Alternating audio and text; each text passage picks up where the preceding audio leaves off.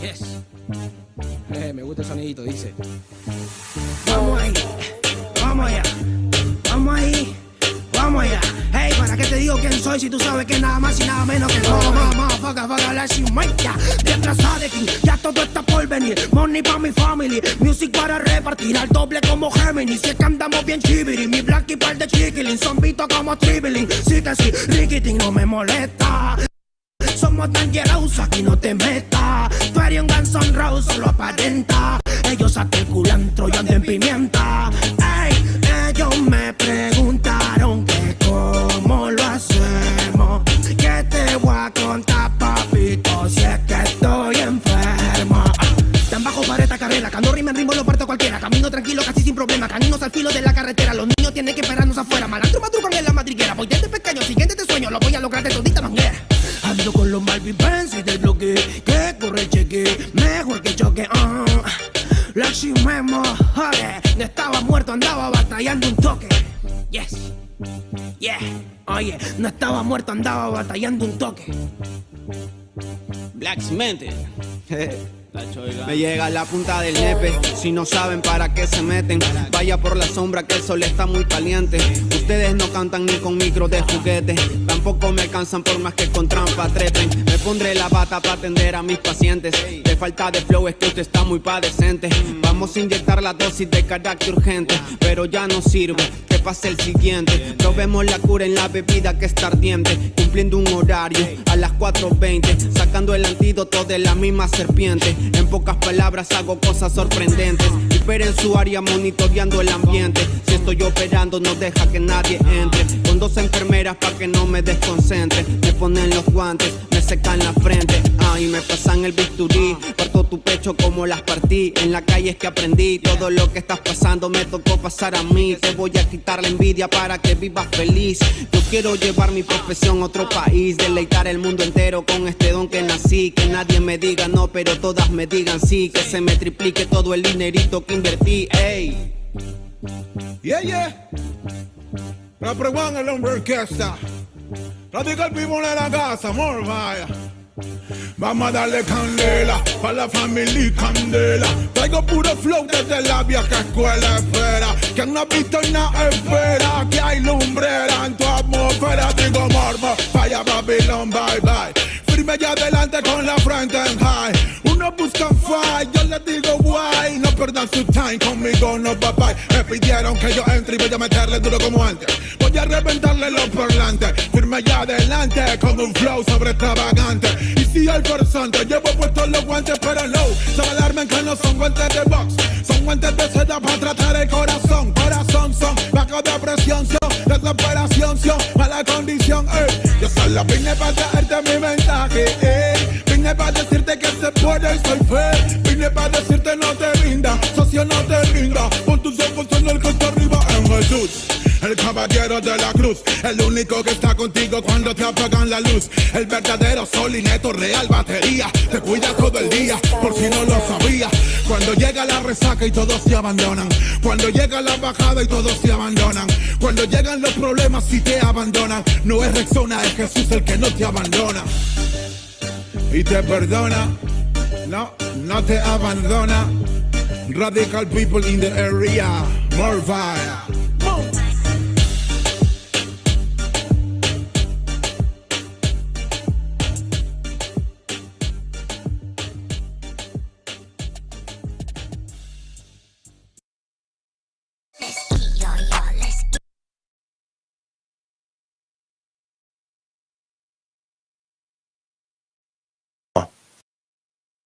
Copyright disclaimer. This content does not belong to Bible Chronicles or claim this intellectual property.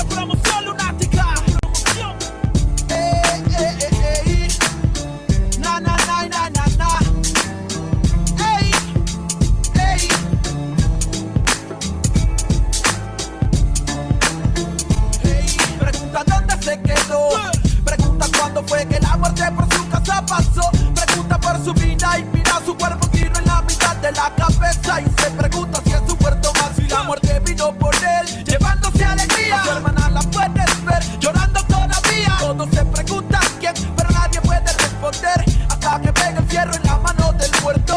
Ahora es un fantasma que vive pintado en una pared, el mismo que anda penando en el barrio. No está tranquilo porque caminando con otro la ve. Por la que se mató sin pensarlo bien. ¿Y para dónde es que se van? Cuando por una tonta razón se van aquellos que más quieres. Pregunto para dónde irán. Es uno menos en el barrio y uno más para el recuerdo. De pocos a pocos mi gente se desvanece, pero casi siempre son los que no lo merecen. La muerte de un inocente lo sabe la gente, pero nadie dice que se lo llevó. Se rompió un corazón, lágrimas de madre, sangre en sus manos y no lo comprende el padre. Recuerda que la vida no tiene un valor y grita al cielo, mejor recógeme a mi Señor. Pase lo que pase hoy, siempre con la mente tu recuerdo en mi corazón te llevaré. Para donde quiera que yo voy, pienso diferente, es que el amor de ahora está presente. Pase lo que pase hoy, siempre con la mente tu recuerdo en mi corazón te llevaré. Para donde quiera que yo voy, pienso diferente, es que el amor de ahora está presente. Dime dónde están los que desaparecieron, los que no volvieron, los que de uniforme se vistieron. ¿Dónde están los que ya no están del soldado Juan, que una bala traspasó su cuerpo con el ruido de una? Son historias como mi prima Gloria, que su cuerpo no aparece pero queda su memoria. Niña de 5 años que su aliento ya es agónico, encuentra cuerpo pero envuelto está en periódico. La vida es una tumba que la suerte te depara, la muerte está en la mano de aquel hombre que dispara. Padre que espera a su hijo que vive en la urbe, pero al día siguiente lo recogerá en la morgue. Se cuentan horas, días y también los calendarios. Primo, nadie sabe si caras en cementerios, como mi amigo Mario que jugaba a ser sicario, hasta mató a su hermano y lo tomó como algo serio. Se cuentan horas, días y también las estadísticas. Para la policía un expediente más en balística. La lista aumenta y también el desenfreno, como aquel niño que golpeado en el hogar se siente ajeno. Le pone freno y toma la decisión, sacando la pistola de su padre en el cajón. Su lápida ahora pinta: hijo mío, te queremos. Si la muerte nos permite, algún día nos veremos. Pase lo que pase hoy, siempre con la mente tu recuerdo en mi corazón te llevaré. Para donde quiera que yo voy, pienso diferente, es que el amor de ahora está presente. Pase lo que pase hoy, siempre con la mente tu recuerdo en mi corazón te llevaré. Para donde quiera que yo voy, pienso diferente, es que el amor de ahora está presente.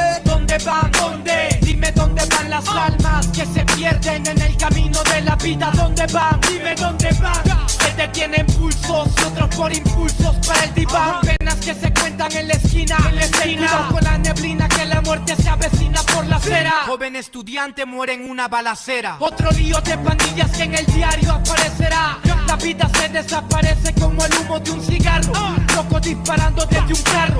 Otra vida que se pierde bajo el cielo gris. No se puede ser feliz cuando gente muere en un desliz. Como Marco que soñaba con ser narco, viajar en barco y olvidarse de las penas en su cuarto. Pero cada vez que parcha ya se siente harto y su corazón marchito marcha para el infarto. Almas en oferta como Berta, que se acuesta en una cama pero en otra se despierta. Son 14 años y ya perdió la niñez, que desaparece un viernes y no regresa en 2 o 3. Coleccionando amores sin importancia a los rumores, malos menores sin temores y sin valores, deambulando en cada city, con el futuro a convertirse en un graffiti. Pase lo que pase hoy, siempre con la mente tu recuerdo en mi corazón te llevaré. Para donde quiera que yo voy, pienso diferente, es que el amor de ahora está presente. Pase lo que pase hoy, siempre con la mente tu recuerdo en mi corazón te llevaré. Para donde quiera que yo voy, pienso diferente, es que el amor de ahora está presente.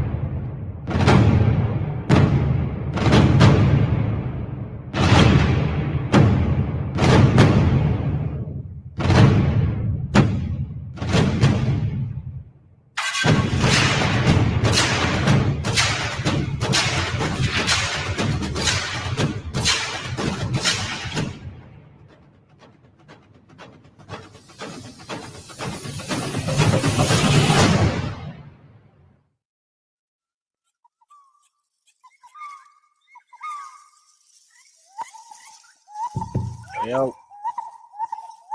Yo, yo. Shalom, everybody. Shalom, everybody. Shalom. Let me see if you guys can hear me. Yep. Y'all can hear me. Y'all can hear me all right. Let's see what we got here. What do we got? Do we got impatient brothers and sisters or lackluster or not interested? Let's see. Nobody's on, man. Damn. That's the kind of love I get. You know what I'm saying? But hey, what can I expect? You know what I'm saying? I got a little channel family. No biggie, man. I'm not like you other brothers out there collecting money with 10,000, 30,000 subscribers, but apparently people love to get their money. I don't understand. It's like there's this group of people right now. Yeah, I'm a bang on y'all, damn Canaanites. A little bit. They're asking for money. Please, kind of like Esau, you know what I'm saying? Please, Father, would you bless me with something, Father? Please, Father, bless me with something, Father. Hold on a second.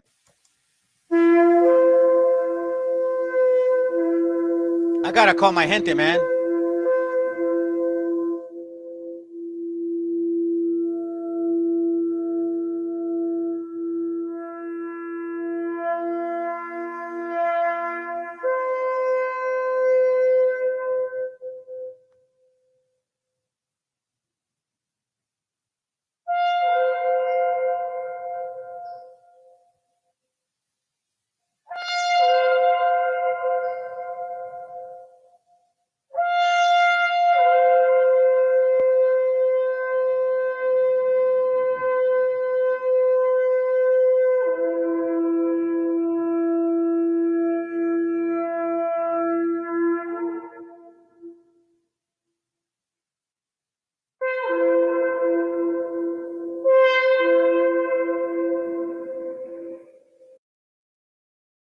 Okay. Hey, you know what's so funny, fam? There's a technically a minus viewer right now. So there's not even a viewer. There's like a negative viewer. I've never seen that before. It literally says -1 viewer. Ain't that weird? This algorithm is no joke with YouTube. Anything that has to do with sin, yo, listen, they're gonna promote it. Any of the alphabet people, they're gonna promote it. Even the news out there right now that are showing that the fake Jews are literally killing other people, but hey, nobody's even talking about it. No, it's okay. So again, I gotta wonder about my gente, bro. I know you guys are at work. I get it. You're at work. You know, you're doing your thing. You gotta make time for the word, fam. Even if it's one moment, even if it's for like 20 minutes. Period. But even then, man. Anyhow, I'm gonna give it some time. Let's see what we got. And I'll shut up now.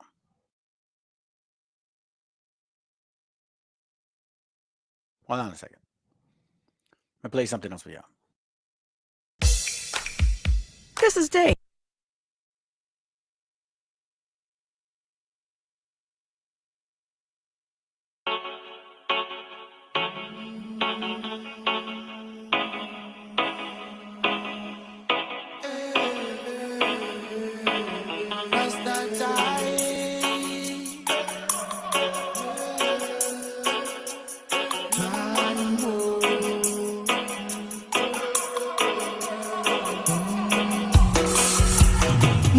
Porque toques el cielo, pero no el suelo, así que créetelo. Quítate el velo velozmente, bro. Vívete tu sueño, pero despierta a la hora que toca. Esa hora, motherfucker, wake up. Yo me meo en tu cubata antes. Bebo matar ratas con tan. Voy al bosque a lo Tarzán mientras enlazan. Fraternidad en casa con su polo colistera a estrenar. Se han dejado en el desván de su pensar un mar de ideas. Con grandes ideas ardiendo en chimeneas antiguas. Ríe Dios al ver que te santiguas. Su mente y su luz son ambiguas como mi voz. Lo que para ti es un don, para mí una misión fija. Mis versos son de ninja, tu poesía papija.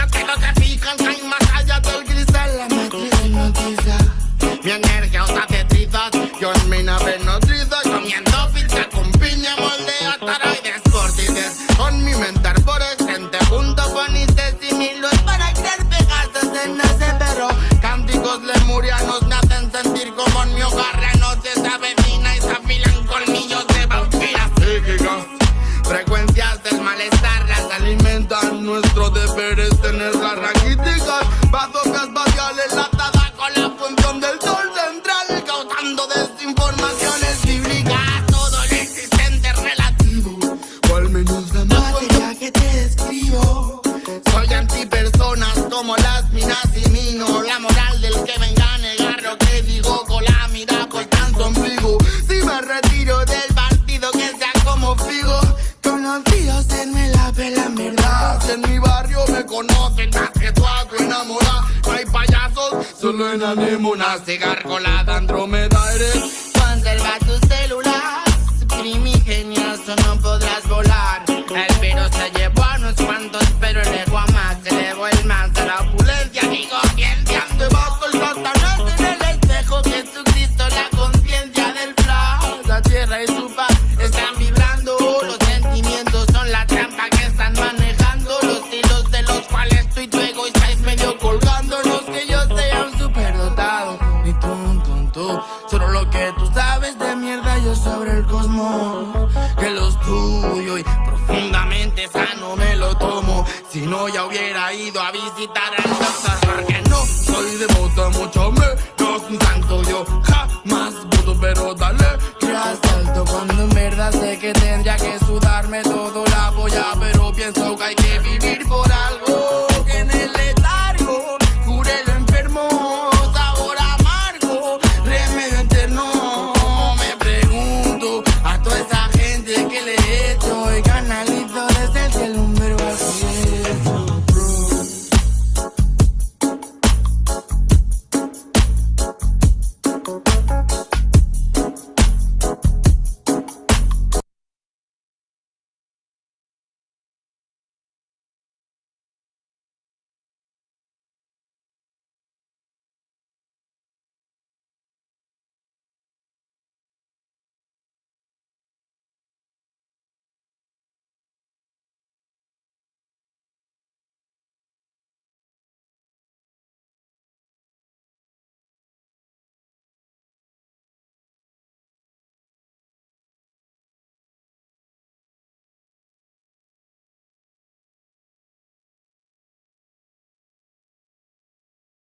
You see what I'm saying, fam? This is what I dislike about these damn systems. We know whoever's doing these platforms, man, you should unmute the system automatically when you hear the voice. You gotta work on that. Stop these damn cheap ass plans that they charge you and they don't even do a phenomenal job. They pause on you and they slow down. Anyways, so just like, let me remind y'all, Isaiah 1 and 3. This is for you Hispanics, you dummies that are in these rooms that are still thinking you're Mexicans, Puerto Ricans, and still think you're Indians, right? And you've been here for 20,000 effing years. The ox knoweth its owner, and the ass his master's crib. These are dumb animals. I mean, like senseless animals that only have one or two thoughts in their mind: eat and shit, or work. The ox knoweth his owner, and his ass his master's crib, and the ass his master's crib. But Israel, you Hispanics, doth not know. My people do not consider. Hey, family, I know it can be a little harsh sometimes, man, but it's all love, okay? Anyways, glad you guys are here. Hey, what's up? I'm here, bro. I'm going to review this video with y'all. I do have something to read, so let me get into the class because it's a brother. I think if the brother VTC, I don't think he's here yet or runs by here yet. He shows this young man in his videos, and I caught this a while ago, and I saw him with debating this stupid wobble. But anyways, let's continue, man. I got some questions for y'all too. All right, check it out. Let's go. All right. And by the way, for y'all that are celebrating Sabbath, I guess, or Shalom, Shabbat, or Happy Rest Day. Let's go. But we have tons of other people that think they're Israelites. Yeah, they do. They really think they do. They really think they are. Look, I'm gonna show y'all something real quick. Oh, this computer's pissing me off. Show you guys something real quick, just so you can see. I'm not joking. I mean, that's like, what is wrong with y'all, man? Look at this guy right here. Look at this idiot right here. Look. The Central Bank Digital Currency Anti-Surveillance State Act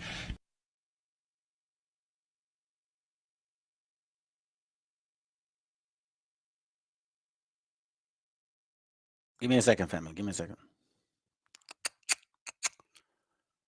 Where are you? Where we go? Here, right here. Look at this stupidity right here. This guy right here. Watch this. How did the Mayans depict themselves? So we got a funky Negro right here. Yes, I called you a funky Negro. Okay. You think you're not? Look at this idiot right here. You African, bro. But look at the stupidity. Am I Maya? I'm not a Maya. I didn't ask you that. We talk about Mesoamerica. Yeah. Mayans within Mesoamerica. How did the Mayans? How did the Mayans predict? Depict themselves? Brown. Just tell me that. Okay, what did their hair look like? What did their hair look like? They sure as hell didn't have an afro, dummy. There you go. Look at your afro right here. You see, in the pictures we have depictions, they're actually long hair. Look, and by the way, I want to remind you guys that I've said and I've shared many books that actually specifically clearly identify our people, especially with these 1,700 books. I don't know why these guys ignore those first front pages. It literally says their hair was coarse, not woolly like the African, right? It clearly identifies, if you read it in context, exactly who these people are. But no, context is not even a concept. Let's continue.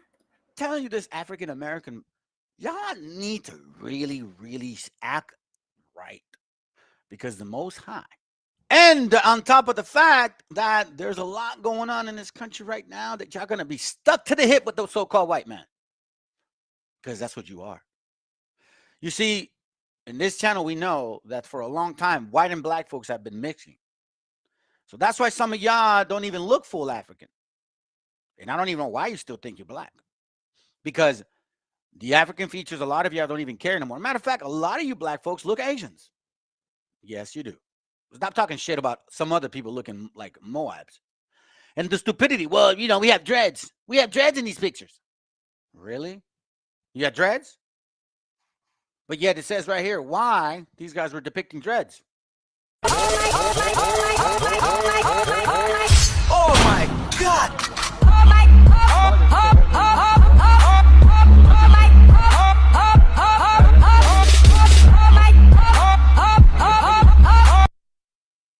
It says these are not Mayans with dreads. These are defeated warriors having their hair ripped out.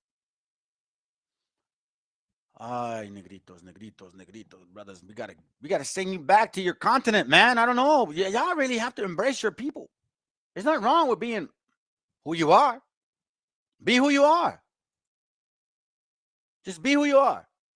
Nobody's asking for y'all to be nothing else but who you are. Listen. So y'all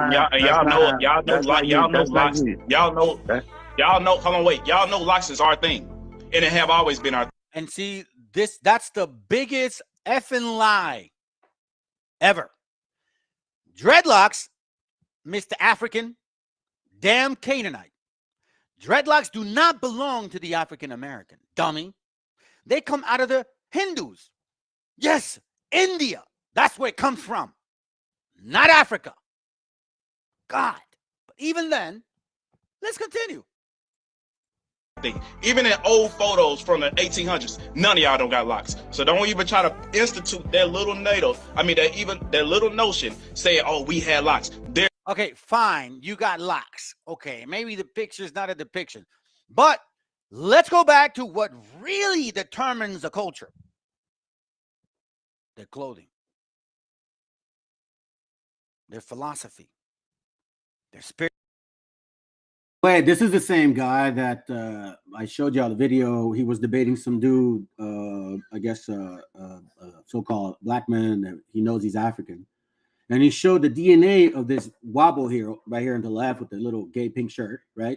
He showed that most of his DNA was more than 80% of African descent. How did any of this land here?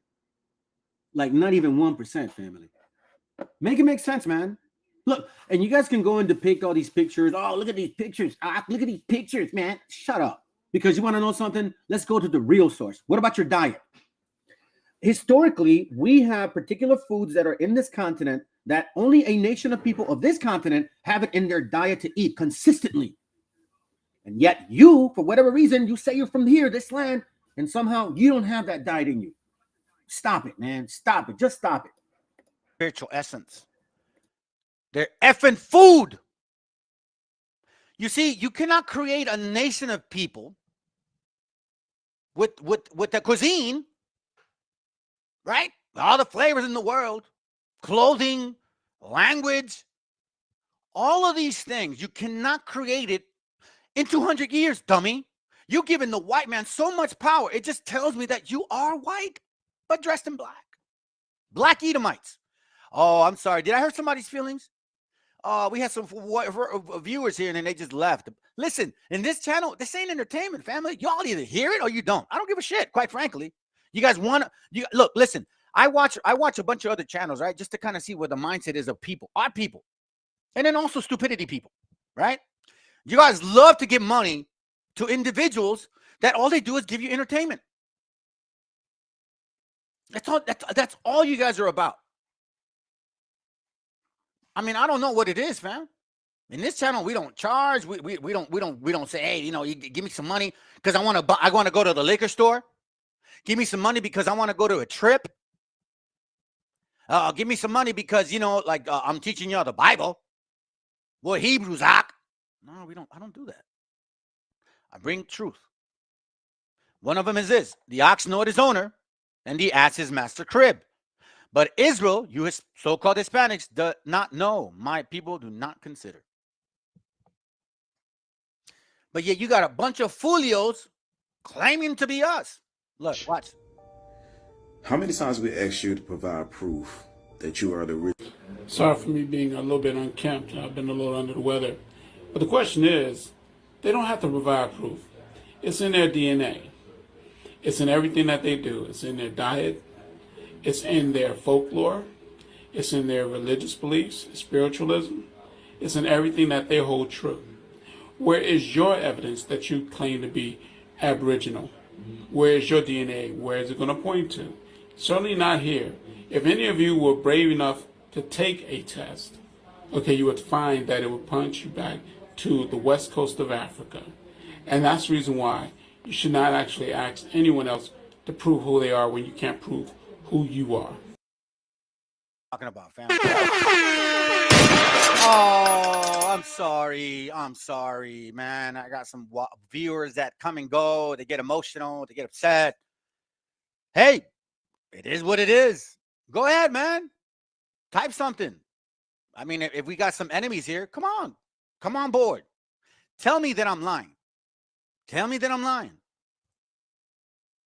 Look, you got another idiot. Oh, God, man. You guys are too easy, bro. Y'all that dumb. What is you doing? Yeah, you playing with me. Stop playing. I can't stand you uneducated black creators with a big platform. It's too much DNA and too many books out here proving that black Americans are the real indigenous people of America and that Native Americans are nothing but Asians who crossed the Bering and got stuck over here. You hear this, family? That we crossed the Bering Strait and we got stuck over here. But our culture has nothing in common with the Asian culture, like Chinese. And then she talks about the Bering Strait. You know how long that so-called science is? 10,000, 20,000 years ago. So let me get this straight. We come from the Bering Strait. We bring the Asian so-called culture, which has nothing in common with us. And then we learned Spanish, but you guys didn't? So who got enslaved? You black folks are so confusing. Yo, just be black, man. Because the goddamn Bering melted. Either stick to mediocre news or pick up a goddamn book that was written back in the 15 and 1600s and educate yourself. Because the cornery is thinning out your dreads and it's pissing me off. Number one, if you don't like me, just say you don't like me. Don't make up nothing to justify your feelings. Number 2, a new study by an international team of researchers may finally rip the ice corridor hypothesis out of textbooks once and for all. Using sediment cores and DNA analysis, the scientists reconstructed the corridor's environment. Number 3, stating it simplistically from Conscious Lee, the first humans entered the Americas along the coast, not through ice, is evidence that mounts up against the traditional story of early human migration through ice corridors in the Americas.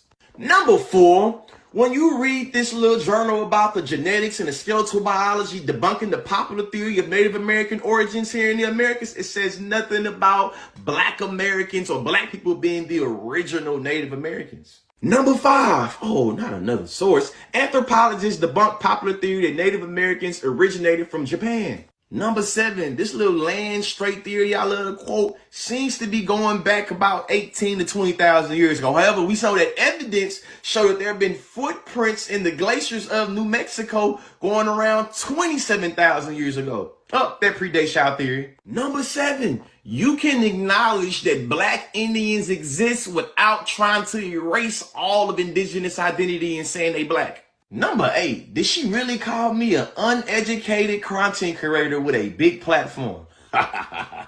Number 9, madam, can you produce the books from the 1800s or the 1700s that says that Black Americans are the original Native Americans? Tell me. Number 10, many people will cite Ivan Van Sertima, they came before Columbus, but even this book doesn't back up the claim that we are the true original Native Americans. Yeah. What's this one? Breaking news. The average African American genome, for example, is 73.2% African, 24% European, and 0.8% Native American, the team reports online today in the American Journal of Human Genetics. But that's only if you believe in science. Only 0.8% but claiming to be Native, sure okay. And wait for it. European Americans carry at least 1% Native American ancestry. They beat you in the pretend Indian Olympics. And even further, Black Americans aren't even Africans anymore due to that African slaves and their descendants mixed with whites of European ancestry, usually because enslaved Black women were SA and exploited by white men. Ouch. Meaning Black men in America carry the European Y chromosome and not the African Y chromosome to pass on to their male children. What? That said, most Black men can only create European males now. Euro-African is a better title for the Black community. Black Edomites. Say it ain't so. Say it ain't so. And not this attempt to appropriate the Native American culture. Get it to... Damn. I can't even make that look good, bro. Just take that shit off, man. I'm telling you. Y'all are not the... Anyways, it doesn't matter. I don't have to explain myself on this one. I really don't. Anyways, who's sticking around? Oh, there's a couple of you. Okay, all praises, man. Y'all have some tough skin. I thought you're going to hate me for it. Oh, God, this is actually pretty good, family. Let me continue. Isaiah 1. Actually, let's go to Isaiah 3 real quick. Isaiah 3:11. It says, woe unto the wicked. It shall be ill with him, for the reward of his hands shall be given him. Why? The wicked? Trying to claim to be somebody they're not. As for my people, children of their oppressors, yes, you fools, and women rule over them, the mentality of a man with the mentality of a woman. O my people, which lead thee, cause thee to err, and destroy the ways of thy path. See, this also applies to our gente, especially you fools that do not take care of your children. Take care of your damn children, man. Stop trying to leave our sisters with no parents, with no father, I'm sorry. What the hell's wrong with y'all? Y'all want to be...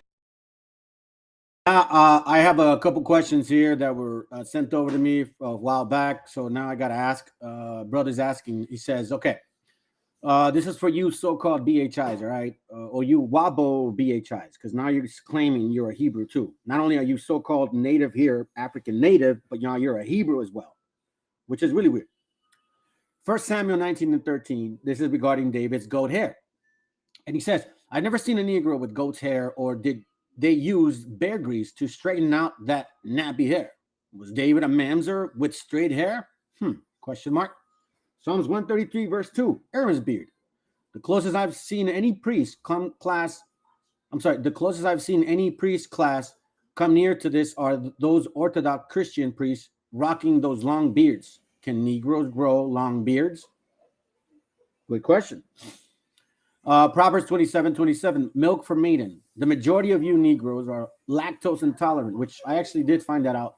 And Dr. Sebi, another black African American doctor, tells blacks not to consume dairy products. Would you have goats to begin with? Meaning, because we lived off the cheese and goat milk and, all of that stuff, right?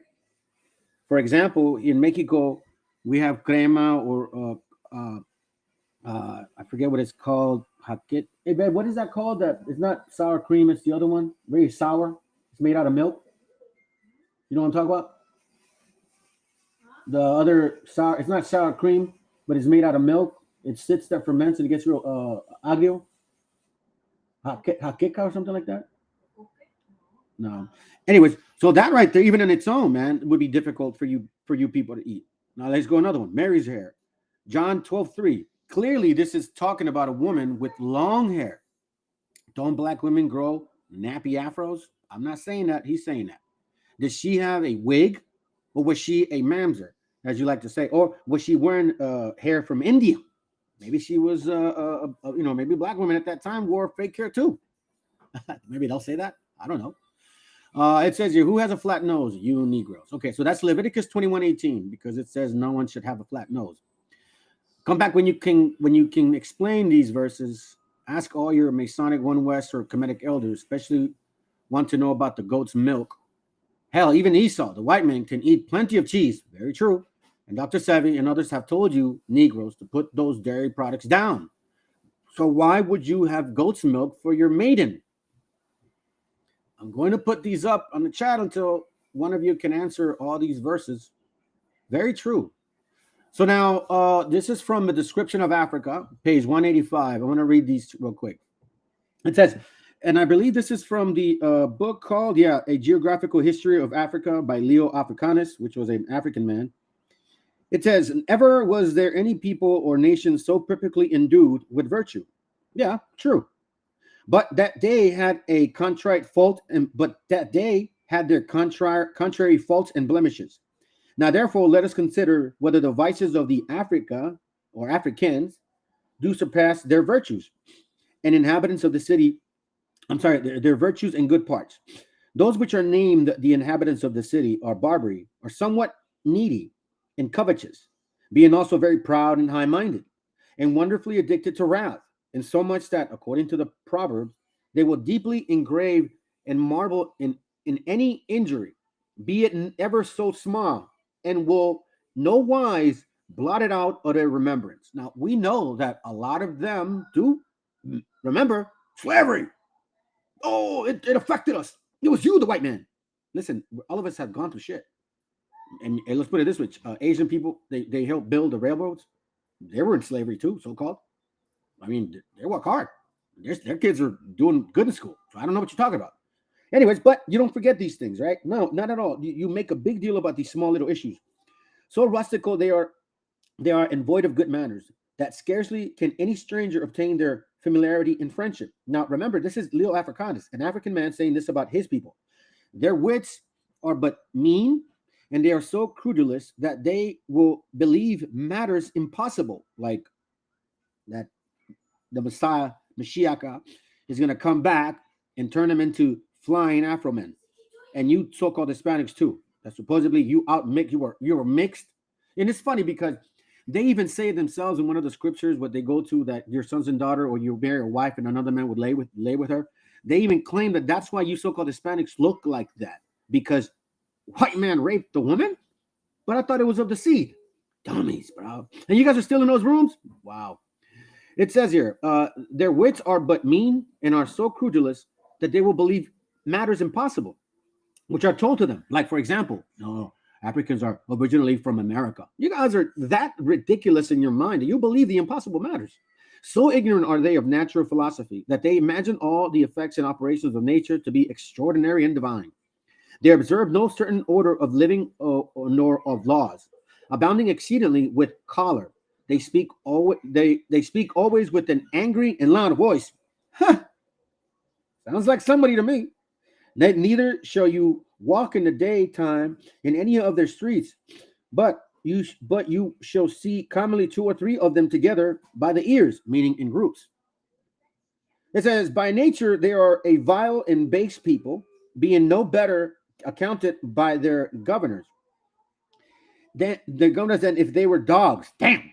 They have neither judges nor lawyers by whose wisdom and counsel they ought to be directed.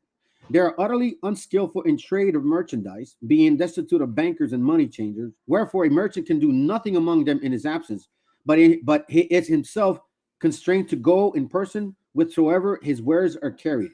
And it continues, no people under heaven are more addicted unto covetousness than this nation. Damn. Neither is there, I think, to be found among them one of 100 who for courtesy, humanity, or devotion, for devotion's sake, will vouchsafe any entertainment upon a stranger, meaning like they're not welcoming people. Let me pause real quick. Somebody also going to be flying, man. He's going to stomp you down, Mexica. I know, bro. He's going to be like, hey, I can't wait to grow my afro. It's funny stuff. It says here, let's see what else. Mindful, they have always been of injury, but most forgetful of benefits. Okay, remember this. Mindful, they are always been of injury. They're mindful, have always been of injuries, but most forgetful of benefits. That's exactly what goes on. Here, quite frankly, the white man did y'all a favor. And now you're punished, you're blaming him because he squeezed you out. It's funny, man. Like this book literally explains who you guys are. Their minds are perpetually possessing vexation and strife. That's true. So that they will seldom or never show themselves tractable to any man. The cause whereof is supposed to be, for that they are so greedily addicted unto their filthy lucre. Ooh, boy, man. And who does these classes? Like Sign Netter. I watched this video of Sign Netter, man. This was amazing to me. A year ago, he does this so-called, right? And he's like talking crap, whatever. He don't believe in God now, right? And he gets a guy to, he gets on the phone with the guy. The guy's like, nah, man, there's a God, the guy's making some sense, you know what I mean? Africans. And then eventually you can see Sign Netter's mind kind of like, okay, now I'm gonna puff him up a little bit and then ask him for money. Well, guess what he does? He starts hitting the button like, yeah, the whole, all right, whatever. He goes, hey brother, man, you got a lot of people listening to you, brother. You mind giving me $20, man? Would you mind donating $20, man? And the guy's like, man, I'll donate more than that, brother. Blah blah blah blah blah. Okay, bro. Well, here's the app, Cash App, bro. You know what I mean? Like $20, bro. Just $20. Like he literally was begging him to give him $20. I don't know if the guy gave him $20, but the guy basically called in, lured him into an argument, then brought them and puffed him up a little bit, and then asked him for $20, and made sure that he goes out arguing as well. It's funny to me, man. He is literally filthy lucre. Y'all believe this stuff, bro. I don't understand what the deal is with you. You rather give people money because they're full of strife, vexation. As long as they're arguing, man, y'all are good. That is the spirit that you guys deal with. Check this out. More to come. The shepherds of that region live a miserable, toilsome, wretched, and beggarly life. There are a rude people, and as any man says, born and bred to thief, deceit, and brutish manners. Watch this. The young men may go a wooing to divers maids, till such time as they have sped off a wife. Listen to this. This is not courting, family. This is not courting. They go around trying to get laid until finally they get married, supposedly. Yeah. The father of the maid most friendly welcometh her suitor. What? So that I think scarce any nobleman or gentleman among them can choose a virgin for a spouse, albeit so soon as any woman is married, she is quite forsaken of all her suitors, who then seek out other new paramours for their liking. There's absolutely no concept of courting, no concept of reserving yourself, no concept of respecting a woman. No, y'all, as soon as you get a boner, you want to go stick it in there. And quite frankly, scriptures don't lie, man. Judge 1:16. These are murmurers, complainers, walking after their own lust, and their mouth speak great swelling swords, having men's persons in admiration because of advantage. Bro, that's for real. That's how they get attention. Check this out. Again, it says here that they go wooing. They have, it says here, concerning their religion, concerning their religion, Wida, Judah, so-called in Africa, the greater part of these people are neither Mohammedans, Jews, or Christians. And hardly show you find so much as a spark of piety in any of them. Damn, they have no churches at all, nor any kind of prayer, but being utterly estranged from all godly devotions, they lead a savage and beastly life. If any man chance it to be of a better disposition, because they have no lawgivers, no other teachers among them, he is constrained to follow the example of other men's lives and manners. Meaning, if you have some kind of decorum about yourself, that ain't flying. You're going to be just like them. All the all the Numidians, being most ignorant of natural, domestical, and commonwealth manner, are principally addicted unto treason, treachery, murder, theft, and robbery. Seditious nation. This nation, because of its most lavish, will right gladly accept any service among the barbarians, be it never so vile or contemptible. For some will take upon them a dung farmer, others to be scullions, some others to be ostlers, and such like servile occupation. I'm almost done. Likewise, the inhabitants of Libya, we're still in Africa, live a brutish kind of life, who, neglecting all kinds of good arts and science, do wholly apply their minds unto their theft and violence. Considering the root, these are sons of Ham. Never as yet had there any religion or lawless or any good form of living, but always had and ever will have the most miserable and distressed life. They cannot any treachery or villainy be invented so damnable, which for lucre's sake they dare not attempt. They spend all their days either in most lewd practices, or in hunting, or else in warfare. Neither wear they any shoes nor garments. The Negroes, listen to this, the Negroes likewise lead a beastly kind of life, being utterly destitute of use of reason and dexterity of wit and all of its arts. Yea, they so behave themselves as if they had continually lived in a forest among wild beasts. They have great swarms of harlots among them, whereupon a man may easily conjecture their manner in living, except their conversation perhaps be somewhat more tolerable, do well in the principal towns and cities. For it is like they are somewhat more addicted to civility. Wow. Neither am I ignorant, watch this, how much my own credit is impeached when I say myself right so homely of Africa, unto which country I stand indebted for both my birth and also for the best parts of my education. Clearly, this so-called African man is not off at all. Yeah, sign Netter the beggar. Sign Netter the beggar. That's actually rhyme. Sign Netter the beggar. Like, he literally goes out there, and I guess he's got some issues with his so-called. I don't give a damn about these people, but I laugh because some of you so-called Hispanics that are still in these rooms, that are watching this channel, because I know you do, you still follow these people. Filthy lucre. And so Dan Calabar, the Abu Calabar, he begs for money while having feathers on his head. So you see what I'm saying, family? You see what I mean? And you so-called Hispanics that are in these damn BHI rooms giving support, all you're doing is feeding that beast. You're spiritually feeding the wobbles, because none of these so-called BHIs ever go against these wobbles. Nah, you're my brother. You're my brother. But as soon as somebody like me speaks up, they're like, nah, I'm a so-called Spaniard. Yeah, that's the listen, that's why they want to be North Africans, South Africans, East Africans, but never West, excuse my language, Africans. Ever. Why? Because they have nothing to offer. And see how I'm sorry, let me read this again. It's the majority of West Africans. That's the majority of West Africans, and somehow West Africans swear they are a pure race. Yep. Because of their hair and skin. Let me read this real quick. Let me go through it. And got the nerve to tell everyone else like us that we Asians. I know, bro. But not only that, they say Mongol, bro. Mongol, because it relates to mongrel, meaning you're a hybrid. You're a mixed breed, like a dog. That's what they use that word Mongol. Okay? So don't ever forget that, man. They use that as an insulting word. That's an insulting mechanism. So all you got to do is just call them African dogs. You know, I guess that's what they are. You want to call me a mongrel, then you're an African dog then, if that's the case. Gay, get the F out of here, man. If anything, you're more mixed race than anyone else, more mixed than the Africans from North. It's very true. And as you can see, the DNA shows it. 70 or something % of them have so-called African bloodline, but then a good portion of them have the Y chromosome, which only is a white man. So they're considered what? Black Europeans. And I was not freaking wrong, family. That was not wrong.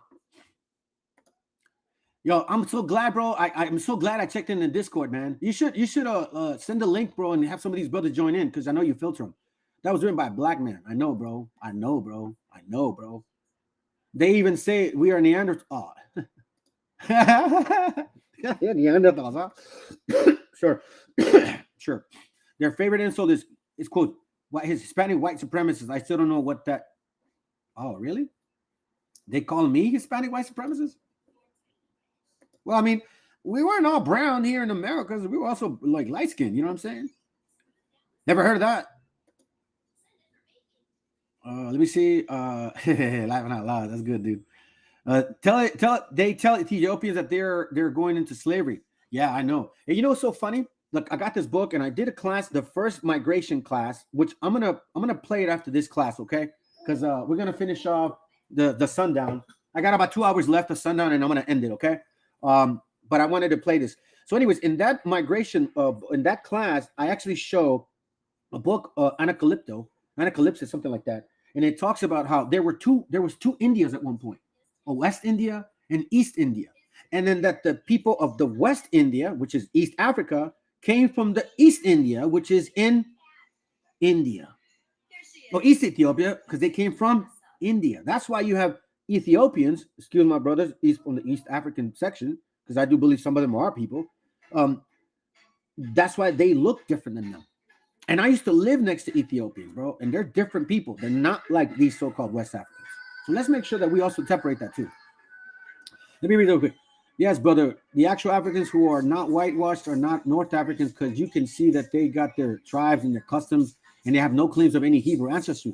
Yeah, and they even go to Mexico, bro. They even live in Mexico. Like actual Africans speak Spanish, and they know we're not from this continent. We are Africans, bro. And I have no problem with that, man. I got no problem with that. Yo, be you, bro. Don't try to steal our heritage, bro. You crazy, man. We went through that hassle. We're not going to go through it again. Turn it down, mama. Just a little bit. Hold on. Give me a second, family. Just turn it down, my love. Hold on. Here you go. That's it. Here you go. No te preocupes, así está bien. Anyhow, their favorite insult is Latino only Israelites. Oh, that's what it is. Yeah, it's not, bro. Yeah, they tell Ethiopians, yep. Yeah, they tell Ethiopians, yeah. And you notice how they claim also to be Egyptians. Well, Ethiopian should be your brother, but we can see that Ethiopian spirit is different than the West African. Yeah. Matter of fact, let me read this. And I'm not saying all Ethiopians, some of our gente. That's right. I went to Universal Studios, I think. I took my kids, right? And we were in front of this, I'm assuming Ethiopian family, the mom and her kids. They're all their heads covered. They're well behaved, bro. Well behaved, man. They weren't rowdy. They were with their moms.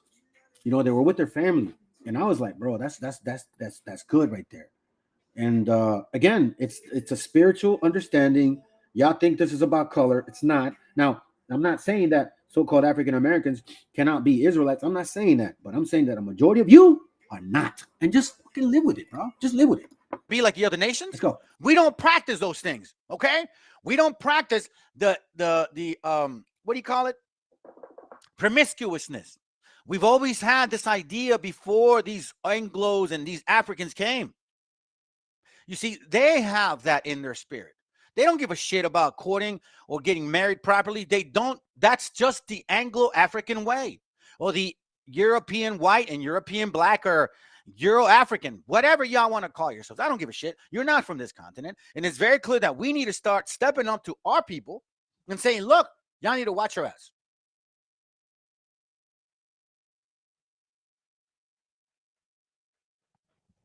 Seriously, fam. We have enough proof that shows who we are according to the Bible. Enough proof. I mean, it's undeniable. Can't go wrong with it. We got history that shows we were keeping the laws of God. We got history that shows that these heathens took the laws of God from us. We got proof that they implemented Christianity and they only forced Padre Nuestro, El Credo, the Ten Commandments, Rosary. That's all they were taught to us. We got the Mayan Conquistador book that shows that there were black padres who hated our people. Yeah, let me hook it up. Hold up. Where are you at? Hold up a second. Let me pull it up again.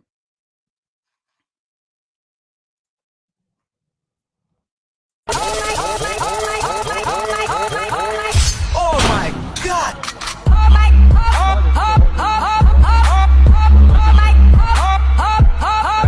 Oh, wait, that's not it, bro. That's not it, bro. Hold on a second. I think it's this one here.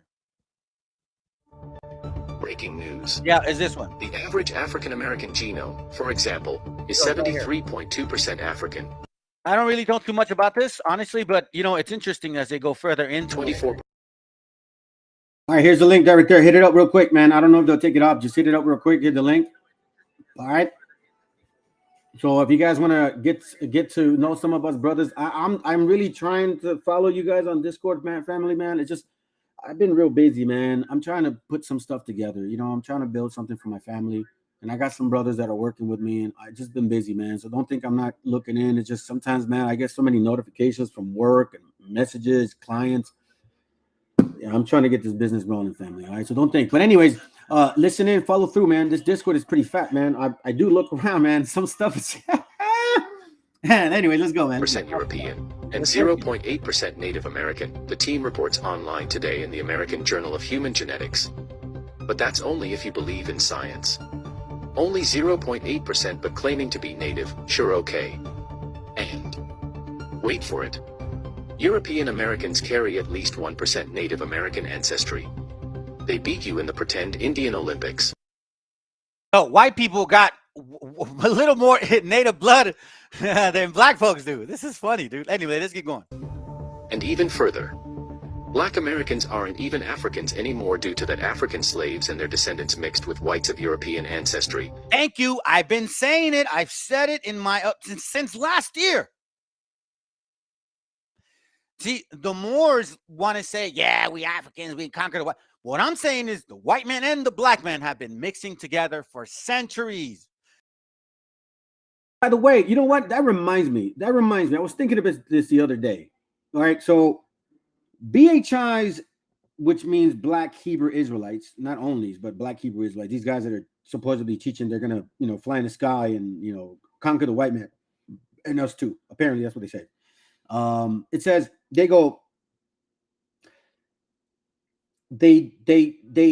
claim that the Moors are not real, but yet they use the history of the Moors, meaning that the Moors say they ruled Europe, and that the Moors say that they came here with the Weddell and conquered this land too. So that what BHI does, IUIC, Sakari, GMS, every single one of you camps that use the so-called Black European, right? You only use that part, but you ignore everything else that the Moors believe in. So it's like you're like a Moorish. You're believing in the Moor history, but you don't believe the Moors when they tell you you're Africans. Pretty damn stupid, man. Just like the question here. It's true, bro. Everything they say, it says black, it's talking about them, except West Africans, not just Africans. Make that make sense, man. It doesn't make any sense. Chocolate-covered Edomites. Bro, you couldn't have said it any better, man. So we got Black Edomites, family. Black Edomites. That's why some of these folks hate our guts. Because that you got that gene in you, that perpetual hatred. So we are identifying who Canaan is. Tyree, Negro. You Tyree, man. Embrace.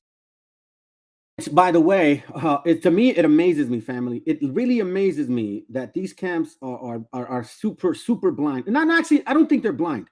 They're doing this on purpose. Because look, I have I obviously I study, man, a lot. Okay, don't think that I sit around and don't do shit. I'm either working, hanging out with my family, or I'm reading. One of the three. Okay. Now let me tell you something. The Philistines have a very deep history in our book. Okay, we have a specific area that deals with their identity, the descendants of Egypt and the sons of Ham. We find them in Genesis 10. It also shows and they came from a captor, meaning Crete, in Amos 7. The 5 main cities talks about it in Joshua. Now it talks about their advance in war and technicalities. That's in Samuel, 1 Samuel. I mean, you can see the prominent Philistines, Abimelech, Gilead, Goliath, Achish, all of these things, right? They talk about their wars with us, the fight with them with us with Samson, the fight with them with Samuel, when they captured the ark in a battle. I mean, if you think about it, the period of the kings when they were attacked by Jonathan, the 200 killed by David, were defeated by David. You guys remember that? During David's reign, during Solomon's reign, you're talking about a plethora of scriptures, man, constantly. In Isaac, prophecy against them in Isaiah 14, Jeremiah 47, Ezekiel 25, Ezekiel 27, 28, and 29 and 30. Amos 1, Zephaniah 2, Zephaniah 9, Psalms 87, and then Psalms 83. But yet, you find a couple, Edom is in there. Edom's in there. Yes, of course. But it doesn't even compare. It doesn't even compare to what it's going to do to the Philistines. Tyre specifically, too. Tyre has another section of themselves. The location, the city. It says, remember, Tyre was a merchant city by the seacoast, and it was often linked to Zidon. We're back at it again, family. And they're promoting this. They're showing it in the dollar bill. They're showing it in the Freemasonry, the Lily White, the Eastern Stars. All of these so-called African Americans or Africans with an American experience, quote unquote. These people have no suffering. What you think we thought was really suffering. No. They always had it good, family. I'm gonna tell you this right now. No matter how Americanized you so-called Hispanics are, I know for a fact y'all never could blend in with them. You just felt like they just damn. I remember when I was young, I'm like, man, because I wasn't from here, It's like, man, I wish I was American. I wish I was American so I wouldn't be treated like this. That's because in case you guys don't know, so-called Hispanics, man, not just Mexicanos, bro, all of us. This ain't no joke. According to the logic, those super dark Africans are the original people. I know it's stupid. It's dumb. But then they go and say they're not of Ham. Like every dark person is of Ham except them. I don't get it. You got a guy saying he's a Moor and Sakari, but they deny it now. But before they used to claim being the rulers of Europe, which are Moors, but now they have changed that. Oh, really? You want to know why? Because now that you have a so-called Hispanic or Hispanics bringing this out like this, then now they want to run from it. And that's the car used to claim that they were those rulers of the time. No, you can't run from that, bro. They can't run from that. Everything is written. If you're a teacher of the scriptures, everything is written. And if you didn't do your homework, dumb Sakari kids, because they're kids, y'all are dumb. If you didn't do your homework, pues es por una bola de pendejos, niños mocosos, güey. I don't care if you're 50. If you're following these kids and you're 50 years old and you think you know what you're doing, you're just a kid like them. Yep, Tyreek is live and or die for that original people doctrine. Yeah. So, bro, you can come and bring it here, bro. I'll set them straight. There are those going to get away. I'm gonna say they are soon going to get away from that claim they made and deny it. They can't, bro. They can't deny it. They cannot deny it. The Tariq Nasheed says FBA built this country and not us. Well, I don't see them building shit. I mean, okay, let's say, okay, fine. So you built this country. How come you guys can't build? I've never seen a construction company full of so-called Africans here in America. You know who's building these streets? You know who's building these houses? You know who's building all of these things? It was white and brown people and Asian people. Y'all didn't build shit. Historically, if you look at Africa, then you would have been building shit then. I just read you the book about you. Hell, dumb.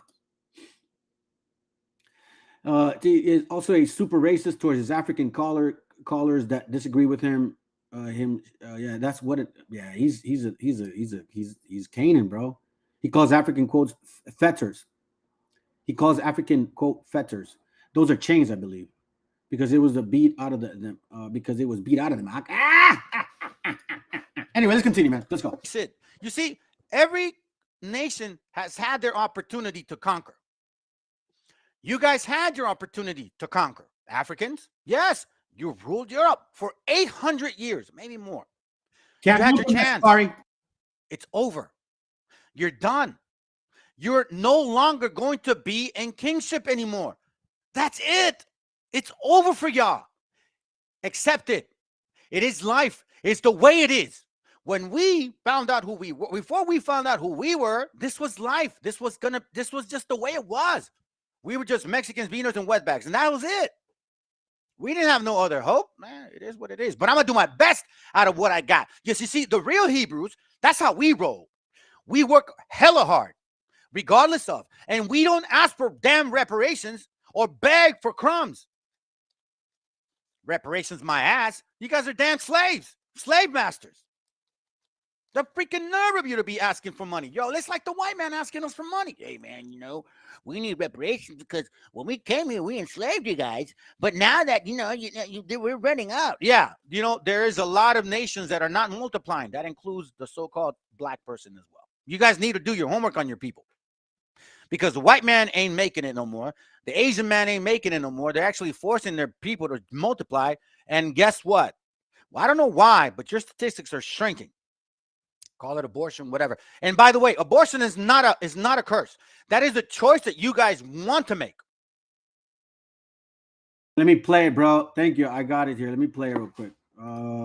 This is a brother here did it, man. Appreciate you very much, bro. Thank you. I think it's funny, man. I think it's really funny. Let me see if I can get it here real quick. Hold on. Let me add it.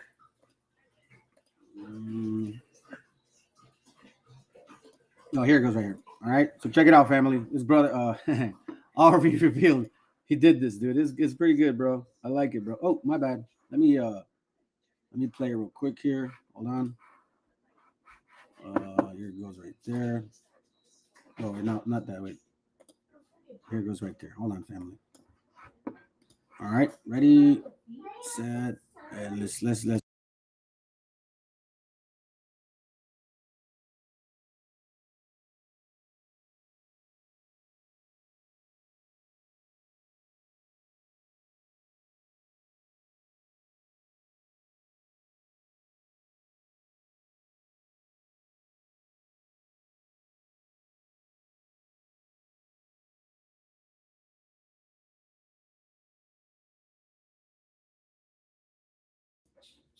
Yeah, I try to play it, man. It doesn't want to play. So it's asking me to download. I'm not sure why. Maybe you should try to put it on a link. Maybe that'll help. All right. Let's go. You see, curse is when you have a child and they take it from you. A curse is when you're trying to raise your children and the Border Patrol says, no, hell no. We're going to take your land and take you into jail because we don't know who you are. And then they lock you up in there and you don't have no clue when you're going to return out of that jail. You see, those are curses. But when you go out there and actually abort children, it's not a curse. Now, some of y'all are probably wondering, why do I have this picture up here? Here's why, fam.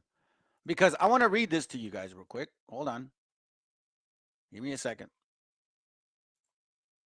Give me a second here real quick. All right. I'm going to read this to y'all, and then I'm going to play a video, okay? This is from the description of the Indies 1620. Number 55, it says, Ezra says that at the close of this extended journey, they colonized and lived in that region which is called Arsarit. That very learned author, Jean Brard, in the book 1 of his chronology, states that Arsarit is the extreme point of Great Tartary, or Scythia, that it is a cape or promontory which is the boundaries or landmark dividing the old world with the new, above the Straits of Anain, and near which they crossed from the country to New Spain. So they could have gone by that route or by India and China, since there, in that region of Cathay, the people inhabiting that country keep the Old Testament and the laws of Moses. What? Yes, sir. They keep the laws of Moses. although with many superstitions besides. This is full and sufficient proof. This is full and sufficient proof that members of the 10 tribes passed through there and settled there, since there is clear with their observation of the law. That's right. And from there, they could easily cross the straits or the channel which lies between China and the kingdom of Anaim, as may be seen on the globes or maps. And from the kingdom of Anaim, they went on exploring those countries of the New World never before seen or settled by human beings. Yes, sir. See, we got testament. Now, this is from the Mexican periods, right? The periods of the Mexican periods, right? I think that's what it's called. Page 16. So if we're not the people of the Bible, then why did this happen to us? If we weren't even part of the laws, why take that away from us? Remember who implemented this law here, okay? The so-called bishop, the initial bishop, Zumarraga, that demon, okay? I'm calling him demon because he gave you so-called Hispanics La Virgen Maria. He's the one that created that whole conception shit here, okay? He also enforced you to only learn these 4 or 5 things. And anything that had to do with reading and writing outside of that, you couldn't do it. And on top of that, just like so-called Hitler did it in the so-called Holocaust, he burned all those books, right? Well, they did it to us. He burned everything, our codices, anything that had to do with our history. He said, oh, it's because it's devilish. No, man. It's because Psalms 83 was in full effect. In full effect. So before we move on to that one here, I want to show you this video, man. Thank you, bro. Appreciate you. A brother did it, man. It's cool, man. I like it. I think it's funny. Hold on, let me see. Where you at? Here it goes right here. All right, hold on a second. Let me see. Where are you, dude? Oh, I know what I'm gonna do. I'm gonna open it on this particular spot here because I can't do it there. All right, I'm gonna go here. Boom, boom. Ah, bro, what are you doing? Give me a second, family. Let me open this up real quick. And you are the first ones that are going to hear, oh, they're talking to us. The scriptures even say it. Hold on. Thank you, bro. Appreciate you. Let me cancel this real quick. Come on, man. I'm not trying to do that. What the hell is going on with this thing? And you are the first ones that are going to hear, Hold on. Here it goes right here. All right, shut up, man. Okay, here it goes. Thank you, family. Sorry. Thank you for being patient. Thank you, bro. That's funny, dude. This is funny. Watch this. The first ones that are going to hear, they're talking to us. The scriptures even say it. The scriptures say that he will go to a nation, that he will go to us, but we're hard-headed. That if we send us to some other nation, they'd be, oh my God, something happened. Yeah, that's you guys. But yet, the only way for you to walk in those rooms is if that God has to look black, you have to get a kingdom, you have to have women, or you have to get revenge or reparations. Never do I hear you guys being sincere about the God and saying, I just want repentance. Like the 2 brothers that he knew he messed up, almost ate pig food, came back and said, Father, I know I'm your son, but I just accept me as a servant because I really messed up. That's what God wants. But you guys don't get it. You guys don't get it. Hey, the funny part was the whole and reparations. That caught me, bro. It's good, man. Let's continue, man. It's all for educational purposes. It says here, and land was stolen from the natives. Great famine ensued, yet heavy taxes were laid on Indians. Those who failed to pay were tortured to death. Indians who refused to join the Catholic Church were horsewhipped, had their heads shaved, and were forbidden to hold office or title in their villages. For failing to attend mass or for practicing any old rites, an Indian could receive 100 lashes. According to the Spaniards, which they were black and white, Africans too, Indians were supposed to know only the Our Father, Ave Maria, Credo, and Testament, and 10 Commandments.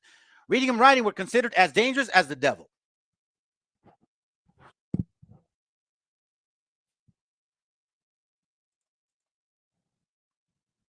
What is you doing? Yeah, you playing with me. Stop playing. I can't stand you uneducated black creators with a big platform. It's too much DNA and too many books out here proving that Black Americans are the real indigenous people of America and that Native Americans are nothing but Asians who crossed the Barren and got stuck over here because the goddamn Barren melted. Either stick to media.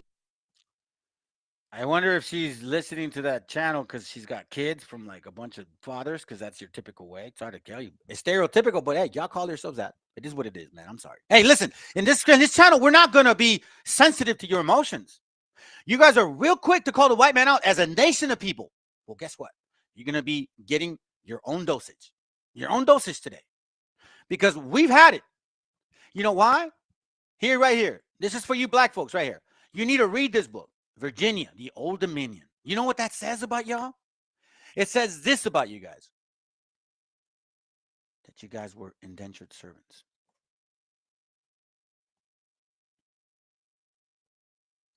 That you were indentured servants, no different than white laborers.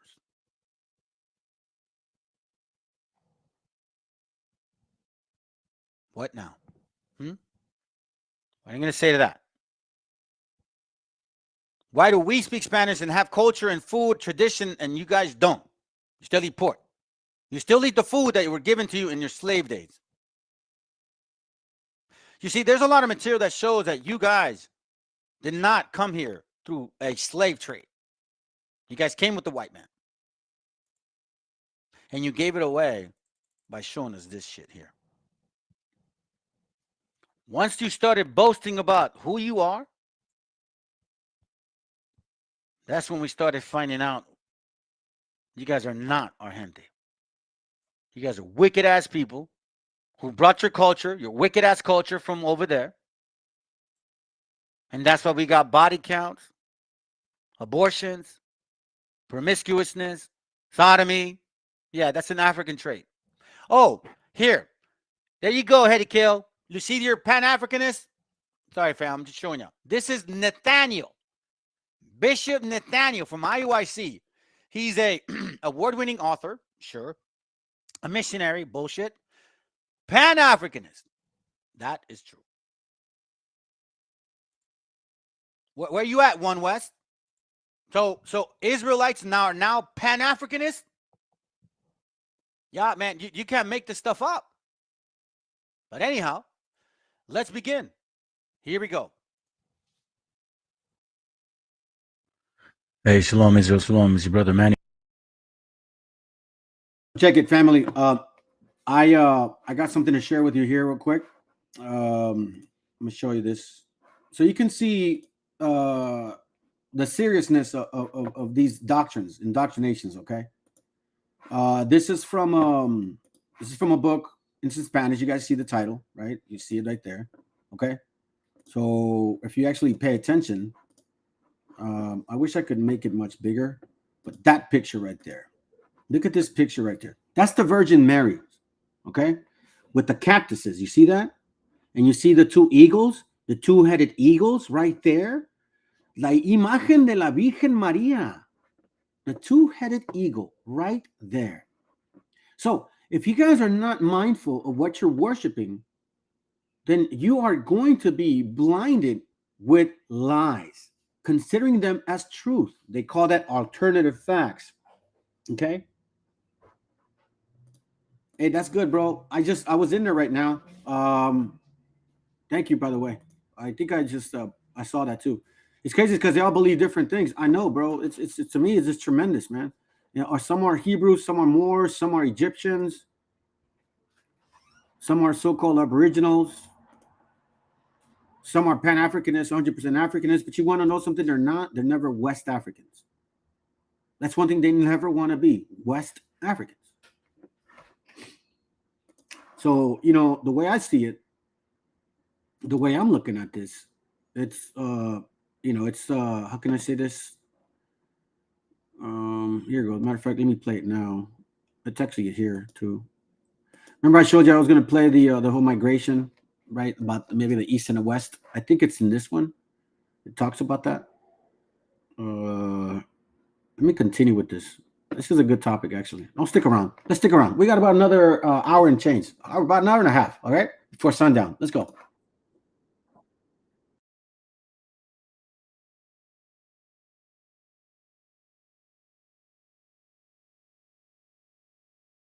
And this is why that one West doctrine was so confusing and putting our people in that particular type of state of confusion, because they were just, man, like it made no sense. All right. So let me go ahead and read this first, and then we'll go from there.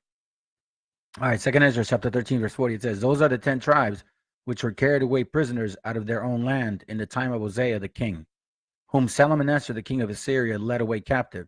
And he carried them over the waters, and so they into another land. But they took this counsel among themselves that they would leave the multitude of the heathen and go forth into a further country where never mankind dwelt, that they might there keep their statutes which they never kept in their own land. And they entered into the Euphrates by the narrow place of the river, for the Most High then showed signs for them and held still the flood till they passed over. For through that country was a great way to go, namely a year and a half, and the same region is called Arsarit." Okay, so the same region is called Arsarit. Now, I'm gonna put a video on right now, so you guys can see what some of I don't know what you call them, I guess non-believers maybe. Okay, watch this.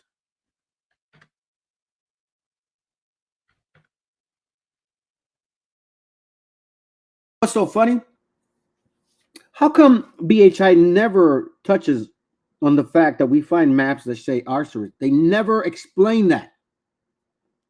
No, you went around Africa on boats for a year and a half. We so-called 10 tribes, so-called Northern Kingdom, right?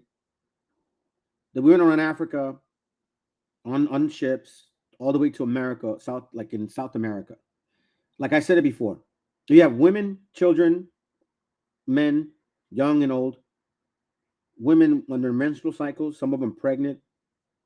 We were giving gold, silver, cattle. Remember, that's what King Cyrus said. The so-called Israelites would allow themselves to come back. And if wherever you are, you can stay where you are, but the people around you could help you. So we had stuff. You telling me we were able to jump on, I don't know how many boats? And who was maneuvering these boats? Because if we were in slavery, we didn't have time to learn how to be on boats. So what are you saying? That the Africans were the ones?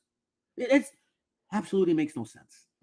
Absolutely not. But the only way that you can teach that is because since there's no track record being in the sea, well, then obviously, like the African book says, they believe every matter so ridiculously enough that, they'll run with it. And we're seeing it now. They're Wabos, they're Egyptians, they're Aboriginals, they're Hebrews, they're Asians, they're everything but West Africans.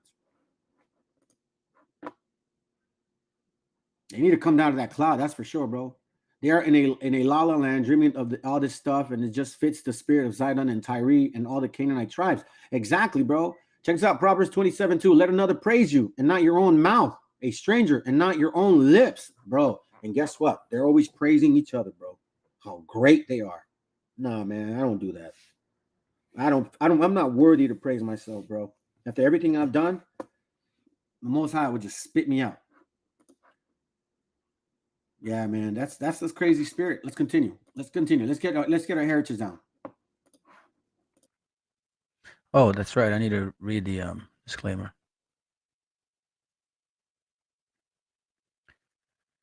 All right, here's the disclaimer. Oh, hold on, let me pause it. Here's the disclaimer, okay? That's in Spanish.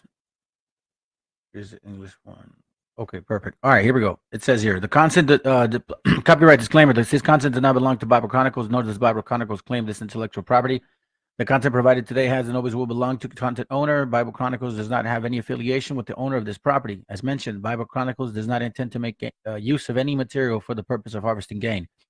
However, Title 17 of United States copyright law states material in use can only be done when it's for theological or general educational purposes. And thus, Bible Chronicles believes that this principle of material falls under fair use, which honors protection under Section 107 of the same U.S. copyright law. Okay? All right, so then now I read that. So check this out. Look what this guy has to say. I'm going to let it play, all right? And then it's only 4 minutes, so let's hear it out.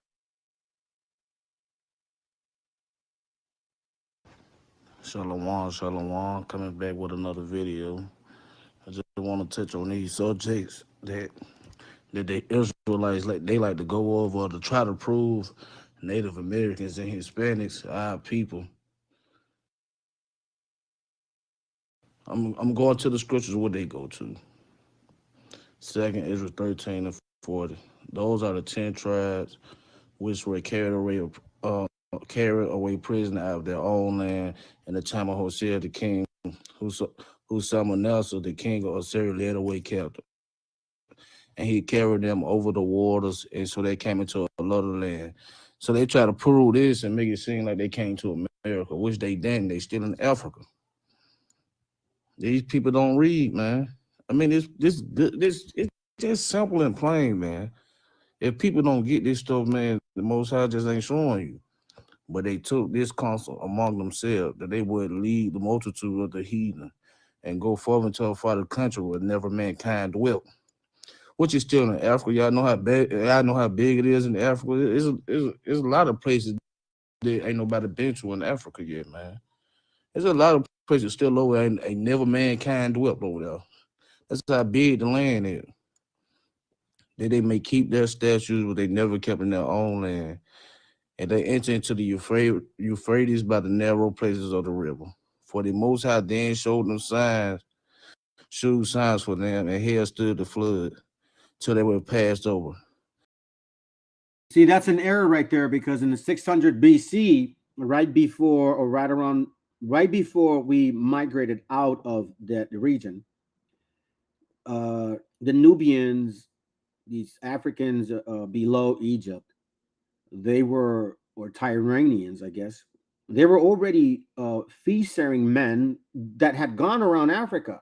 They had already explored Africa. So I don't know what this kid is talking about, other than the fact that he's got a moco in his mouth. That's why he talks the way he talks. Let's go. And this part right here is finna kill him. Watch this. For through that country, that was a great way to go, namely of a year and a half. And the same region is called Azareth. Then dwelt they there until the latter times. Until the latter times now. Peep that, until the latter times. The Most High head stood the flood for them until the latter times. And now when they shall begin to come, that the highest, talking about the Most High, that the highest shall stay springs of the stream again. That means he gonna hell flood. He gonna hold the water again like he did. We'll see what spring is. We don't want to miss nothing. I mean, it's just so easy, man. And the Most High just gotta show you. Mean leap, fly back, or move. Springs mean move. He gonna move the water again. That's what it means. A small narrow river.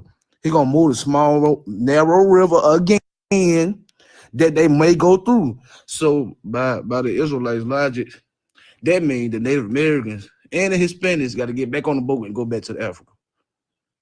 By their logic, if Native Americans and Hispanic Israelites, that means they got to get back on the boat and go back. Because verse 47 say the highest is talking about the Most High shall stay the springs, that mean hold back. The springs mean hold back, or the stream mean water, a narrow river. Again, that mean he gonna do it again, that they may go through. Therefore, size thou the multitude with peace. So I don't know what they get out of this. What do it say that they came to America? Verse 47 says the highest shall stay the springs of the stream again. That means he gonna hold for the water again.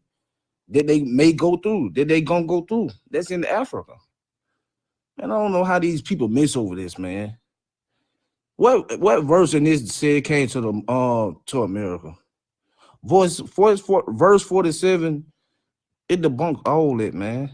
Verse 47, they go through 40 through 45 or something like that, or 46, but they won't try to read. They won't try to read verse 47. When they say the highest shall stay springs of the stream again, they won't try to read that. That means he gonna do it again. So that means if Native American Israelite, Hispanic Israelite, them goddamn mixed Spaniards Israelites, that means they gotta get back on the boat and go all the way back to Africa. Okay, well then, you dumb African, then explain to us then that scripture how you would then go back. What river? in Africa would you be going back? What river are you talking about? Crickets, family.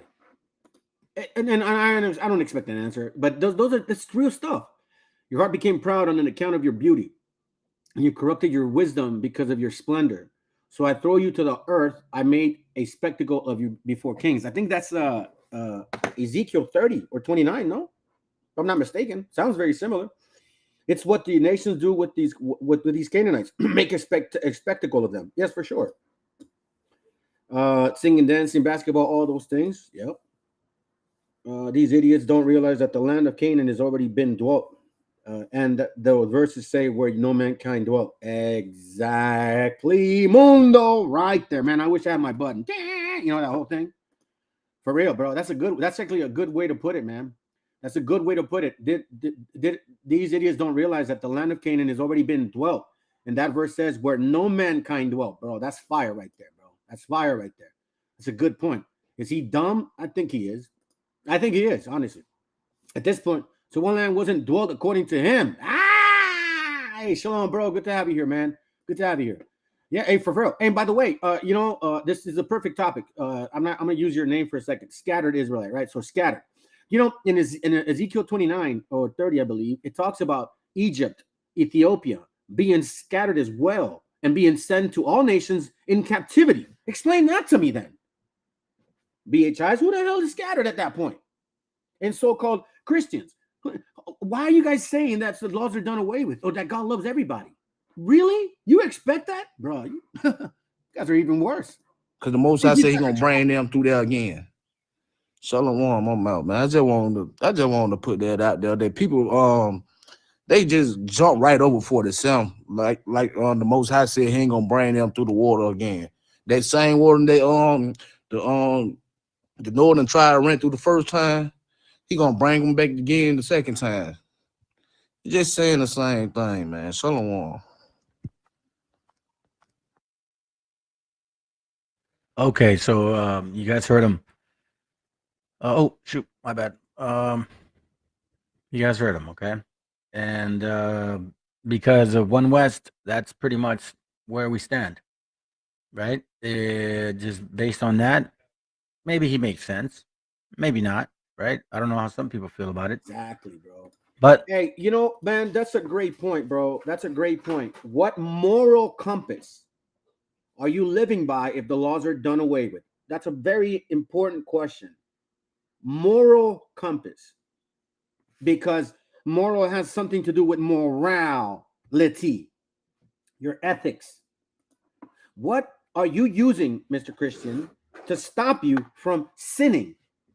Because you cannot understand Romans 7, let alone Galatians 3, where it talks about that you need the schoolmaster in order to lead you into Christ, meaning to become anointed, chosen, or walking in that so-called perfection. Perfection is not something that is done. You have to get there and maintain it.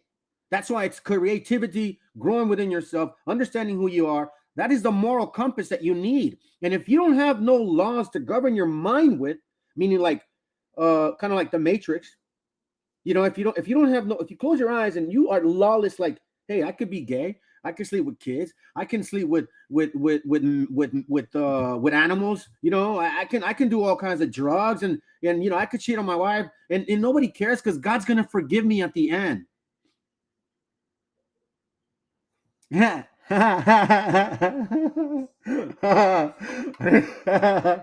That's funny. I'm sorry, what was that again? Bro, put that pig foot down. You know what I mean? No, but say to a man, that's for real stuff. A moral compass. How are you governing your thoughts? How are you maintaining your standard? How are you becoming what I say a professional in your life? Not in your job, in your life. It's kind of funny to me because everything that we live by in society requires laws to be governed by. Like, for example, the civil laws, the law of procedures, the civil codes, dealing with companies, contracts. We're bound by those things, but yet the law of the Most High, which we need for sure, they said, nah, don't worry about it. I'm sorry. No te preocupes, hermanito. Dios te perdonará. Él ama al pecador. What? Please, bro. They're living by whatever the social norm is at the moment, which includes sinning. Like, for example, like if you have a child and you tell him don't have sex before marriage, okay, well, what justifies that? How are you going to tell Christians? How are you going to tell your kids not to have sex before marriage if you said the laws are done away with? What moral compass are they living by now? Gets deeper. Let's start it. Deuteronomy chapter 29, verse 29. And it reads, the secret things belong unto the Lord our God. It said our God. But those things which are revealed belong unto us and to our children forever, that we, as a people, may do all the words of this law. So regarding the secrets and doing all the words of the law is also teaching the history of who we are, where we came from, how we migrated, all of that. Okay? Psalms 25. Psalms 25, chapter 14, it reads, the secret of the Lord is with them that fear him, and he will show them his covenant. So what's one of them? What's one of the covenants? Deuteronomy 4:13. Watch what it reads. It says, and he declared unto you his covenant, which he commanded you to perform, even the 10 commandments, and he wrote them upon 2 tables of stones, meaning there was more than 10 commandments, right? It wasn't just 10. Those were the main, like the predominant ones, in a sense, for lack of better words. So it says, and he declared unto you his covenant, which he commanded you to perform. Right? So what is requiring of us to perform the covenant? Obviously, to play in the laws, statutes, and commandments, but we're also supposed to teach our children these things, right? So what do we teach them? Job 8:8. And it reads, for inquire, I pray thee, of the former age. So we're supposed to teach our children the laws, but we're also supposed to teach them about the Bible and the history of it and our forefathers and what they achieved, their failures and their achievements. And prepare thyself to search of their fathers. Okay? So, and then that's actually told several times throughout the scriptures. Deuteronomy 32:17. Watch what it reads. They sacrifice unto 32:7. It reads, remember the days of old. Consider the years of my many generations. Remember that, okay? Ask thy fathers, and he will show thee, thy elders, and they will tell thee. Well, if we keep doing that, that means we were already keeping the laws. So as of right now, we need to go back into our forefathers and find out more about them. What exactly is this mean, right? Especially this topic of like just the second Esdras, right? So now let's go to Amos. I'm going quick because I want to make sure I do this class quick, okay? Because I was earlier online. Amos 7:11, and it reads, for thus Amos saith, Jeroboam shall die by the sword. Wait, is this what I'm looking for? Oh, yeah. For thus Amos saith, Jeroboam shall die by the sword, and Israel shall surely be led away captive out of their own land. Okay? So now we see in Amos that prophesying in regards to, or that we were going to be taken out of our own land, meaning the 12 tribes, right? So now here's where we start seeing what happened. So let me kind of run it by real quick, so at least we can get to the point of Arsareth, because this topic is pretty standard and pretty simple. Okay, I'm going to show you guys some maps, and then you guys pretty much, discern it and study it yourselves as well. Here's where it starts. 2 Kings chapter 17, verse 5. It reads, then the king of Assyria came up throughout all the land and went up to Samaria and began and besieged it 3 years. In the 9th year of Hosea, the king of Assyria took Samaria and carried Israel away into Syria and placed them in Halah and in the harbor by the river of Gazan in the cities of the Medes. Okay. Now that's over there by like Persia Medes, like further in. So let's check it out. Look, the city of the Medes, right? City of Medes. City of Medes location.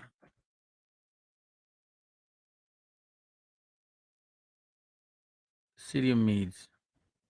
Let's see. Where's the city of Medes? Empire. Oh, yellow. All of this, I'm sorry, I didn't even see it. So all of this is yellow, the Medes. Okay. Then the king of Assyria came up throughout all the land and went up into Samaria and besieged it 3 years. And in the 9th year of Hosea, the king of Assyria took Samaria and carried Israel away into Assyria and placed them in Halah.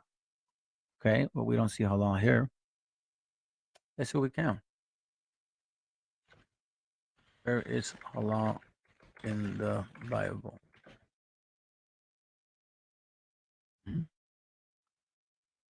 So we see that. Oh, that's not going to help. Well, maybe here. Bible Atlas.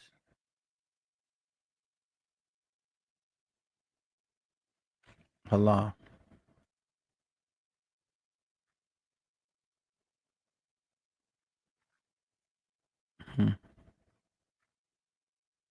Okay, so you see where Halah is, guys?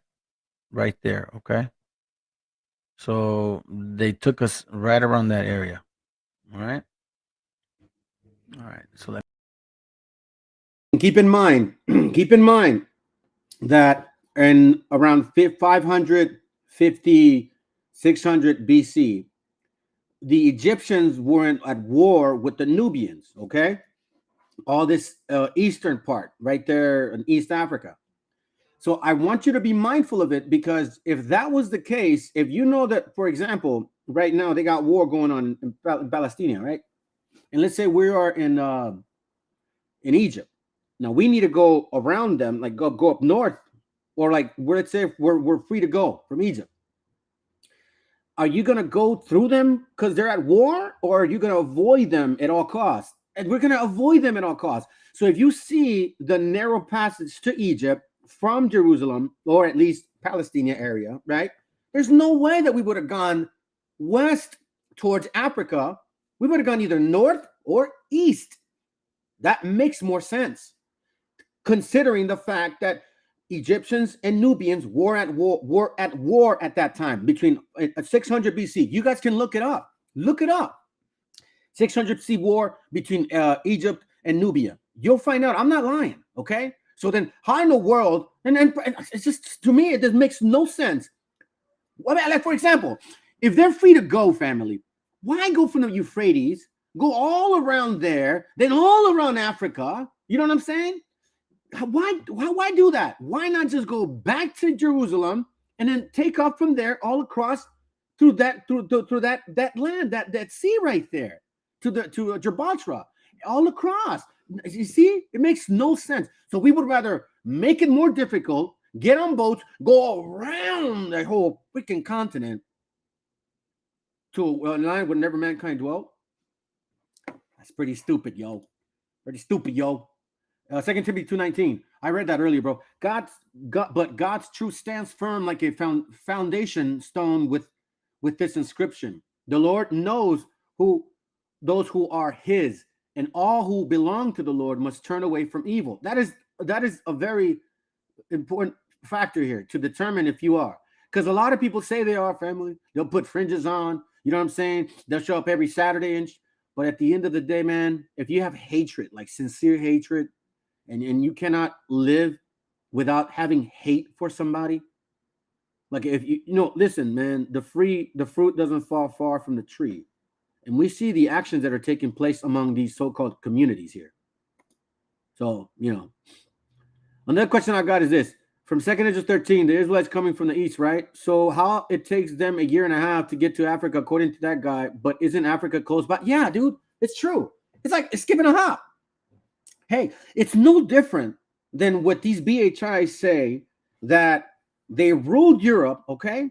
And they go to Deuteronomy 28:49, and then say that a nation from afar, from the end of the earth, as quick as the eagle flieth, took them. So they said they ruled Europe, then they were scattered in Africa, and then the so-called Spaniards went from Europe, from Spain to Africa to go enslave them. Africa is a skip and a hop from Spain. So that's not a nation from afar, from the end of the earth, because they already knew each other. That's another question. I don't know. Correct me if I'm wrong. How far is it from where they come from? Not far, bro. And let's see. And don't forget the land of Canaan is occupied. So I don't get this guy point. I think what he's saying, he's not understanding what he's talking about from Hebrew Israelite perspective. Probably, maybe, but even then, no, because he said that it was never mankind dwelled. That was Africa. He's like, hey, there was never nobody. Africa wasn't known yet. Man, shut up. You don't know nothing. Let's go. Let's continue. And what's so funny too, by the way, fam? This was before I even had done my so-called DNA. That's where my DNA comes from my father's side. Literally in that box right there.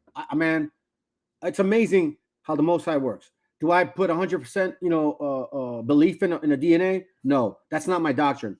I did that years, like almost a year ago. Okay, I've been in this understanding about 6 years now. So that's just kind of like a icing on the cake, man. That's just icing on the cake. 92% so-called native of here, and then my dad's DNA is exactly where that square is. That's crazy. Let's go. Let me put this down real quick. We may need it later. Okay, so let me read it again. In the 9th year of Hosea, the king of Assyria took Samaria and carried Israel into Assyria, placed them in Halah and in the harbor. Okay, we saw that, right? Watch this. It says Halah in the harbor, right? See? Halah in the harbor, map area. Okay, harbor river. So around this area here. Okay. All right, so now let's go to 2 Chronicles 6:36. And then verse 22, and it reads, now in the first year of Cyrus, king of Persia, this is after the Assyrians. The Persians then took over and conquered the Assyrians, or, beat them, right? That the word of the Lord spoke by the mouth of Jeremiah might be accomplished. The Lord stirred up the spirit of Cyrus, king of Persia, that he made a proclamation throughout all his kingdom and put it also in writing and saying, thus says Cyrus, king of Persia, all the kingdoms of the earth had the Lord God of heaven given me, and he had charged me to build him a house, Jerusalem, which is in Judah, who is there among you of all people. The Lord, his God, be with him. Let him go up. Now, remember, keep in mind that Cyrus was a Zoroastrian. So why would the Most High stir up his spirit? And why would he believe it? That's a hell of a question. I mean, honestly, right? What does that mean? Let me give you guys something real quick. I have a book called Anacalypsis, Volume 1. Okay. And I'm going to show y'all something. You guys can actually read it. This book here. If you look at versions, watch. Hopefully it doesn't log me out because it's going to ask me to log on. And honestly, I don't want to have to log on.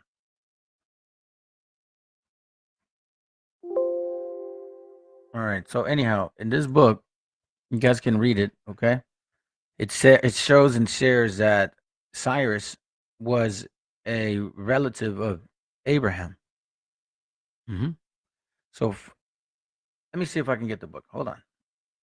I'm going to show y'all something.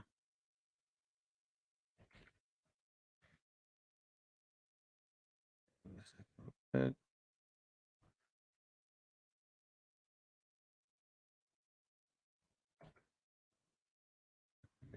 quick here. A second, guys. Give me a second. I'm going to .org. Maybe I could get it here. Okay, here we go. Yep, there it goes right here. Okay, so let me go and do this one. All right, watch this. Versions. It's going to say it a lot. Now, I'm not trying to segue from the topic. I just want to make sure that you guys understand that there was a lot going on in that time, and a lot of the, I guess you could say, a lot of the migrations, tribes, they were pretty much, somewhat relatives. Now, you also had obviously Ishmael and Elam in that area. But watch this. Persian literatures are described. Let me see here. Let's see right here. No, this isn't it. Let's see. Here, I'll do this. Let me do it this way. Hey, bro. See, all of this mattered, guys. That's what I'm showing y'all. All of this mattered. Obviously, the Most High. There's a reason. Nobody was able to ever answer me. Why did God go give Cyrus, put it in his spirit? Like, why?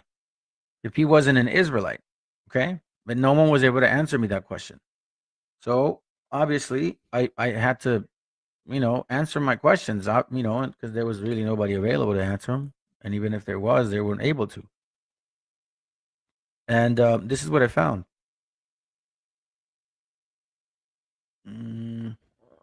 Excuse me. Let's see. I think this one.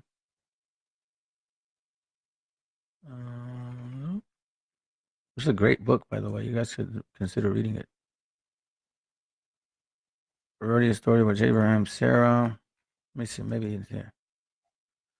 Abraham, Moses. Peruvians believe in one supreme being. This is basically talking about how the similarities. Yeah, and I touched on it on another class. But I'm trying to show you guys something here. Where are you? Where are you? Okay, no, that's not it. Oh, here goes. All right, here goes.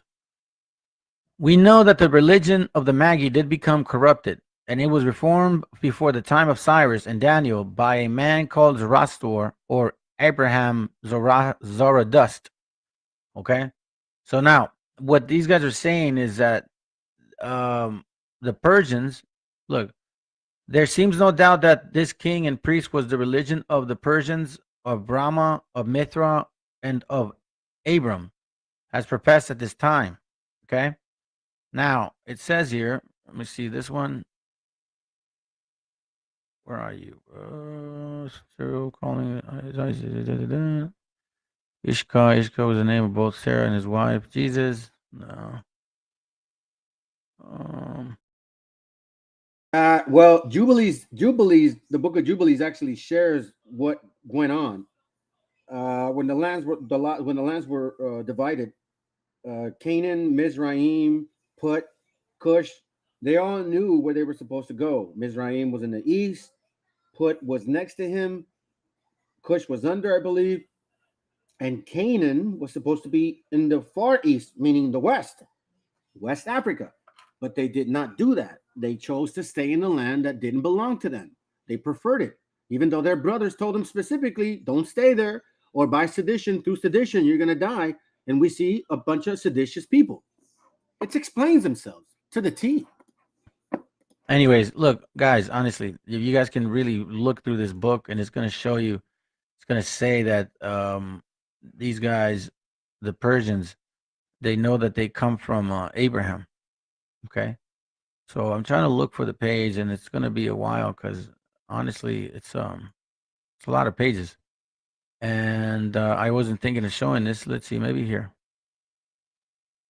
Okay, maybe not here. Let's try this one. This the last one. If not, I'm gonna move on. The whole of the Jews were circumcised because they were said to have been a priestly nation, and if the history of Abraham can be believed, the Jews, probably so called, were all descendants of the Chaldean Brahmin, and of 318 persons said to be bred in his own house. That's weird. And who probably constituted of the whole tribe or high caste tribe who had come with him from India. I mean, look through the book, guys, honestly, and you're going to find out that the Persians know that they come from them, okay? So now we've got at least one answer in regards to why in the world did God choose Cyrus to free the Israelites, okay? Well, it was all prophetic, obviously. So now let's go to verse 23. I think I read it. I'll read it again. Does say, yeah, I did. No, let me read it. Thus say Cyrus, king of Persia, all the kingdoms of the earth had the Lord God of heaven given me. You see that? and he had charged me to build him an house in Jerusalem, which is in Judah. Who is there among you of all his people? The Lord his God be with him, and let him go up. Now, when would the Most High allow some heathen to do that? Well, we now know that they were relatives of Abraham. Okay? So now, since we are now so-called free to go, okay? Let me go to First Ezra just to show you and confirm. Okay, family, this is from that very same book, page 298. If you can forward that, all will be revealed. If you can forward it, bro, because I put it on Discord, but I don't know if it went to the other general link. You know, I'm more familiar with that. Anyways, watch what this page says here. It's just Apocalypse. I think this is volume. Hold on, let me see what volume it is, because there's 2 volumes, okay? And volume 1, I believe. All right, so volume 1. Yeah, this is volume 1. And we're going to go to page 398 and watch what it says, okay? Let's just read it real quick. It says here, let us go to India, and we find the same effect with this only difference. Matter of fact, let me go up a little bit. I'll go back, and I'll read it from here. Page 397. Watch this. And I haven't read it, but hey, I'm going to read it. Let's see what it says. I request my reader to reflect with me upon the present state of different parts of the world. Go to Lower Egypt and look at the tinted natives. You hear that? Tinted natives.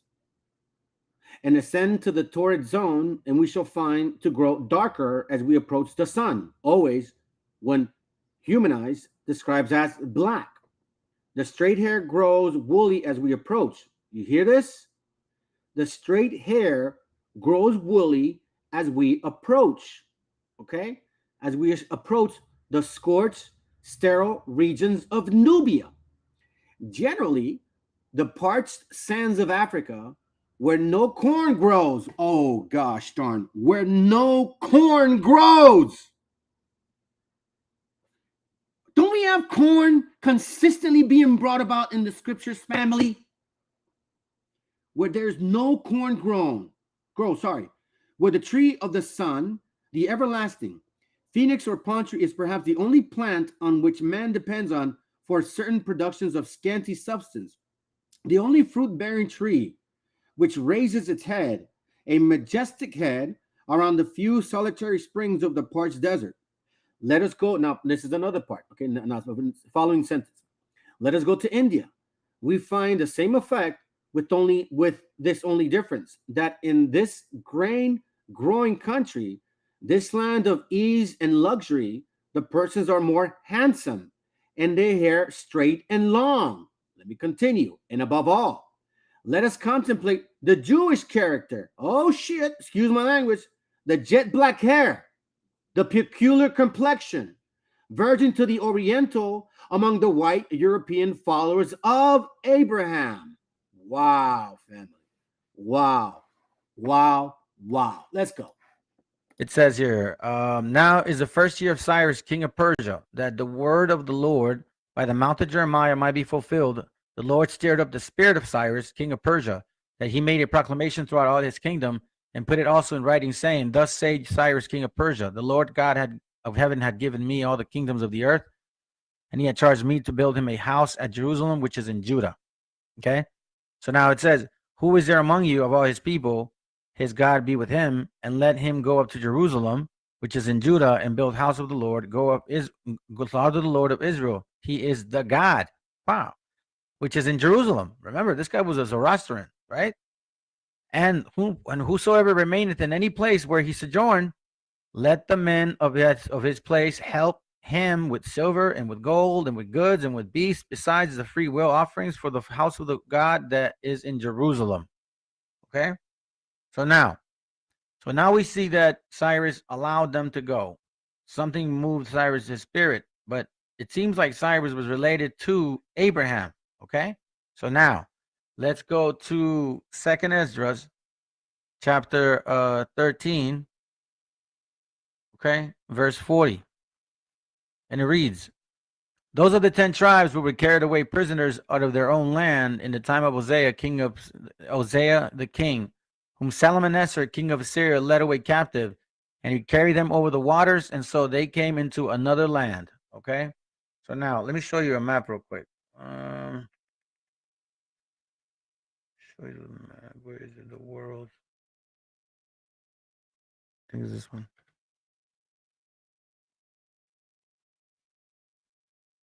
Okay. Shalom, shalom, That's not coming it. back. What am I talking about? Let's see, like that. Oh, I know why that happened. Okay, cool. So as you can see, it says here, I'm going to put it to the side.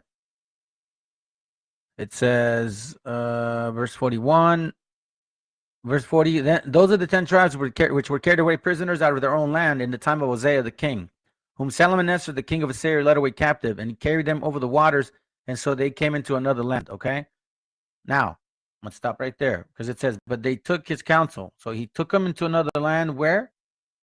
We found out when. We found out where.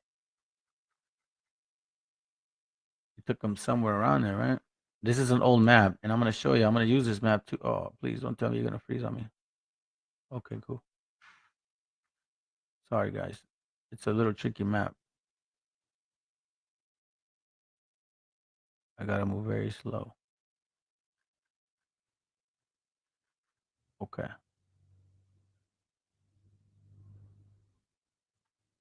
So he took them there. Okay. Right there. And he carried them over the waters, meaning this here. Okay. And so they came into another land. Okay. Excuse me, guys. Sorry. It's a little difficult. I just want to make sure that we get the good view. All right. So now, they're over here. They're right here. Okay. Try to, how do I flip it up? Okay. It's a little difficult, man, but I'm trying to figure it out. All right. So they're right there. And here's the Euphrates. Okay. Now it says, but they took this counsel among themselves when? After Cyrus had given the decree to free the Israelites, that they would leave the multitude of the heathen. Where? Right there. The multitude here, wherever they were. Because, I mean, keep in mind, he might have taken them here, but that doesn't mean he kept them there. They're slaves. He could take them anywhere else. Plus, if you guys remember, you have this area in a map which had Joktan right here. That was called Joktan. You guys don't remember? There's a map that I have. And for the sake of time, I don't want to look for it because I have this in my mind here to make sure that we get through it. Okay? But it basically says that. Peleg and Joktan, all of that. Okay? But they took his counsel among themselves after Cyrus had freed them, all right? That they would leave the multitude of the heathen and go forth into a further country where never mankind dwelt. So now, they're right here, okay? Persia was ruling. Here, I'll show you guys. Persia. Empire.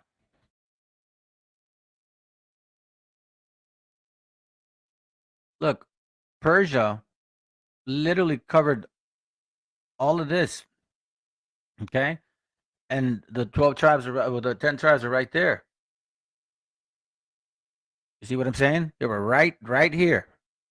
All right? So let's go back now.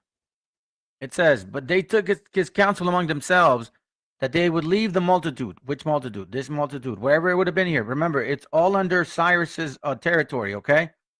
Now, the Assyrians, I'll show you the Assyrian, well, I think at time it won't, but the Assyrians were less, okay? You guys can look it up. The Assyrians were conquered like up until this point. So when Cyrus took over, he said, hey, where you guys are at, you guys can stay there, you guys can go wherever you want. So obviously, they're saying, well, you know what?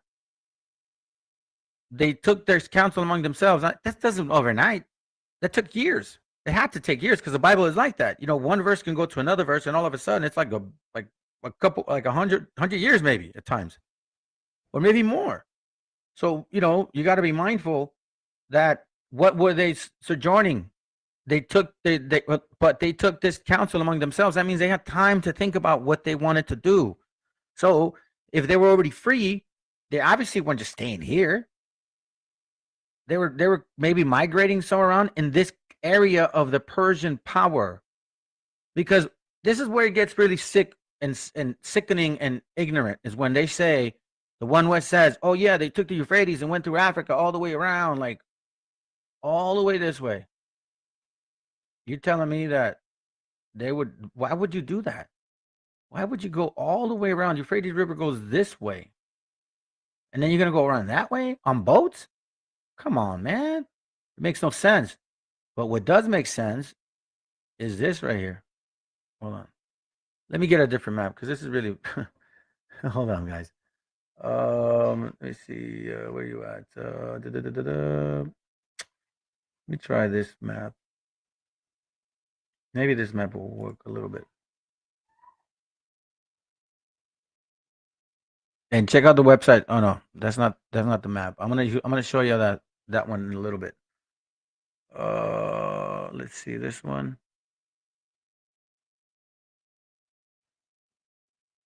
No, I'm gonna show you that one a little bit too. Well, let me just get that one, because honestly, it's not a waste. I'm gonna waste time looking for another example. I'll do my best to control it. Okay. So anyhow, it just doesn't make sense, and I don't see how there could be massive amount of boats that would be able to just do that. Okay. So why would we go that route? It makes no sense. All right. Now let's continue. It says here that, okay, so it says, and go forth into a further country where never mankind dwelt. Another thing, mankind was already dwelling in Africa. And this kid that was saying, oh, well, Africa's so big. No, come on, man. Well, there's maps that show. And look, remember the Egyptians, the Canaanites, the Cushites? What do you think they were? So plus, on top of the fact that if they're free to go in the Persian Empire, why would they go to another empire so then they can be enslaved? No, that would make no sense.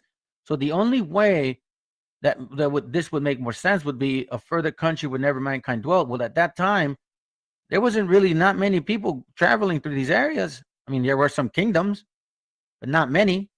And then from proof of the fact that we see a lot of similar customs, similar names in Mexico and South America, where the people in India, like the Raramuri. Oh, here, I'll show you guys in case you guys haven't seen it. This is a trip. Now, I'm not saying, all I'm saying is we traveled through there. So it makes sense that we would have gone that way. Watch this. Raramuri of Chiu wa sorry, Chiua. I think that's how you spell it. Oh, my bad. I was off. All right, so look, watch this. These are images, right? You can see this here. Look at this. I don't know what was that. Watch right here. Okay, I get. Oh, here it goes. See, this is the Raramuri of Chihuahua. Well, watch this. The Ramuri of Shivava. Look at that. Boom. The Raramuri of Chihuahua, the Ramuri of Shivava. Now, again, what this means is that we had to have traveled to those areas. Plus, remember, it says Joktan in the other map. Let me see if I can get it. Hold up.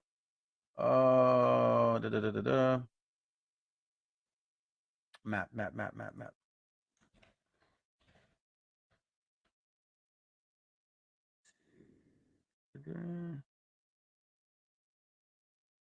Joktan, here it goes. Okay, this is more of a newer map. And you see it says here Joktan, Jokton, like Yucatan, Arfashad, Persia, Elam. You see? This was their kingdom. All of this was their kingdom. Okay? So the 10 tribes have more likely gone this way for security purposes because of the Persian Empire who understood that they were free. Okay? So obviously, as we were walking through, a good chance that we would have picked up some customs. Then it says here that they made that. Let's see, but they took this counsel among themselves that they would leave the multitude of the heathen and go forth into a further country where never mankind dwelt, that they might there keep their statues, which they never kept in their own land. Okay, meaning in Jerusalem, because we're falling off. And they entered into the Euphrates by the narrow place, right? This place here, narrow place of the river. For the Most High then showed them signs and still healed the waters. All right, so now this is where it gets tricky. Okay, so they go here. Oops. All right, here goes. I'm getting a little better. So they go here. So they pass the Euphrates River, and then God shows them signs, and they say to a further country where never mankind dwelt. So watch this, guys. If you go further into this map, you pass India, you pass China, and then you deal with like an area called Tartary. These guys came later, by the way. But then you see this, Arsareth. Okay. Then you see Arsareth right here. All right. The same thing you see here. Now watch what this one says. Arsareth. 4 Esdras capítulo 13. Isio tribuil se fore Totarorum. Yeah, it's Italian. Tartoro, Scaith. It's just mentioning like places, people that Scythians right here, Tartary or Tartar, the Syria, the area. Look, Tartary, right? Remember, this is a later book, later map, not that in the times of, because we left. First of all, Assyria conquered us in about 700 BC. We left then about 535, 538 BC, give or take. So this is way later. And but here we understand that it's called Arsareth. Now I don't know what it would be called at that time, right? But that's the understanding of it. Now, when we look at this, this makes more sense because as we keep reading further, watch what happens. For the Most High then showed them signs for them, and held still the flood till they were passed over. So, are we talking about the Strait of the Anian, or the Barren Strait? Now, we were told that, oh yeah, it's because, the ice melted or the ice froze. But, when we left Exodus, he also opened the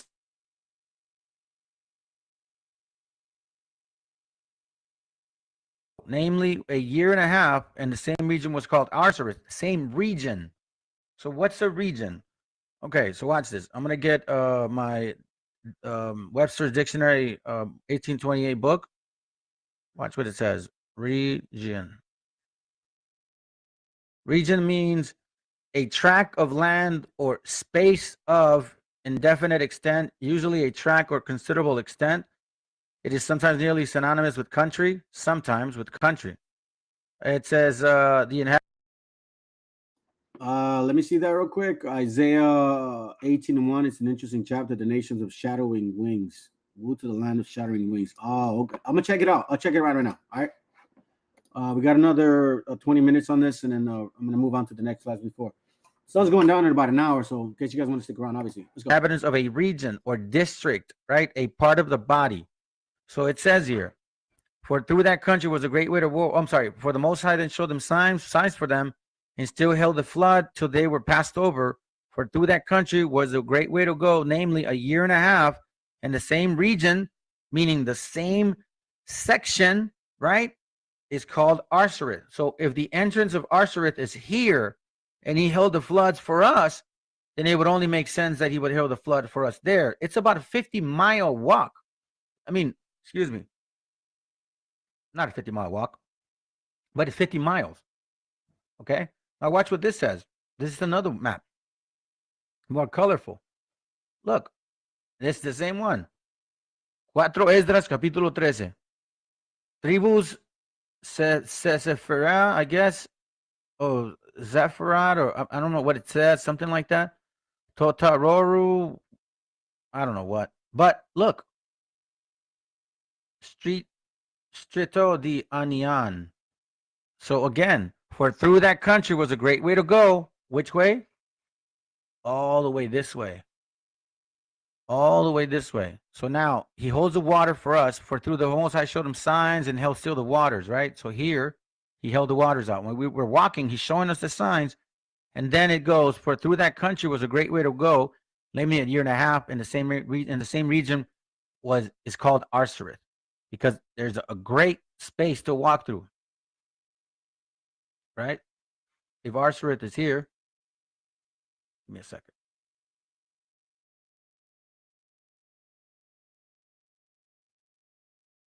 Arsareth is right here. Here's the entrance of Arsareth. So it would make sense, so close, why the Most High would hold still the waters, and why it was a great way to go, namely a year and a half, because you consider the length from here to here, and then all the travel to America, all the way down to where we started migrating, mostly here. Okay, and here's why. Verse 46. Then dwelt they there until the latter times, and now when they shall begin to come. Whoa, let me read it again. Then dwelt they there until the latter time, and now when they shall begin to come. Watch this. Okay. The highest shall stay the springs, meaning hold the waters of the stream again, that they may go through. Therefore sawest thou the multitude of peace. So the only way that this scripture makes sense for us is, first of all, you got to understand Arsareth is here. So we could not have gone first. And okay, so Arsareth is here. All right. He held the waters, and then he held the waters again. Now, are we going to go back into our land in this way? I can't call that right now. As far as I know, the Messiah is going to return, right? That's something that I can dig into. But as far as my understanding from what we're sharing here right now, that we didn't take no boats around Africa, okay? That's stupid, because that takes forever to go around. Plus, that region, right? This was conquered by other countries, other people. They would have enslaved our people. Our people aren't dumb. We would have at least made sure not to go that way. If anything, we go this way. Because why? Because no one ever dwelt in these lands. When if they did, very minimal. Plus, we would have protection all the way up to this point. And then we go up here. That is not that far. Now, the great way to go, that's pretty far. So when the Most High holds the waters, that rock right there, if you're going to walk from the top of America, from Alaska, all the way down to South America, that's about a year and a half. Okay?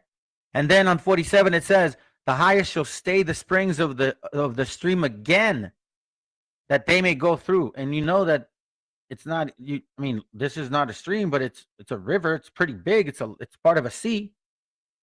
Okay? So now, let me go to Deuteronomy chapter 33, verse 17. So we can get an idea as to if it's prophetic that we were going to come here in the first place. It is. Look, watch. It says, his glory is like the firstlings of his bullock, and his horns are like the horns of the unicorn. This is the tribe of Ephraim, okay? With them he shall push the people together to the end of the earth. And they are the 10,000 of Ephraim, and they are the thousands of Manasseh. And Zebulun, he said, rejoice, Zebulun, in thy going out, and Issachar in thy tents. And it shall call the people unto the mountains. There they shall, okay, watch this. And Zebulun, he shall rejoice. Zebulun in thy going out, and Issachar in thy tent. Okay? And they shall call the people unto the mountain. Now, I was shown, I'll show you with you guys, that Zebulun was the Mayas, and Issachar the Aztecs. And the Issachar was when they sacrificed, they would blow the horn, and Zebulun would come and sacrifice with the Aztecs, or the Mayas with the Aztecs. That's how I was told, okay? As of right now, all I'm showing you is that the 10 tribes were going to be pushed to the end of the earth, okay? Now, Deuteronomy 6 and 8, watch what it reads. Deuteronomy 6 and 8, and it says, And thou shalt bind them for a sign upon thine hand. And no, that's not it. Revelation. What am I talking about? My God. Sorry, guys. Revelations 6:8. It says, and I looked and behold a pale horse, and his name that sat on him was Death, and hell followed with him. And power was given unto them over the 4 parts of the earth, the 4th part of the earth, to kill with a sword, and with hunger, and with death, and with the beast of the earth. Okay? Now, why am I bringing this up? Watch this. This is from a book called Geography Rectified. Give me a second.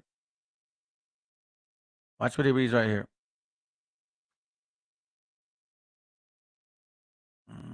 Here goes. America is the 4th part. Watch this. According to the greater integrating parts thereof, the ancient divided the whole earth into 3 great parts: Europe, Africa, Asia, and Africa, to which now added a 4th, America. Again, a 4th or 4th part, like Revelation. It says, I'm just going to get to the point. And it was given power, and it was given unto them. And power was given unto them over the 4th part of the earth to kill with swords, and with hunger, and with death. Did they not come from the end of the earth and kill us with the sword? Did they not take away our resources, and now we're being in hunger? Are people dying at the border? Are people dying here too? Our people are poor. So-called illegal immigrants, they can barely make it. They're not getting paid that well. A lot of people pay them less because they know they're not quote legal. And with the beast of the earth, what is that? You know which one? Started 2 or 3 years ago. Are they not? Is this not happening here in this continent? Look, watch. This is from a system geography, a dissertation of creation and various phenomena. Okay, so this is what I wanted to show you guys. Tartar or Tartary, right? Tartar. Muscovite, 3 million square miles. But this is a weird part. In Europe, there's 2.7 square miles. Asia 10, Africa 8, America 9. So how could these guys have 3 million plus 604,000 and about almost 800,000? Almost what? More than 4 million in square mileage. So that means what? What we were looking at earlier. These guys ran all of this here.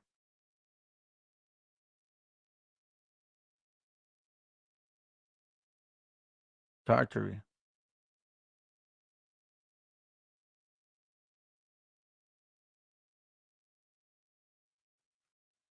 Tarsia. Tart.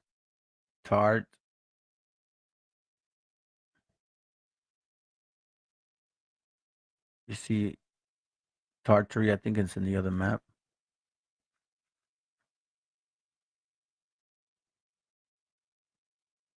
Yeah, Tartaria, right? And if this is an entrance, the 12 tribes, look, they're still naming them. America, right? Pars, Nova Ars Pars. I got to look up what that word means. But as you can see, look. See that, guys? So the 10 tribes God held the waters. They crossed over in 1.5 years. So it wasn't no necessarily ice like on the floor. It was the Most High. And I know that people won't be able to wrap their minds around it. Look, watch. This is what they say, because apparently we came from that region. As for the original of these people, right? It is most probable that they did descend from the Tartars, if so be that the west side of America be continent with Asia, or disjoined by a very small strait, as this described in some maps I just showed you, where Russia was, right? But now, Spanish and all of that stuff. It says here, watch this. But their numbers are much wasted since the Spaniards' discovery. For some authors affirm that they put to death about 15 million of the natives in less than 15 years, and that the blood of those that perished in the mines where they were forced to labor weighed more than all the gold and silver drawn from hence. Wow. All of our gente died, and they weighed more than all the gold that these bastards got from us. Anyhow, I'm basically, I mean, it's a short class, guys. You know what I'm saying? I'm not trying to go too deep on this. It's pretty self-explanatory. Let me give you guys one more. Baruch, chapter 3 and verse 7. Why all this then? And for this cause thou hast put fear in thy heart to the intent that we should call upon thy name and praise thee in our captivity, for we have called to mind all the iniquity of our forefathers that sinned before thee. So this is why all of this is happening. Our job as brethren is to find out and give y'all more answers that can give us a much more clarity. Because for some time we were told that this is who we were, that we were Africans and that we came here. Well, One West needs to teach that in order for us to be the woolly team. But the simple fact is that they're not Israel. We already proven that left and right. I'll give you one example, okay? Look, Deuteronomy chapter 28, verse 28. I'm going to show y'all real quick. This is off the topic, but I just want to prove a point. 28, verse 49, and it reads, the Lord shall bring a nation against you from far. Watch this. From far. From the end of the earth, as swift as the eagle flieth, okay? So, if you guys ruled Europe, you're not far. Okay? From the end of the earth, you're not at the end of the earth. You're right next door. That literally is it's a 2-hour boat ride from here, from this point here to this point there. Okay? Literally. The Lord shall bring a nation against you from far. That's not far. From the end of the earth. That's not the end of the earth. As swift as the eagle flieth. Well, you guys had the eagle. In Granada, you guys had, look at where Granada is. Almost by Africa. A nation whose tongue thou shalt not understand. You guys spoke Spanish, French, Portuguese, Dutch, German, English. What else? Prussian, Russian. How in the world could verse 38:49 even apply? And then you say, well, it wasn't 70 AD. Well, that even makes no sense, because it can't be another nation from far from the end of the earth that swift as the eagle flieth. Maybe the eagle part, but they can't, because Rome conquered and he was in charge of Jerusalem, and they knew who they were, because even Paul spoke Latin and Greek, and it says a tongue that thou shalt not understand. So however you slice it, One West, you're done. All right, that whole 10 tribe that came through Africa, that's a lie. And the only reason y'all did it is just so you could say that we look black. And that's the saddest thing in the world anybody could do. And you know what? Hey, man, the Most High has recorded everything that y'all have been saying and teaching the people wrong and correctly. Quite frankly, this makes more sense. Why? Because why would we go that other route? Why would we go that other route? It makes no sense. And then you would need tons of boats in order to do that. Okay? So, anyways, and that's exactly what was the point that I always want to make. I always want to make that point, man. Let me read from the top. Let me see what you got here. It says not to go back to the same region or areas, because that contradicts so much. Getting away from the heathen. The heathen is there, dwelling in the land where no man dwelt. So come to make it make sense. Then he goes, that side of the world was already inhabited. Yep, you're right. The Americas was the only way we were led to go, a place where no man dwelt at that time, and depending on where Israel landed, if South, West, North America, exactly. And especially the migration. I know they would have killed or enslaved. Yeah, they would have. Remember, keep in mind that the Nubians and the Egyptians were at war at that time. The Nubians were trying to conquer that area. Why? And that's in 600 BC. That time, 600 BC to 500 BC. Matter of fact, it wasn't Cyrus who conquered Egypt. It was King Darius who conquered Egypt. Now, if we would have left at that time, then it would have made more sense that, yeah, you're right. We could have gone that way, because Darius owned Egypt at that point. But when Cyrus was the king at that time, he did not own Egypt, which means we never would have had the chance to go that route. Why would you go outside of your protection? For example, if you're a U.S. citizen here, why would you go to another country and expect the same rights. No, man. You'll get slapped around like a silly dove. Okay? So let's not forget these things. And you know what? For me, the way I am, the way I try to handle myself, family, is I'm learning what I'm learning, and I'm sharing what I've learned, you know, and you guys can take it and decipher it and either, you know, study it, not study it, or study it, learn, and say, yes, you're right, you're confirming, or study it and say, you're wrong here, and let me know, or don't study it and believe whatever the hell you want. I'm not one to believe whatever the hell people tell me, man. And brothers know who communicate with me. They know, hey, listen, man, I'm going to protect my root no matter what.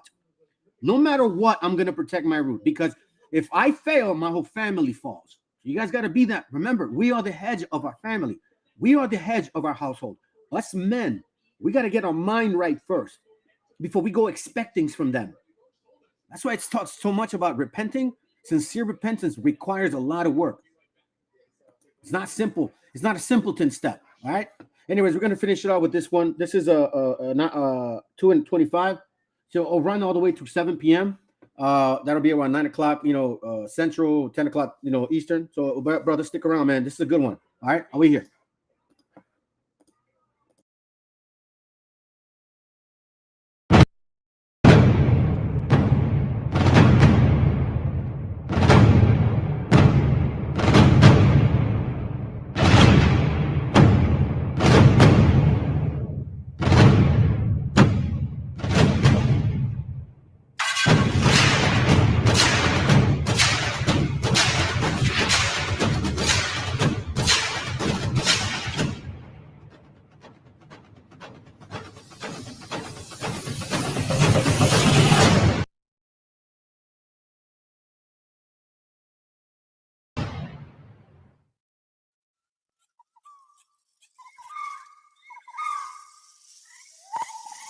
Hey, family.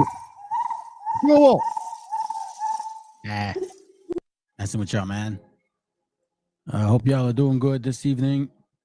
I see you, bro. ¿Qué huele, Salome? ¿Cómo estás, hermano? And whoever else is watching, appreciate you guys. If you catch this class later on, all praises. Lord willing, these last few classes have been edifying for y'all. I got something important today, and you know, man, I'm so impressed. I'm so amazed. It just the way the truth just continues to grow, and once you're rooted, more and more is provided, and then you see little birds kind of want to sit among your branches of a grown tree and bring out information to you. Yes, buenas, bien, gracias, brother. And I really love that. And the reason I'm saying this is because man, you know, watching that video like that we just watched, and then what's being revealed. Listen, family. Nobody at this very moment is really or has been identifying these people and bluntly putting it in their face. And honestly, I thought that, you know, it would, you know, like open up people's minds, right? Like the ones that I would expect. And I realize now that the Most High is not here. He did not intend to open the eyes of everybody. And he meant to keep a lot of people in darkness. And I'm glad that he considers me. Here's why, fam. I have some material. All praises to the brother. Yeah, los israelitas, los indios somos israelitas. I appreciate you, bro. This is his way that he contributes, you know, obviously to us. So we got different styles. I'm going to start the class. Well, actually, the class is called Secrets Revealed, or as the, you know, the title was. Let me show you real quick. Where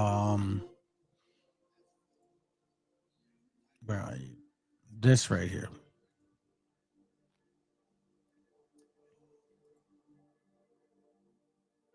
Luke 8:17, for nothing is secret that shall not be made manifest, neither anything hid that shall not be known and come abroad. It's as plain and simple as that can be. There's no confusion. There's no need for me to break it down. It's legible. Very clear. Hey, shalom, Liz. Yeah, I understand, sis. I use that terminology. Well, I mean, even Native American, honestly, those are obviously names given to us. So I use that to reference our people because that's what they're familiar with, you know. But I get it. I'm not that. Praises to the Most High. So now I'm going to start this class with this video. And you guys know who this guy is. Very well known in our community. By imitating its arbitrary... Right. In our community, we know who this guy is, you know. I think in everybody's community. He's a well-known ex-president of this country. I'm going to play something that he said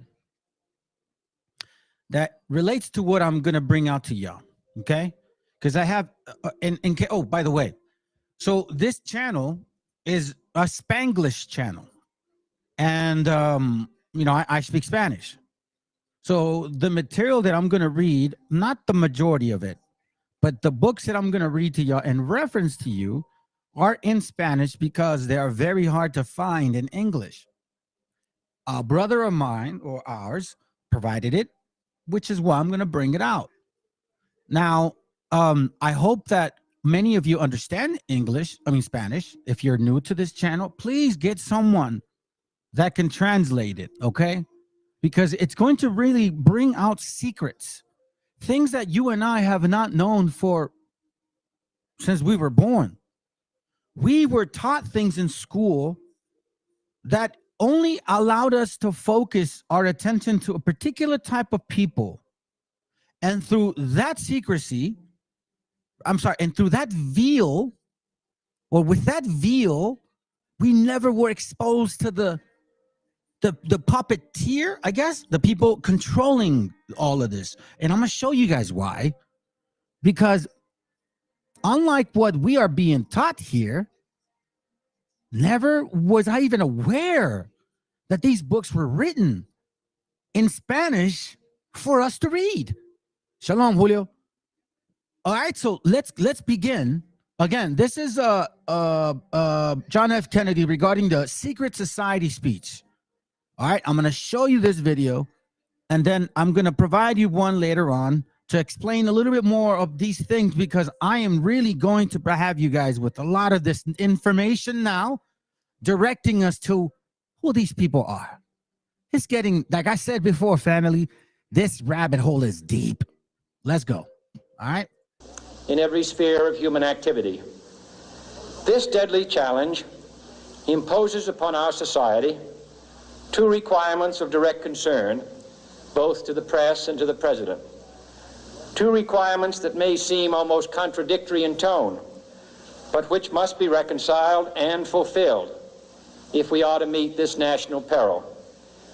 I refer first to the need for far greater public information, and second, to the need for far greater official secrecy. The very word secrecy is repugnant in a free and open society, and we are, as a people, inherently and historically opposed to secret societies. And we are, as a people, inherently and historically opposed to secret societies, to secret oaths, and to secret proceedings. We decided long ago that the dangers of excessive and unwarranted concealment of pertinent facts far outweighed the dangers which are cited to justify it. So I want to make sure that, well, I don't like saying that. I say that often. Let's be clear what this man is saying. We decided long ago that the dangers of excessive and unwarranted concealment of pertinent facts far outweigh the dangers which are cited to justify it. Okay? So remember the song that I played earlier? It's talking about that. That's like I play the songs for the reasons, family, because there's a message behind it. Right? It talks about just the propaganda of who are these people pulling the strings, and how are they involved in it with us? What do they got to do with our history? I'm going to show y'all today that they got a lot to do with our history. A whole hell of a lot. Matter of fact, too much. More than y'all can even begin to believe or even understand or wrap your minds around. If you can't wrap your mind around what the kingdom of the Most High looks like, you ain't going to wrap your mind around this. Because look, here, I'll show you this real quick. I'm not going to read it all, but I love this scripture. Habakkuk 1:5 says, behold ye among the heathen, meaning he's talking to us, right? Among the heathen in regard, meaning consider you are around these other nations, Israel, right? Our people, around these other people, and wonder marvelously, like when I not look around and like, you know how we wake up sometimes like, man, is this it? Is this all this life is about? Is this what it's about? Just go to work, right? Just like that. Wonder marvelously, for I will work a work in your days, which ye will not believe, though it be told to you. I'll give you this simple translation. Then the Lord said to his people, right, us, keep watching the nations around you, and you will be astonished at what you see. Now, this is also the demons that the Most High is bringing upon them, because they're acting out their spirits. And I praise the Most High to continue, because that's what needs to force us to separate. He is putting the plagues upon them, and that's why he says, keep watching the nations around you, and you will be astonished at what you see. I'm going to do something that you will not believe when you hear about it. And I'm telling you, family, when I started reading and all of these things were being revealed to me more and more, when I was able to connect it with the Bible, because you can read it on your own, and if you don't know the Bible, it makes no difference. It doesn't make any. You can't connect it. But once you're in the Bible first, and then you connect these things, wow! It's called bitter wisdom. I talked about it the other day. Now let's go to this Psalm 64. Man, yeah, I need to bring your notes today, because I'm going to bring some important things out today. Okay, fam. This is a very, I'm excited for this class, because when I was reading this material, it's literally just, it's like moving us to the next phase of the understanding, because only here do we know now who is going to bring out the truth to the real Hebrews of the Bible. Nobody's going to tell us anymore their demon lies. You cannot bring truth with lies. If there's a slight lie in truth, it's not truth. There's no such thing. Psalm 64:2 said, hide me from the secret counsel of the wicked. Meaning, God, please, whatever you do, keep me away from the plans of these other nations that are against me, from the insurrection of the workers of iniquity, because they have a plan. They are workers of what? Wickedness.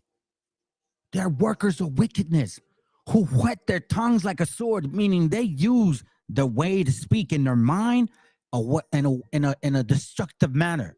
Who whet, meaning they sharpen their mouth, their tongue, able to speak like a sword. You know what I mean? To make sure that it's sharp. And bend their bows to shoot their arrows. Even better words. So their attacks are these particular psychological warfares that we are experiencing right now as a people together. This is it right here. Wabos, oh no, you guys aren't the people of the America. We're the people of the America. Now you got Africans saying that they're from here. You natives are not even from here anymore. You indigenous people, my brothers, that we're not from here no more. And then you got Hebrew converts who say definitely we're not them. And then we have some that say, oh God, man, you know what I mean? Like this, we are surrounded with these bows and arrows, bitter words, that they may shoot in secret at the perfect. That's why in verse 2 it says, hide me from their wicked consultation as a nation together against us. Suddenly they do shoot at him and fear not. You see that? Suddenly they shoot at him and fear not. So they shoot at us and they're not afraid of what's the repercussions anymore. You guys see it all around us. You see how they're treating our gente, man. It's unbelievable. And not every color now. It don't matter no more. You got these so-called African Americans acting like white folks, which I never even could wrap my mind that they would even come to this point where it would be that racist. Like they're getting racist as hell. So now they encourage themselves in an evil matter. They commune of slain snares privily, meaning they all commute together to set traps in us. Hey, listen, y'all gonna teach that wobble crap. You're gonna teach this other crap. You're gonna teach this other crap. You're gonna give them Christianity. You're gonna give them this understanding. You're gonna give them drugs. You're gonna give them alcohol. You're gonna destroy their spirit. Why? Who shall see them? Because they fear not. They search out iniquities. They've done their homework on us. Why do you think the majority of our indigenous people suffer from alcoholism?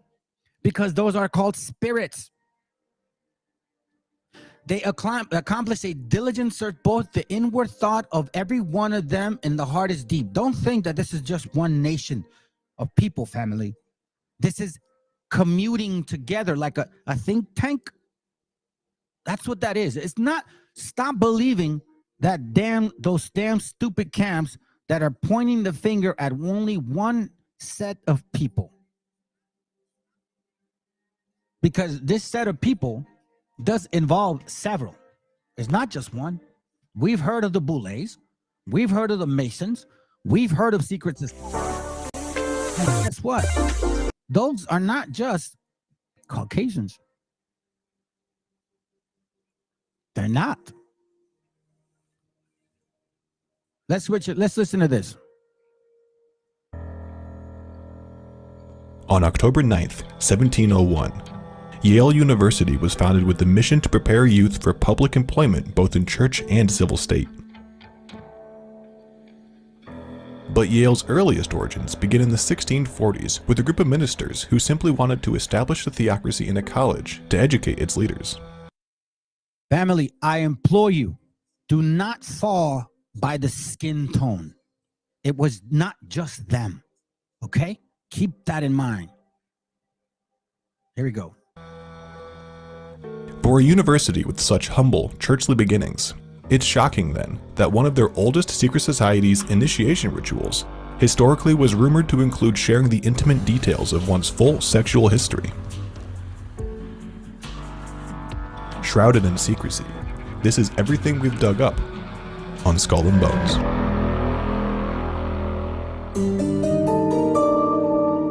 Founded in 1832, Skull and Bones is the oldest of Yale's many secret societies.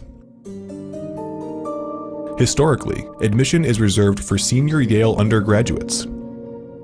Every year in the spring, 15 new members from the junior class are offered membership on what is often called Tap Night. A custom aptly named, as the new member is said to be notified of their admittance when a current member ritually claps them on the shoulder. Skull and Bones members are known to take an oath of secrecy, so their rituals and intricacies are highly guarded, despite the fame of their members. One thing we do know is the physical location of the Skull and Bones clubhouse and headquarters. The nearly windowless building, simply known as The Tomb, is housed in a large brownstone located at 64 High Street in New Haven, Connecticut. To preserve confidentiality, non-members are prohibited from entering. The macabre decor of the clubhouse is well suited to Skull and Bones' distinctively ghoulish spirit. The tomb is said to be adorned with skeletons, skulls, and other dark works of art. There is a popular rumor that the stolen skull of the Apache leader Geronimo is a relic that is housed within the tomb's cadaverous walls. In 2009, Geronimo's descendants attempted to sue the organization to get the skull returned to them, but were unsuccessful. Portraits of its distinguished members line the walls of the tomb as well. Portraits that might feature such esteemed bonesmen, like former presidents George W. Bush, George H.W. Bush, and William Howard Taft, as well as the father of American football and the founder of the NCAA, Walter Camp, the man who helped create the Hubble telescope, Lyman Spitzer, Time magazine's founder Henry Luce, Supreme Court Justice Potter Stewart, former Secretary of State and Senator John Kerry, the so-called richest man in private equity with a personal net worth currently valued at $15.7 billion, Stephen A. Schwartzman, political journalist and author Dana Milbank, and the youngest member of President Obama's cabinet, economist Austin Goolsbee. Family, you know, all of these men and women have one thing in common. And I'll give you a hint. They usually carry curls on their sides with a hat on top of them. And they have a rag with blue lines and a star. Let's go. If you're noticing a pattern among the members of Skull and Bones, that's because while Yale has admitted women since 1969, females were not granted membership into Skull and Bones until 1992, 160 years after the club's founding. For some time, Skull and Bones was apparently losing some of their top candidates because the organization was seen as regressive and sexist.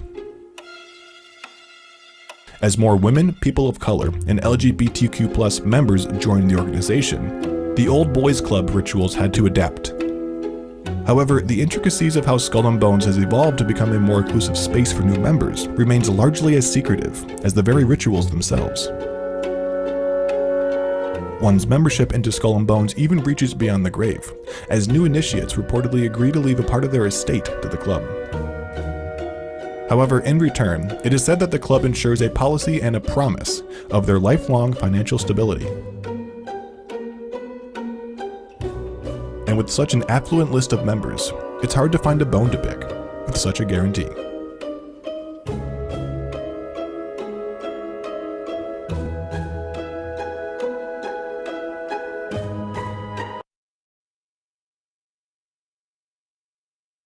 I got one more to show you. Give me a second. Give me a second. Is it it?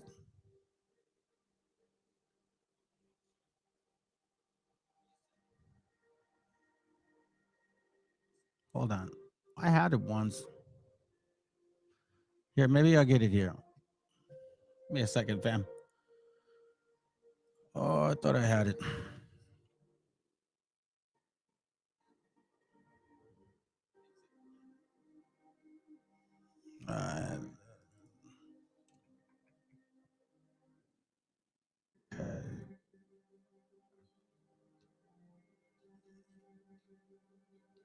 Let me see it. This guy has it. Let me see if I can find it.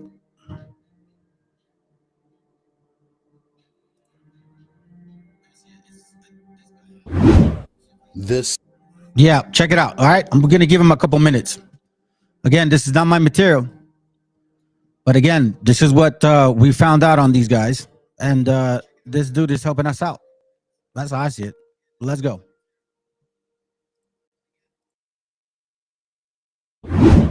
This series is dedicated to Brother Steve Coakley.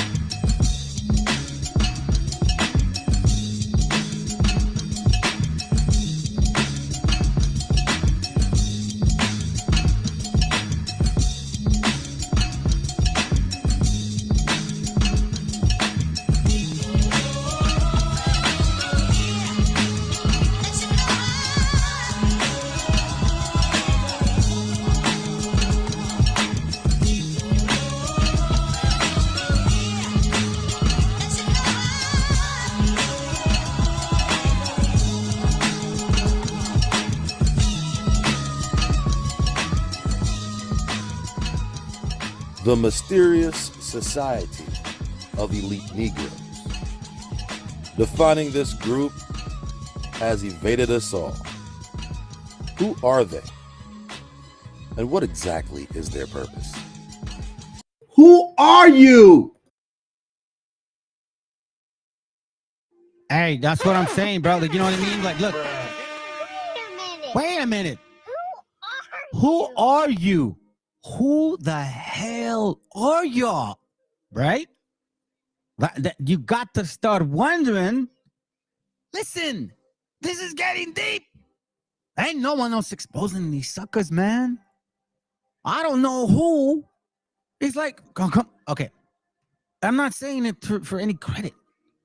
It's like real obvious who they are to us now. Jeremiah chapter 33, verse 3, it says, call unto me, and I will answer thee, and show thee great and mighty things, which thou knowest not.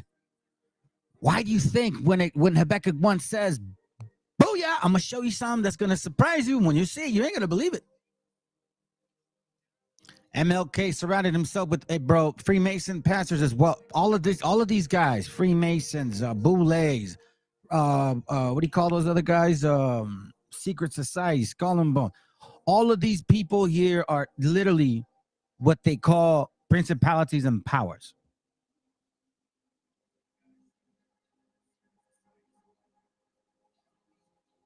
Because if you think about it,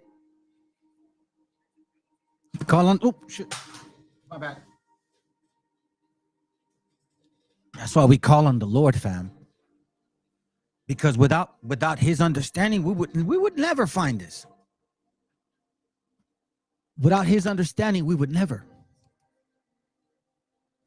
It says, call unto me, and I will answer thee, and show thee great and mighty things which thou knowest not. It says, for thus saith the Lord, the God of Israel, concerning the house of this city, and concerning the house of the king of Judah, which are thrown down by the mounts and by the sword. Yeah, all of them are, bro. They are part of it. That's why when you see the little, symbolic thing with their hand, that's what it is. That's what they are, bro. But you can't listen. And this is why. Here, I'll take you. Let's go to Amos. This is why this is important. This is how you start finding out who you are according to the Bible. Amos 3:7. Surely the Lord God will not do nothing, but he revealed his secrets unto his servants, the prophets. You damn right. And that's why when the Messiah came, this is why he spoke to us in this manner. Because not everybody was Israel at that time anymore, fam. You had Herodians who are not our people who were in leadership positions. Several Pharisees were in leadership positions that were not our people. Sadducees, I'm telling you, family. I'm telling you, the Babylonian Talmud was already being taught at that time. And however you want to transfer it into the Talmud, it was already being taught. You had much philosophy at that time. You had many wicked ass people, which is why Matthew 13:10 says this, and the disciples came and said unto him, why speakest thou unto them in parables? So he's like, why you talk to them in parables, man? He answered and said unto them, because it is given unto you to know the mysteries of the kingdom of heaven, but to them it is not given. Do you hear this? Because it is given unto you to know the mysteries of the kingdom of heaven, but unto them it is not given.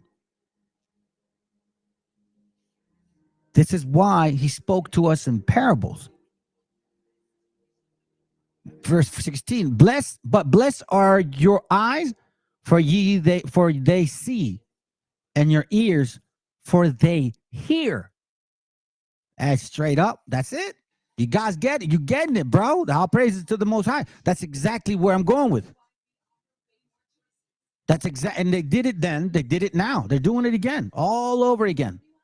You're gonna find out the secrecy of like how they literally have hidden particular people that were involved in the conquest of our nations. Hold on, what's going on here?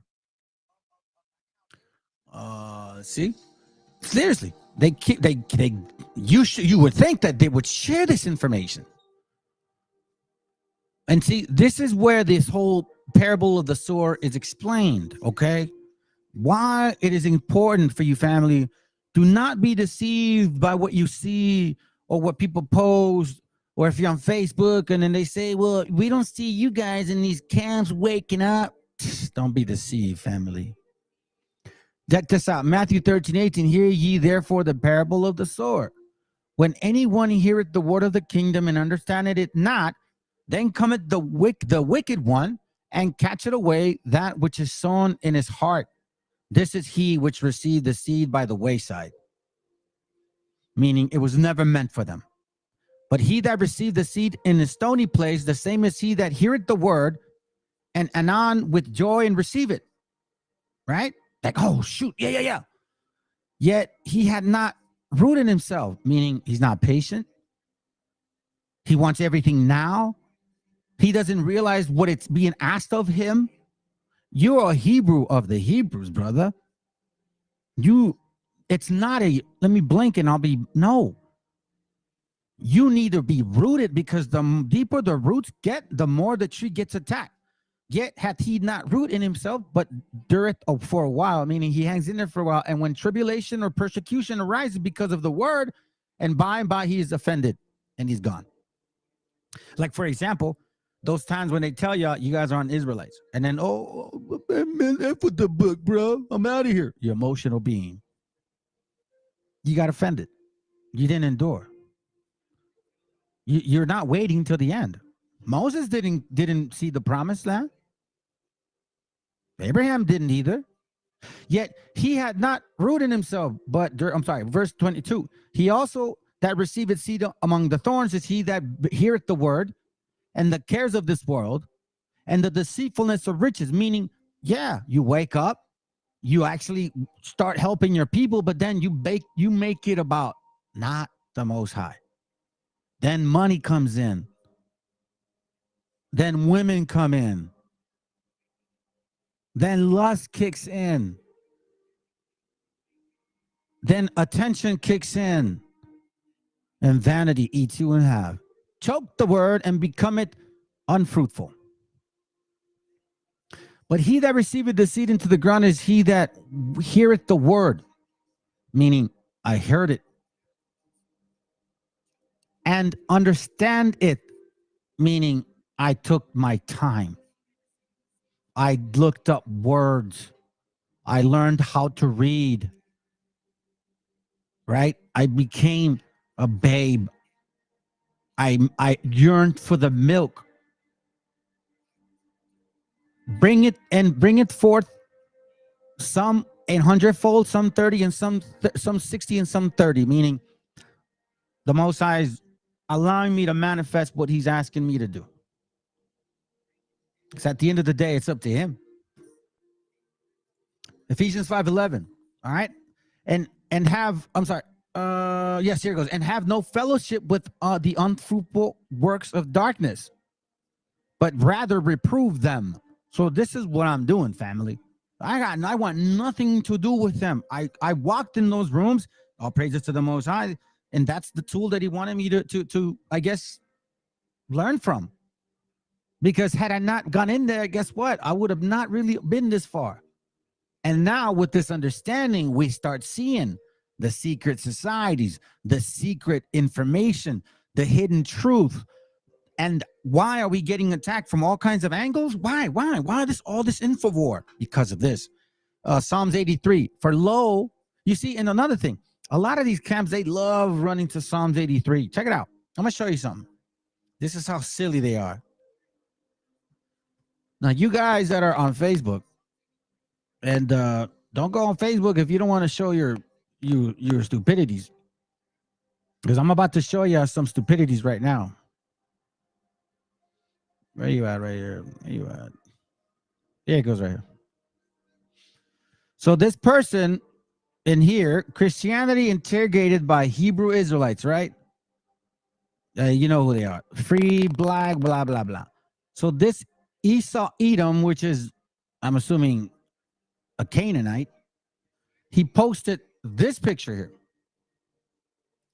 Now, understand, family, that we've actually touched on this not too long ago, right? And this whole Negro claim to be Jewish is legitimate. The land of Israel located, blah, blah, blah, blah, right? So they took a snippet and ran with it. Nate, the snake of IUIC, this is what you're causing, bro. You're growing weeds in our land. It's okay. There are wheats and tares, which you will be cut. It's all good. You see, the real Hebrews of the Bible, meaning the actual leaders of the truth, right? The one that's going to be waking up first and exposing y'all damn heathens, you're starting to see the manifestation. Because look, right here, right? I touched this book. So I'm like, the book states a so-called Negroes, this is him to me, right? The book states so-called Negroes have legitimate claim to Jews. Are you disputing that? Why would the book cost so much? Those are the questions on the post. Okay? So because the book costs so much, then he goes, this is what the Bible says about silly ideas about DNA, right? So whatever. I says avoiding profane and vain babbling, oppositions of science, right? Regarding genealogies. So then I'm like, because I said I can prove it, whatever. So I give him my post, and he's like, do you blah? I don't remember what. So then he posts other stuff. So then other people jump in. Dolores. So Dolores starts responding to like Abraham something about what. Then she posts stuff like this. As the 17th, no, that's me responding. Where are you? That's me responding to her, right? And I'm kind of going over here posting stuff too. But what I'm trying to show y'all, and I guess it's different. Oh, here it goes right here. There it goes right here. So there starts showing me all kinds of material, right? Right, answering this, and it's like, oh, this is a heathen, right? This is a heathen disparaging the house of Jacob. So she calls me a heathen. And then they're asking me now, like, what am I? Like, where are you from? Whatever. So I'm like, all right, whatever. Then they go, oh, we don't believe in that genealogy, the DNA. I'm like, okay, cool. Henry Grates admits ancestry didn't. Okay, fine, whatever. We start seeing things now. They're posting stuff, and I'm literally responding to the. Look at this.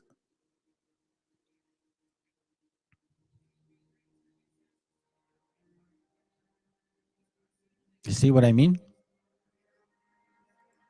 So now, what it came to be a 12-tribe chart group, now they're exposing themselves to be the actual people, like black onlys. See? There it goes right here. So it starts off with these typical, Zondervan Bible, dumbass roots. They hate us because we are the children. Okay, cool. It's literally like all of this, right? Right? Just dumb. All they're doing is tagging me on like videos. So then I start basically cutting them down on pictures like that. They show me the map. They show me this. They show me this right here. Right? But we know that this is part of this, which is this. And all these people do is just do snippets of stuff. That's it. That's all they have. And I say, hey, prove to me this, prove to me that, answer this, answer that. And they cannot. They cannot. I'm like, okay, Deuteronomy, this, boom, boom, boom, boom. Okay, Abraham came out of where? Boom. Nothing. They laugh because they're nervous. You see, family, I remember when I first came into this so-called walk, and somebody was telling me that I was not an Hebrew Israelite and I was this other people, white people. I ain't gonna lie, man. At first it hurt. I didn't know if I was really mixed or not, to what extent. And you know what I mean? Because that's what we were taught. Eugenics. But eventually I started I kept walking, man. It hurt, but it kept walking. What I mean when I was attacked, it was a spiritual attack. It would like drain me. It would take my air out of me. And you see, the beautiful things now, family, is we're taking excuse my language, and I know y'all are doing Sabbath because it's not my Sabbath. My Sabbaths are lunar. It's tomorrow. Excuse my language. Fuck their spirit, man. We're taking this back. This is our book. And I don't mind if y'all want to keep the laws, but don't claim to be someone you're not when none of the curses, or at least 60% of them, don't fit you. It says, for lo, they have taken the tumult, and they have and they that hate thee have lifted up the head. Where did they come from? Europe. They have taken crafty counsel against thy people, consulted against thy hidden ones. If you guys recall, they were having trouble coming this way. They have said, come, let us cut them off from being a nation, that the name of Israel may be no more in remembrance. For they have consulted together with one consent. They are confederate against thee, against us. They commune to lay snares. There's nothing new under the sun, family. So now let's get in the book. This is from let me see, I get you, brother. What's it? Despite conquest, invasion, persecution, persecution, colonialism, we come out with a stronger spirit. Them Africans are destroyed mentally and have always been twisted spiritually. No logic or common sense. Not at all, brother. Not at all. Check it. This is from a book called Pautas de Convivencia Étnica en la América Latina Colonial. I'll give you guys the link here. It's a good book. Go to page 27. And we're going to read to page 29. And I'm going to try to read fast, but with clarity, okay? So I'll start right here. Let me magnify. Whoa, damn, that's big. All right. Yep. Yes, sir. All right, here we go. All right. So if you guys want to speak Spanish, get a translator. Get an app and play it and listen to it. All right, here we go. Page 27. It reads, la evidencia más temprana de los conquistadores negros que hasta ahora se tiene en las colonias españolas también data de 1502. ¿Ok?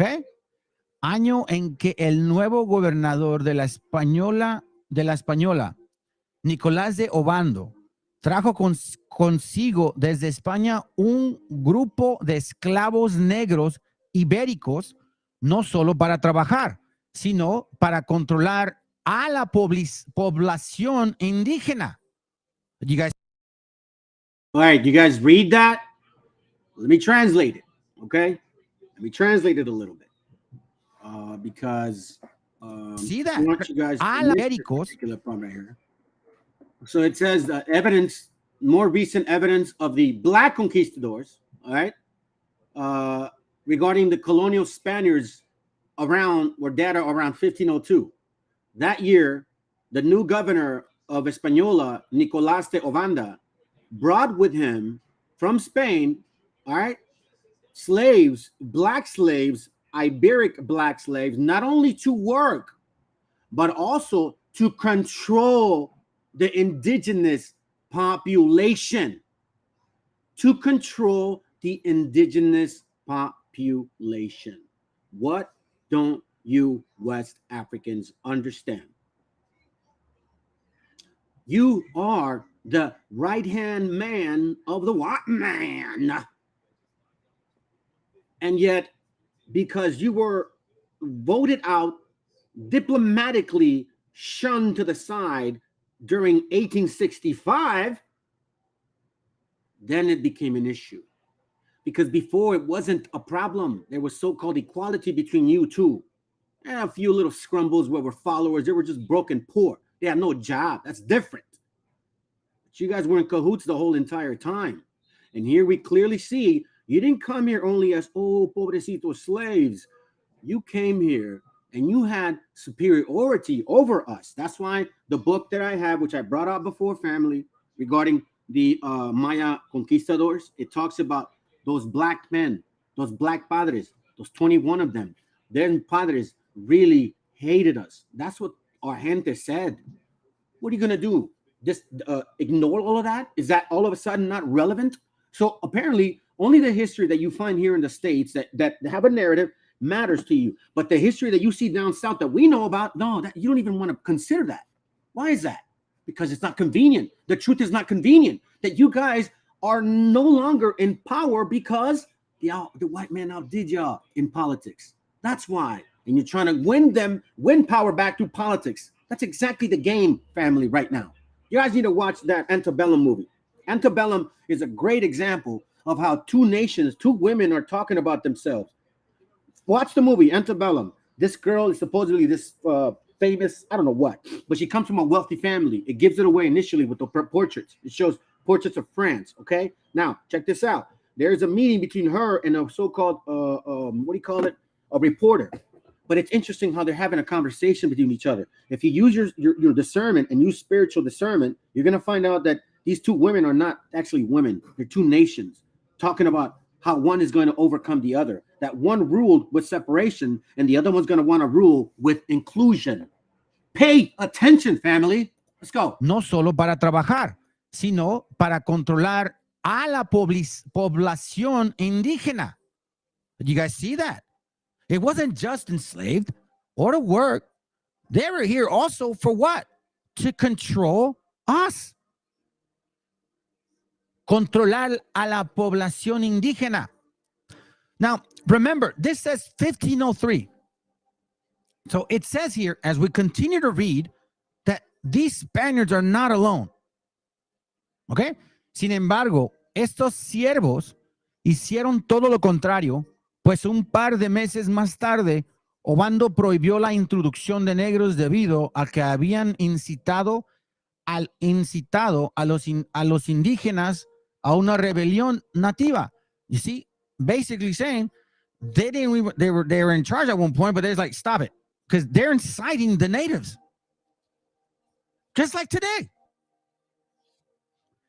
No obstante, en el siguiente década, el rey Fernando de Aragón permitió y alentó el transporte de esclavos negros por el Atlántico, y estos siguieron entrando a la colonia en pequeños números, aunque constante y creciente,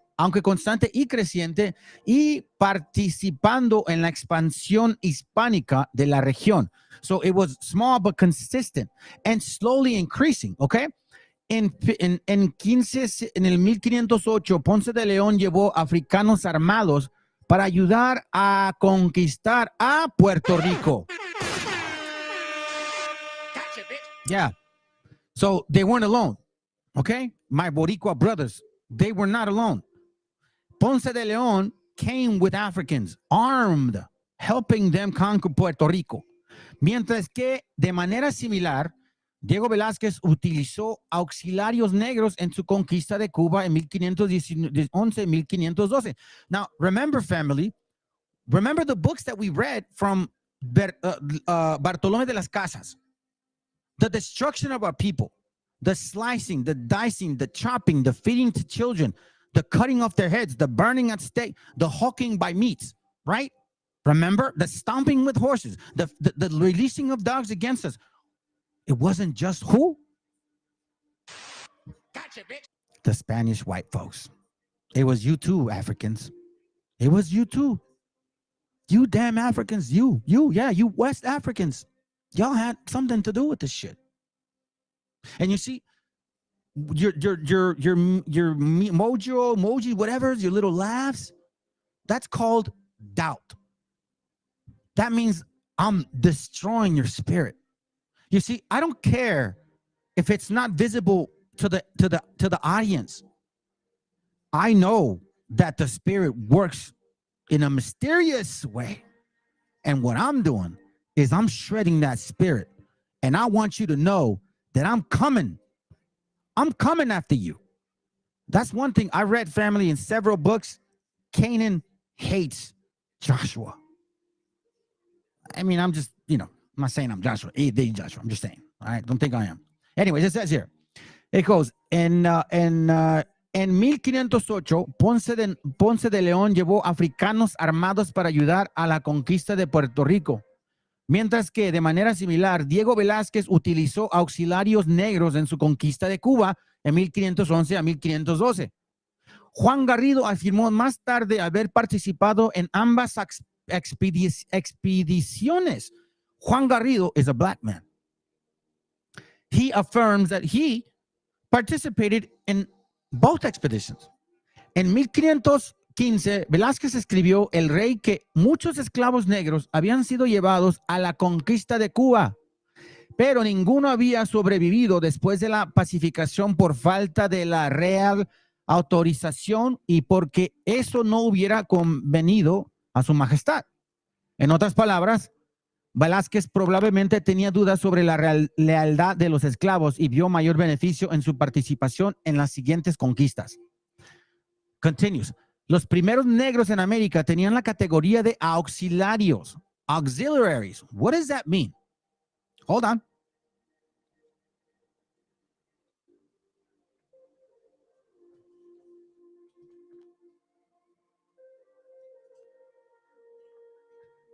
It means providing supplementary additional help or support. Let me read that for you, bro. Romans 8:28, and we know that for those who love God, all things work together for good. For those who are called according to his purpose, the Holy Spirit works in mysterious ways. Yes, sir. Why are they not all over Benin, Sierra de Leone, Congo, and all of them tribes they came from, bringing out their West African sources to prove they're Israel? Because going to Africa proved they are Canaan. Exactly. And that dumb map, it's literally that map. I don't know why they keep using it. Listen, Canaanites, read the book.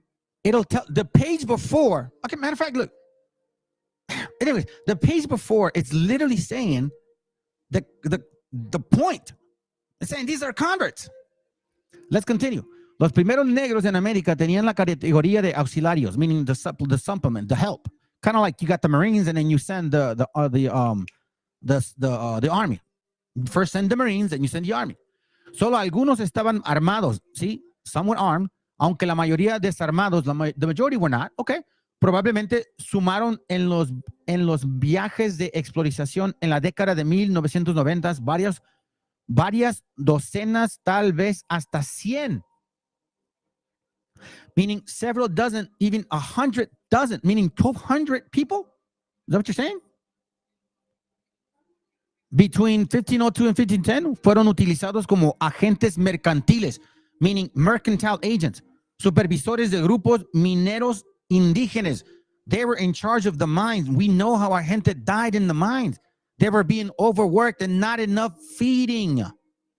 This is why our people were dying. And then they go and bring Africans from over there because they were feeding their people and not feeding us.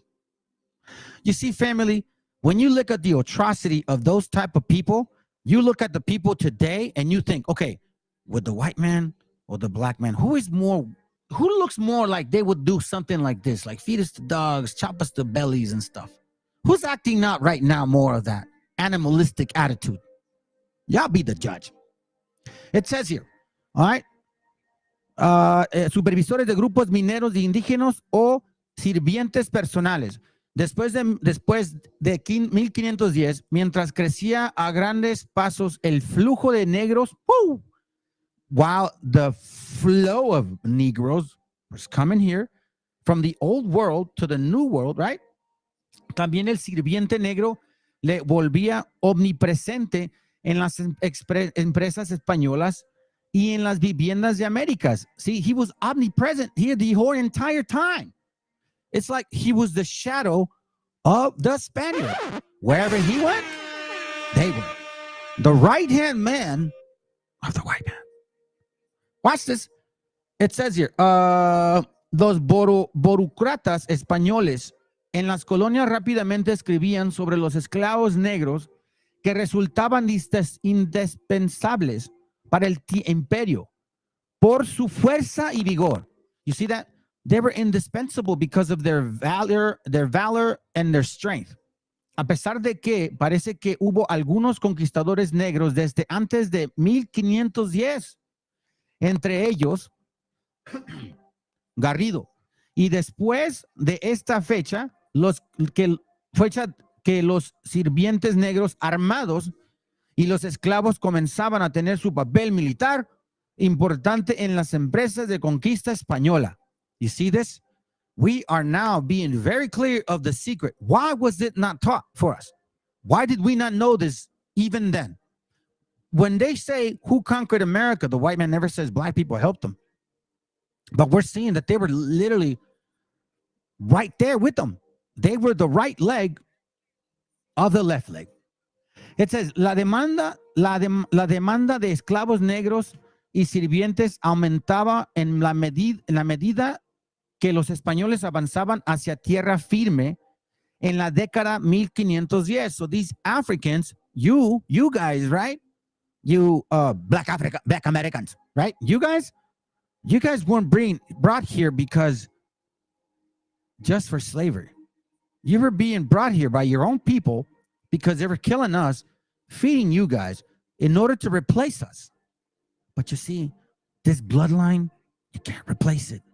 This bloodline's ancient. It's an ancient bloodline. Come on. It says here, demanda cubierta con mayor facilidad como cuando la corona empezó a repartir más licencias para importar esclavos y se permitió la entrada de más negros libres, free slaves, free negroes, I'm sorry, not even slaves, y mulatos con los colones españoles. You see that? Negroes and mulattoes. You guys were already mixing a long time ago. That's why you see some black folks that don't look like all Africans, because that's what they were doing, mixing with Spanish. So listen, the real mutt is you. You're the mamzer. Fopi. You're the mamzer, Fopi. We're showing you right here. Y'all better learn some Spanish. Fake ass Judah. Y'all ain't Judah, man. Give me that shit back. Damn Canaanites. Anyhow, let's go. La segunda fase de expansión española fue la cadena de conquistas que se extendió de la española a Cuba a México Central. You see that? It went from Spain to Cuba to Mexico. Y de ahí en adelante a lo que se convertiría, discúlpenme, en las provincias de la Nueva España y sus territorios adyacentes desde la Florida hasta Honduras. You see this, family? All the way from Florida, all across the Americas, all the way down. Y'all Africans were part of this. So if I were, look, listen, I'm trying to interpret what I'm feeling at this very moment. I don't want to give you guys credit for conquering us, but I'm forced to, because these are facts. I can't deny it. And I'm glad that I'm finding out, but it's like better wisdom, family. This whole time, they created this empathy in our spirit towards these damn animals. Yes, I'm calling you Black Americans animals. Y'all are animals, man. I am going to call you guys animals from this moment forward, because you call yourselves Wabos, Black Hebrew Israelites, these righteous individuals, all for rights and civility and fairness and equality. You claim to hate secrecy, and you're it. You are it. You're all in it. Now I know why Nate the Snake is where he's at. You know, family, they're there, and the Most High ain't getting rid of them because they're not the people of the Bible. So he's doing his job. Absolutely doing his job. Let's continue. Cortés fue acompañado por un número de auxiliares de negros he was accompanied by a number of auxiliary Negroes, siendo Juan Garrido el más conocido de América, pero no necesariamente para sus contemporáneos españoles. De los negros que acompañaron a Cortés, let me read that again. De los negros, Black Americans, que acompañaron a Cortés, a los otros conquistadores de la primera generación en México, se conoce el nombre de uno, Francisco de Eguía, quien pudo haber muerto rápidamente, pues se menciona que fue quien introdujo la viruela a México. Isaiah chapter. Remember the book I showed you the other day, the Colombian exchange? I took one Negro to kill the majority of Mexico.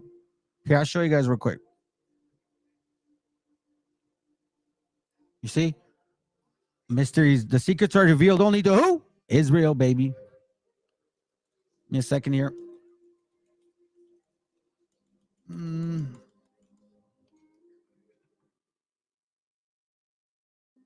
Hold on.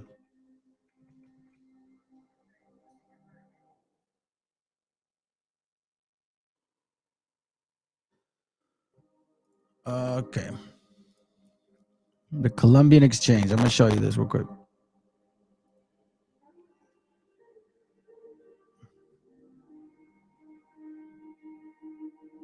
Oh yeah, that's when this was way before I was in the Truth family. Way before. Way before.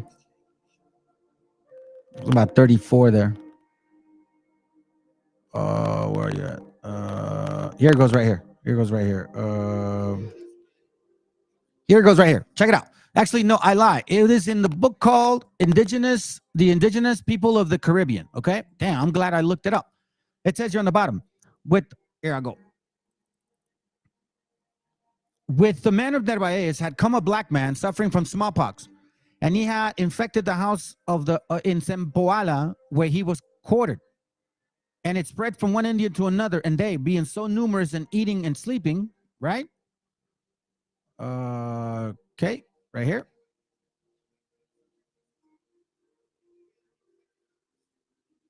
Sleeping together quickly infected the whole country. The Mexicans had never seen smallpox before and did not have any European meager knowledge of how to deal with it. The soldier chronicler, Bernal Diaz del Castillo, called the Negro a very black dose for Mexico, for it was because of him that the whole country was stricken with a great many deaths. You see that? That's why it says here.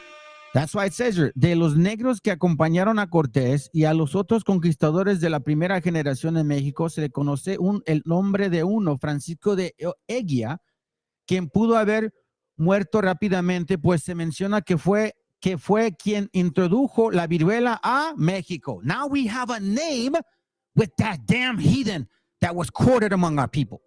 His name is Francisco de Eguía. You see, what is in the dark will be revealed in the light.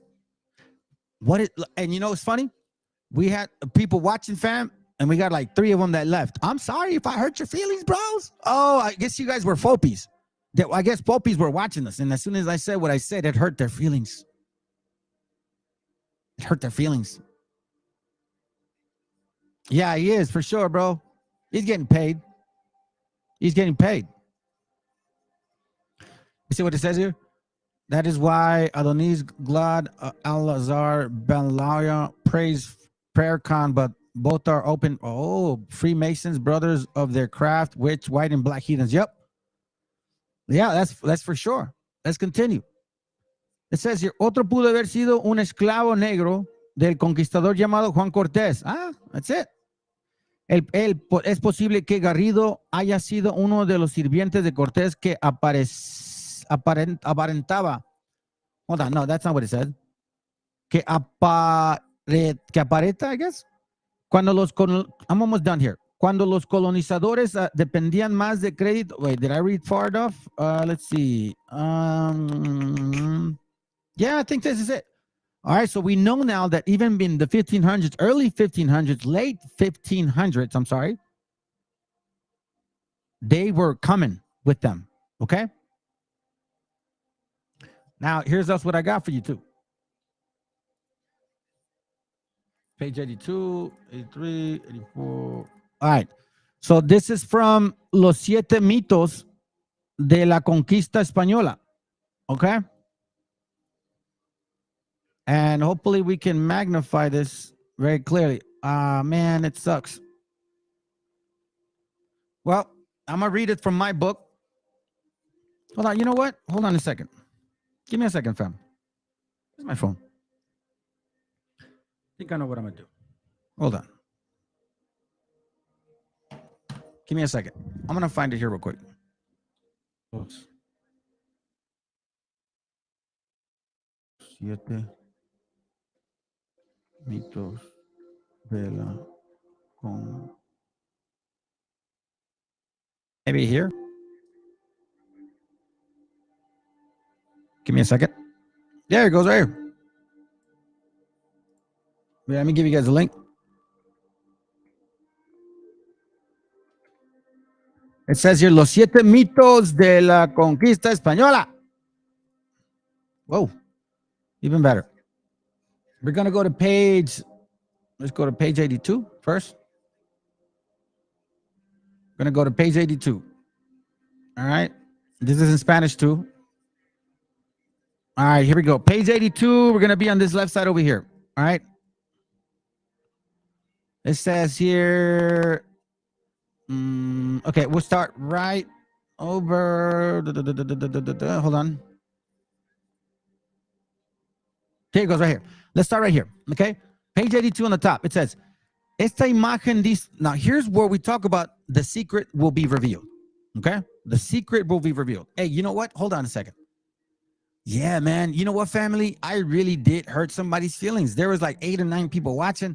And as soon as I said what I said, bro, they just disappeared. Falpi, come back. We want to educate you. Don't worry, man. We're not interested in enslaving y'all. That's not the doctrine that we believe in here. We care more about repentance. If those things come, they come. Let's read. Esta imagen dice mucho sobre los españoles, right? Pero omite los aspectos críticos de la historia. No cabe duda de que los españoles siempre eran menos numerosos que los enemigos indígenas en el campo de batalla. Pero lo que se ha olvidado o ignorado a menudo es que, por lo general, el número de españoles también era inferior al de sus propios aliados indígenas. Now we're talking about a different people. Además, los guerreros invisibles, you see that? Los guerreros invisibles, you see this, family? What is in secret will be in light. Okay? Los guerreros invisibles de este mito se encarnaban también en otra figura importante, la de los africanos, libres y esclavos, que acompañaban a los invasores españoles y que en posteriores campañas los igualaban o superaban en números. Ay, hijo de tu puta madre, güey. No mames, cabrón. I'm going to speak Spanish for a little bit. ¿Sí entienden lo que está diciendo ahorita? Dicen que esta gente, estos esclavos, venían hasta, bueno, aquí dice, los igualaban o superaban en número, güey. So, me estás diciendo que no nomás eran como 100 pinches güeros, eran también otros 100 o 200 negros con ellos. Ahora, ¿por qué crees que en México peleamos mucho para sacar a esos africanos? Si te pones a pensar que México tiene menos gente de color que en cualquier otro estado o otro país en las Américas. There's a reason why that happens, fam. Memory. You're going to read this. I'm going to continue to read. We're going to see it in another page. It says, en la década de 1760. Now, we're talking about 250 years after. Now, keep in mind, family, that since 1492, remember, we were not allowed to have the Bible. Remember that, okay? We weren't allowed to have the Bible. You guys remember those books that I showed you? That until 1835 was the first allowed printing. And even then, it was $200 for a 25-volume Bible, like the old encyclopedias de Mexico. And who's in charge this whole time? Black and white folks. Who's been voting in the Americas this whole time, family? Black and white folks. Who votes to this day? Who are they looking to vote? Hispanics or other nations, but most are black and white folks. Why are we ignoring these things? Yeah, Canaanites are done. Well, I say that, but you're going to continue to preach the Messiah is when the Mashiach returns.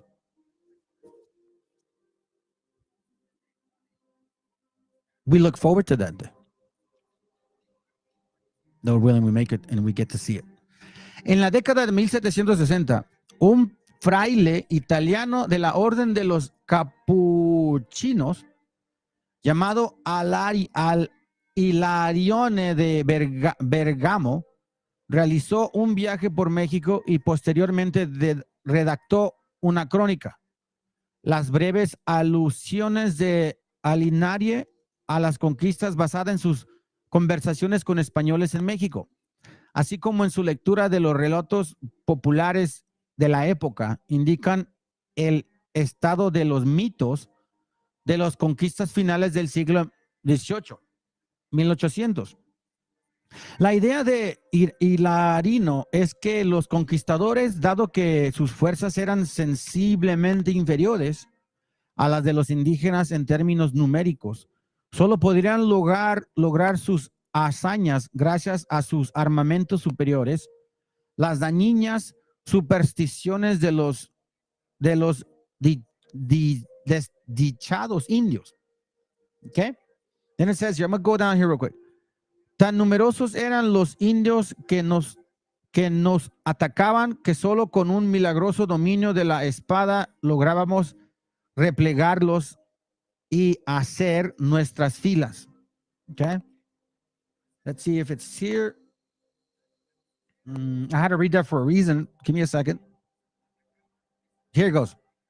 No obstante, si se revisan meticulosamente las múltiples fuentes de la invasión española en México, se observan numerosas referencias casuales, ¿ok?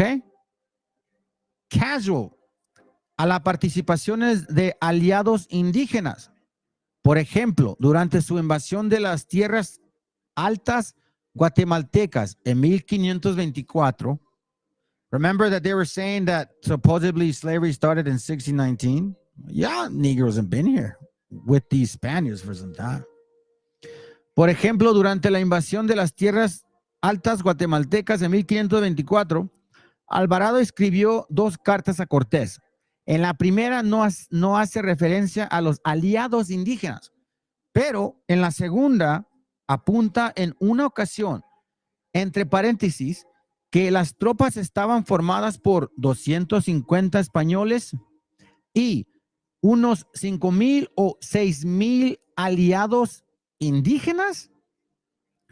El propósito Prescott influyó que en tantos aspectos por las crónicas de los españoles siglo XVI, en las que tanto confiaba, comprendió que sería injusto para los aztecas mexicas, al menos para sus progresas militares, considerar la conquista como un logro exclusivamente de los españoles. All right, so now let's go page 90. Here it goes.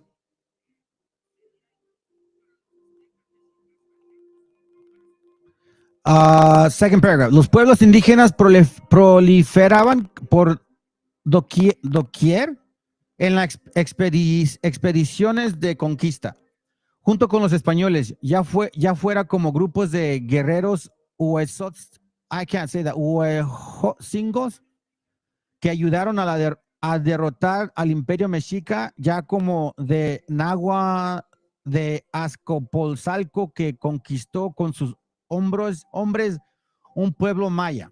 Hold on a second. It talks about the people that helped them. Let me see if it's over here. Give me a second. Como la victoria, líderes cristianos, pública española como principal, aspecto, casodas. Un momentito, Hold on a second, family. Okay, here goes. on the bottom, it says to the right, la presencia y la función de los africanos en la obra no se interpretaban del mismo modo en los diversos sectores de la población de la antigua Ciudad de México. You see this? Their presence wasn't really like brought about in any publication in México. Para los españoles, el papel de los africanos e indígenas recalcaba la idea de que los no españoles que participaban en la conquista eran simples agentes armados del colonialismo o meros actores del conflicto militar. Para los indígenas, la función de los negros era agridulce. ¿Sí? It was sour and sweet. Pues por una parte representaba la colaboración militar africana en la invasión española. You see this? That the African nation collaborated with the Spanish nation. Pero por otra era la parodia, the parody, de dicha invasión a través de su representación como una misión completamente africana. Basically saying the parody is that the invasion was completely African. There was more Africans in the invasion than there were Spaniards. So you Africans were really the ones that did the conquering.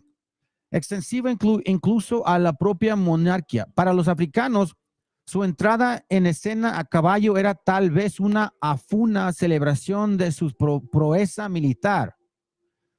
Just like Nate the Snake, he came in with a horse. This is what it's saying. For them, it's like a prestige, I guess. I'm on a horse. I'm on a horse hack. Todos los presentes recordaban probablemente que apenas 18 meses antes, en el otoño de 1537, un grupo de los 10,000 africanos ya residentes en la Ciudad de México había tomado una revuelta de esclavos y había coronado a un rebelde negro como un rey. Este monarca esclavo, junto con otros líderes negros, había sido públicamente ejecutado y sin duda resucitaba allí en la mente de los negros de la ciudad, encarnado en aquel rey africano de afición. You see this? It is in their nature to choose a king. That's why they call themselves kings. It is in your nature, Canaan. You're not wrong by calling Nate your king. He's your king. But y'all ain't Hebrews. You can't be the conqueror and the conquered. I don't care who you are. You can't. You can't be that person, because then it makes absolutely no sense to claim the Bible is against a certain people. You see, historically, there's no documentation where you had our people slaving y'all. Now, you can go and run to the Trial of Tears, which I actually have documents. And we know that there is already a mixture of you guys within these groups. Also, Anglos. So I can't put too much weight on that whole concept, but we do have documentation that you Canaanite Negroes, Black Americans, y'all enslaved many people. We got books in English, and now we got books in Spanish that are showing that the conquering of Mexico, Central and South America was done by no other than you Africans and you Europeans of Spanish and Portuguese descent. So stop cheering for Brazil, please. Those guys literally raped your mom, your sister, and your kids if they had a chance. They'll do it again, fam. I'm telling you right now. This ain't this. I don't. Now I know why it's so disgusting down there. Now I know why. You guys are literally like, it's man. Look, it just let me see. Where did I leave off? Hold on. Todos sabían que los americanos. Listen, la margen de su identidad o perspectiva, ninguno de los habitantes de la Ciudad de México en 1539 habría considerado incongruente la presencia negra en el Festival Anual de Conquista. You see that? Nobody even considered them in their annual year to celebrate the conquest. Todos sabían que los africanos habían participado en la conquista real. De hecho, los africanos no solo estuvieron presentes en la conquista de la Ciudad de México, sino también en todas las campañas españolas de invasión y colonización de América.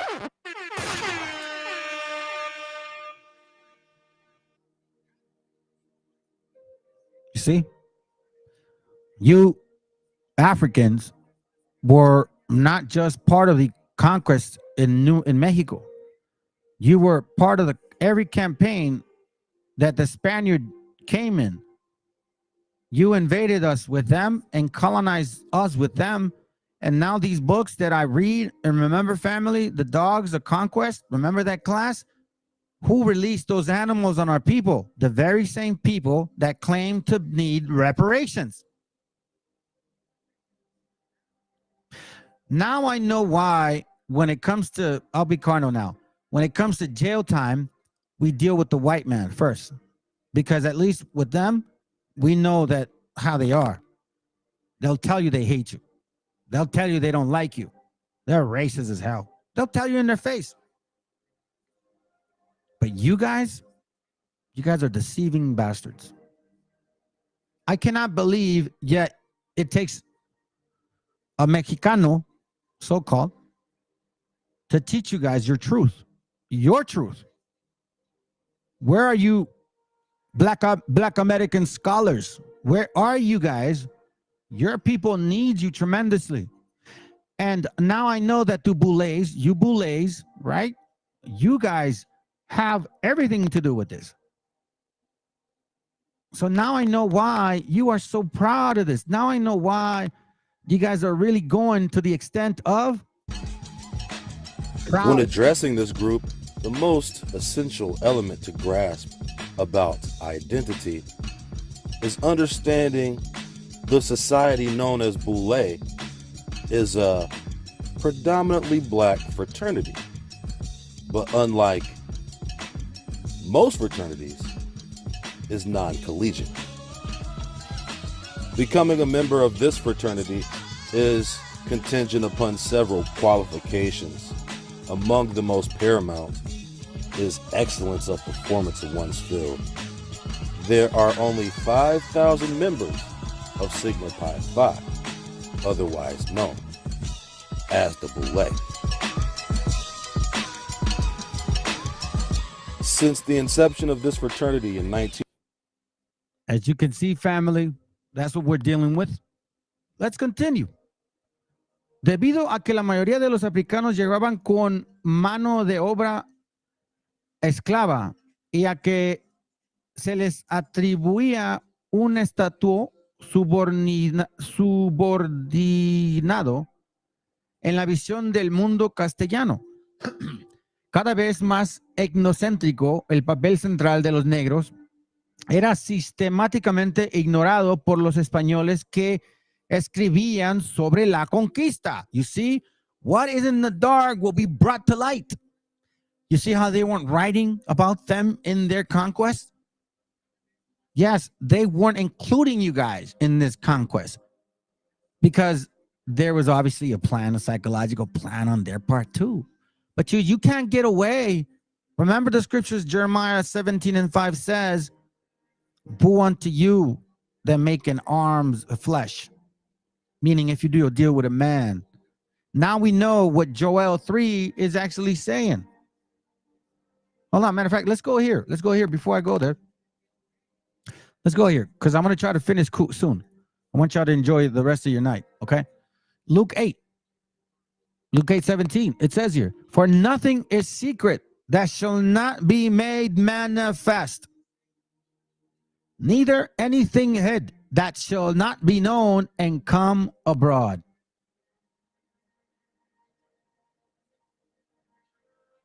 Look, Matthew 10:26, that's what I was looking for. Fear them not, therefore, for there is nothing covered that shall not be revealed, and hid that shall not be known. What I tell you in darkness, that speak ye in light. And what ye hear in the ear, that preach ye unto the housetop. That's why I use this. No, not that one, this one. Isaiah chapter 58 and verse 1. Cry aloud, spare not, lift up thy voice like a trumpet, and show my people their transgressions, and the house of Jacob their sins. That's Isaiah 58 and 1, family. For Matthew 10:26, fear them not, therefore, for there is nothing covered that shall not be revealed, and hid that shall not be known. What I tell you in darkness, what he's teaching us as our time alone in our sleep, right? For what I tell you in darkness, that speak ye in light with the scriptures. Bring it about with no fear. And what ye hear in the ear, that preach ye upon the housetops, meaning don't hold back. And fear not them which kill the body. I don't give a damn what y'all say. Bullets, Freemasons, all of you secret society bastards. And fear them not which kill the body, but are not able to kill the soul, but rather fear him which is able to destroy both the soul and the body in hell. That's what I care about. That's why I'm praising it to the rooftop. Because you Canaanites are not getting away with this shit. You ain't getting away with it. Not on our watch this time. You fooled us once. Now we know. This is why the Bible, man, I'm telling you, family, this is why the scripture, man, they just... Let me read it real quick before I forget my train of thought. Ecclesiastes 12:14 says, for God shall bring every work into judgment, with every secret thing, whether it be good or whether it be evil. That's why, fam, when I read Habakkuk 1:5, and it said, behold ye among the heathen, and regard, here I'll read it this way. It says here, then the Lord said to his people, you so-called Hispanics, you so-called native, you indigenous brothers and sisters that are listening in. Then the Lord said to his people, to you, keep watching the nations around you, right? Because we knew what the first nation, the so-called white man, did. We knew. And ye will be astonished at what you see. And I'm going to do something that you will not believe when you hear about it. You see, family, and I'm going to tell you, you brothers that are native, indigenous, who don't believe in the Bible, but are still, something in your spirit is making you listen. I appreciate that, bro. The Most High is talking to you. I'm going to tell you, this book is not the white man's book. This book is not the black man's book. And I mean, not that this book doesn't belong to people that are not of Israel. Okay? That's what I'm saying. It's not necessarily about color, but not about Israel. Now, what it's going to do for you, fam, it's going to start waking you up. And see, through this book, we're identifying several enemies. The people that walk among you, the people that look at you. And then you wonder, why are they so like that? I thought they were in oppression. No, they're not. It's all a game, family. You see, there's something that the Boulets love to use as collateral damage. Collateral damage. Secret societies believe in collateral damage. Keep watching the nations around you, and you will be astonished at what you see. The Most High is going to do something that you're not going to believe, and you're not even believing me as I tell you right now, probably. Several of you guys probably don't. Like, nah, I don't know. How's that possible? Maybe those books, could they be right? Is it possible? How can those books, like he probably wrote them or something? How can they be like so long? How can we not know about this? And why do we know now? Because now it's the time of the awakening of you, brothers and sisters, the real Hebrews of the Bible. And it's not about, oh, us and we have our God and he looks like, nah, it's not about that. Nah, it's about repentance. Through bitter wisdom, you're going to repent and you're going to start seeing that we as a people suffered together. And now when you see our gente shopping at the store, working, you're going to have compassion for them. Your empathy will really be directed towards the right people, not the wrong ones, not the ones that give us slavery movies every 2 years, not the ones that are claiming to want reparations that at the same time breaking in stores, celebrating Juneteenth, shooting each other. Nah, they're not repenting. You guys have a posture that you're saying you're going to make it. That's it. I can't wait to go home, Michael. Yeah, sure. I can't wait for you to go home either. And I mean that. Right, family? Can't wait for them to go home. Debido a de que la mayoría de los africanos llegaban como mano de obra esclava y que se le atribuía un estatus subordinado en la visión del mundo castellano, cada vez más etnocéntrico. Here, let me get to You know why, man? You know why it's so, like you said, boring? Because it's the same regurgitating thing every week in and out. Same thing.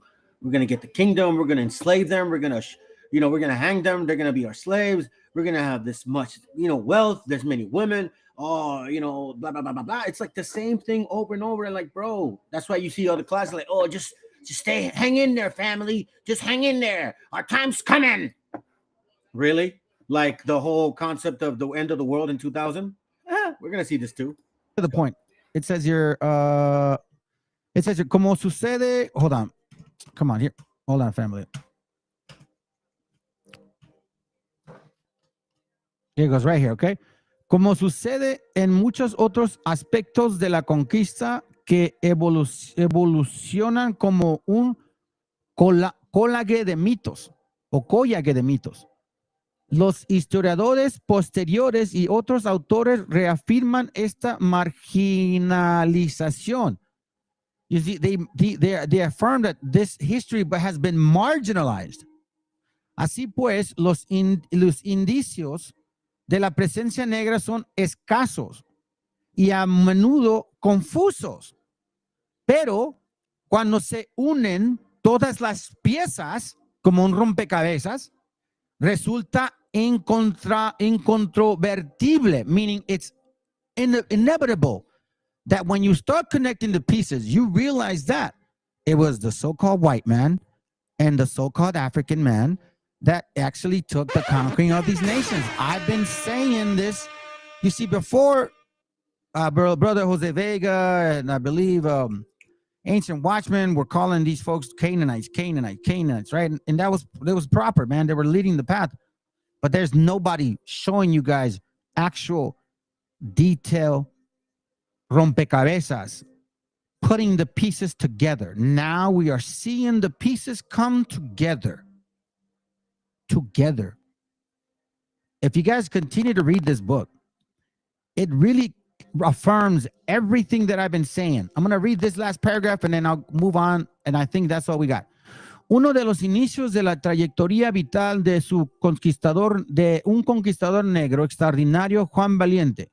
Aunque no disponemos de información directa sobre la juventud de Valiente, casi toda seguridad nació en África occidental en torno a 1505 y fue adquirido a tierna edad por traficantes de esclavos portugueses en la costa. Formó parte del continente de esclavos y cargamentos varios que llegó a México pocos después de la invasión española y la caída del Imperio Mexica. Un español llamado Alonso Valiente lo compró, lo bautizó y se lo llevó a su casa de nuevo señor a la ciudad de Puebla, recién fundada en el torno de 1530. Como era de esperar, Juan Valiente no se sintió como su posición de siervo doméstico esclavo. He didn't feel like a servant slave at all. No sabemos ni desarrolló alguna estrategia para romper las vínculas de su servidumbre, pero en 1533 logró convencer a su propietario de que lo dejara marchar para buscar una oportunidad como conquistador durante un periodo de 4 años. Su señor aceptó con la condición de que se comprometiese a dar cuenta de sus ganancias y a entregárselas. El africano debía cumplir los términos de este contrato en todo momento para no ser detenido como esclavo fugitivo. Valiente llegó a Guatemala a tiempo para sumarse a la expedición de Pedro de Álvaro en Perú. Las extensas compañías de Álvaro, as you can see, it goes on, españoles, indígenas y africanos. Let me see if I can just go to page 100 and that's it. I don't want to leave it, skip it. Let's see.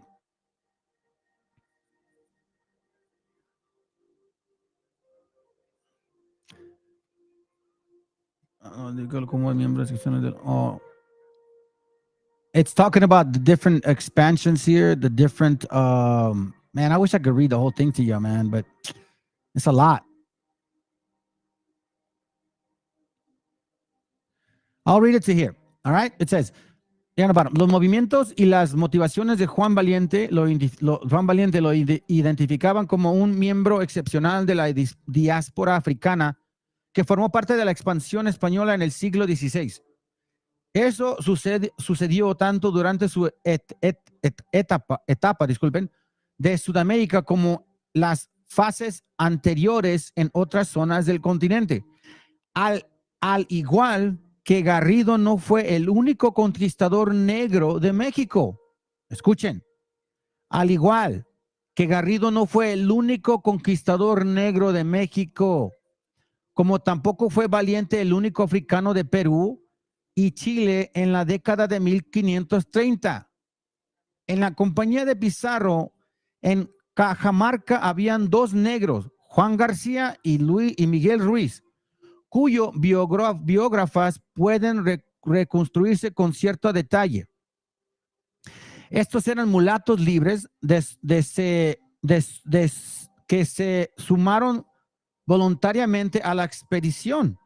También había un número en precio de otros negros, sobre todo esclavos africanos que participaban en esta y en las siguientes expediciones de las Andes. De hecho, la única víctima mortal, listen to this, la única víctima mortal del bando español durante la captura de Atahualpa fue un esclavo negro de Jerónimo de Aliaga. See that, fam? Only one of them died. Look, here it says Juan Cortés se llevó 300 africanos a Baja California. Right here. I'll read this one, that's it. I promise, this is the last one. Un raso que ilustra la primera línea de conquista por un lado se dirige hacia el extremo septentrional de México y por otro continúa hacia el sur de Mesoamérica hasta Honduras. Es la experiencia continua de Garrido en la conquista y la exploración de Nueva España después de la caída de Tenochtitlán. Participó en expediciones a las regiones mexicas de Michoacán y Zacatula en la década de 1520 y a Baja California con Cortés en la década siguiente. Por esta época se contaban ya por centenares los negros que participaban en las tales expediciones y a veces sobrepasaban en número a los miembros españoles de la compañía. Cortés se llevó más de 300 africanos a Baja California. Check out, bro. So they're the Moors, Muslims, they're the Hebrews, Israelites. Yeah, I know. These Canaanites got it. Yeah, they do. Hey, bring out that picture of Nate using the snake Freemason symbol from your Canaanite audience. What's snake using the Freemason? Oh yeah, I would have to look for it, bro. I would have to look for it. But look, if you guys can actually see why I read back, because if you continue to read, it says here, revela funciones de los negros. Si esa de León nunca indica el número de total de los negros en ninguna compañía, ni menciona a ninguno de los que combatían o viajaban con él. You see that? They were in secret. They weren't written about. Pero en 19 ocasiones aluda a la presencia de combatientes africanos. He basically mentions them several times in all the conquests. All of them. All of them. There goes right here a list of these guys. Juan Garrido, black. Sebastián Toral, black. Pedro Fulupo, black. Juan Bardelas, black. Antonio Pérez, Juan Portugués, Juan García, Miguel Ruiz, Juan Valiente, Juan Beltrán. These guys were also what? Converts, fam. There were Sephardic Jews as well in here.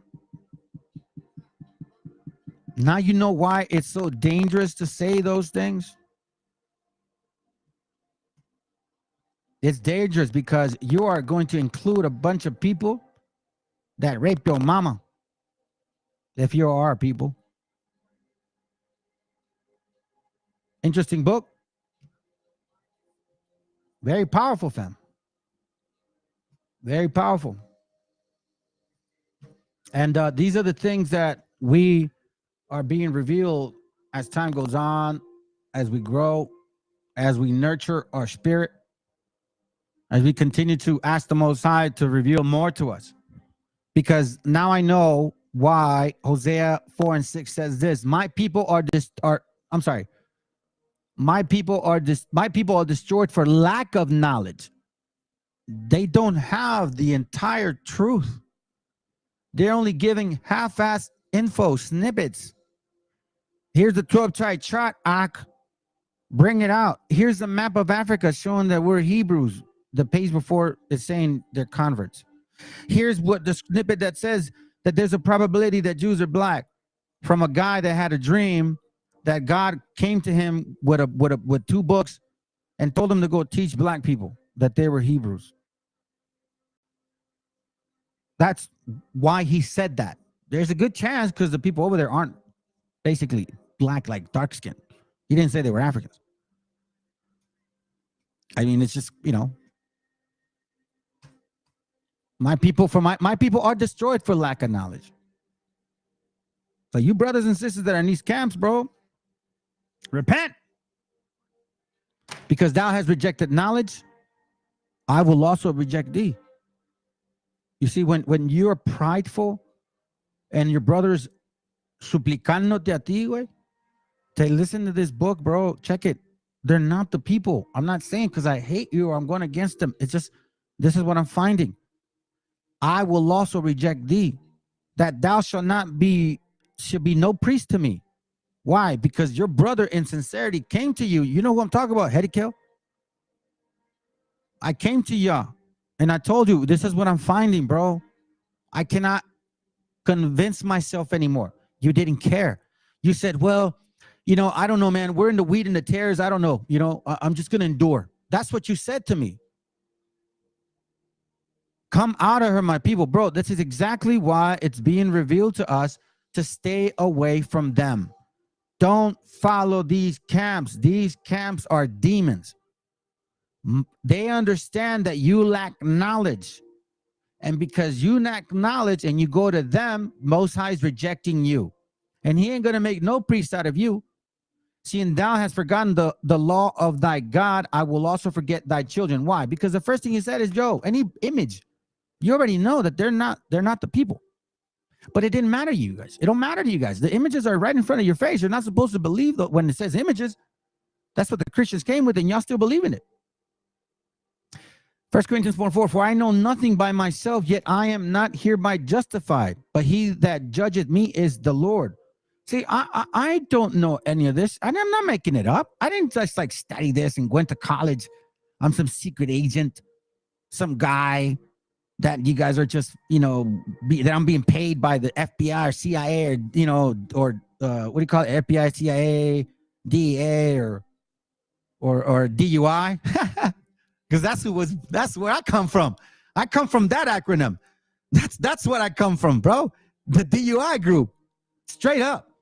Because I had many of those. That's my truth. And I ain't gonna be afraid to say it. For I know nothing by myself. Yet I am not hereby justified, but he that judges me is the Lord. Watch why I'm reading this. Therefore, judge nothing before the time. So if you're of the Lord, you're not going to jump ahead.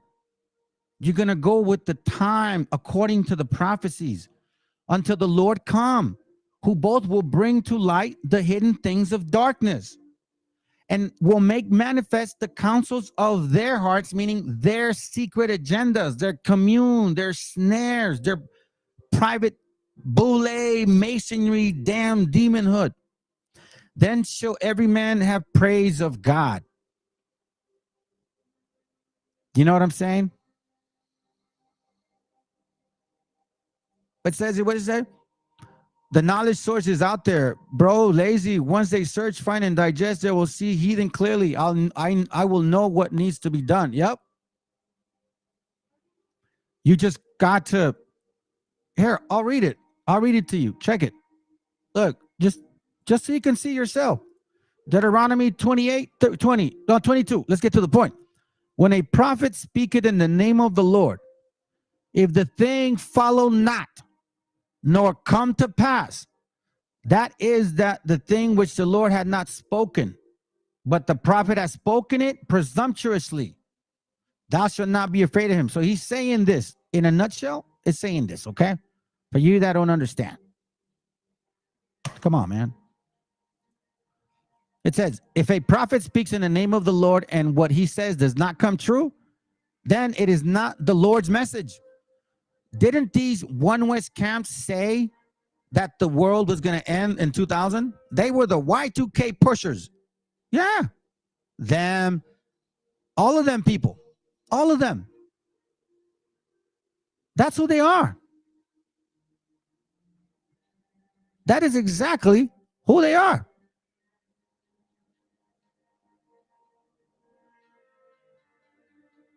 That's what's going on. They speak not according to me. They're not the people that I sent you. You can't, you can't recreate a doctrine. One West Camp, GMS, ISUPK or IPK, IUIC, Sakari, all of you guys came from that root, from that demon, Mashal, whatever his name is. Those demons. You guys are, you call your elders, they're demons, okay? You guys came out of that root, and they prophesied supposedly that the end of the world was in 2000.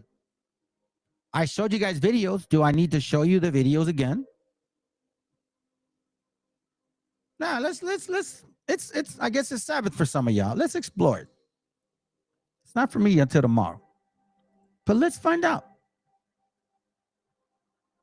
Let's see. Give me a second. Is this it?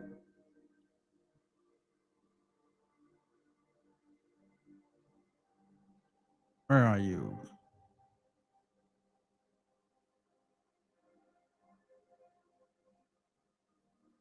I guess I don't have it anymore. Oh, here it goes. Watch this. I'm not lying. They said that the world will end by then.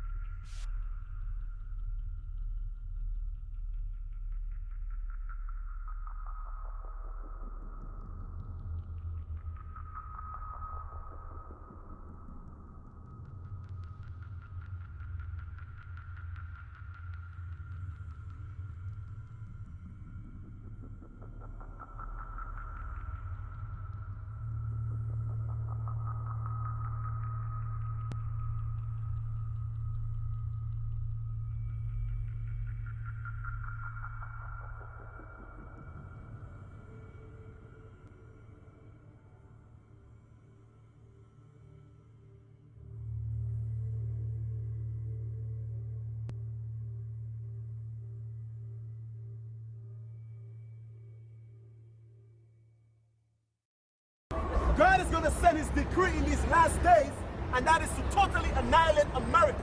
America will be blown off the face of the earth by the year 2000. It's talking about Judgment Day.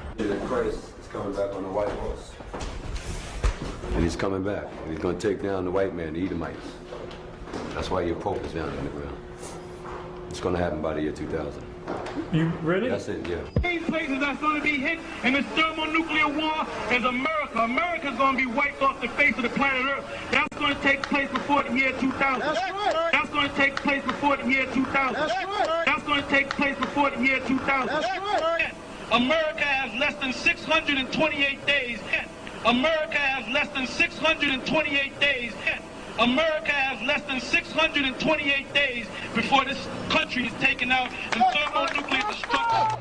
This kingdom, America, is going to be destroyed before the year 2000.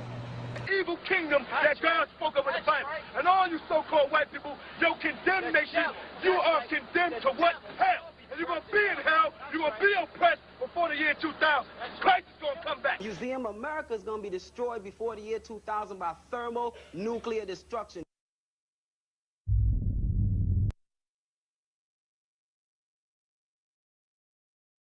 Deuteronomy chapter 18, verse 22. if a prophet speaks in the name of the Lord and what he says does not come true, then it is not the Lord's message. That prophet has spoken on his own authority, and you are not to fear him. Okay?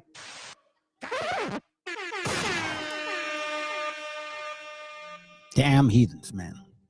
Damn heathens. Damn heathens. We're almost done, family. Hold on a second real quick.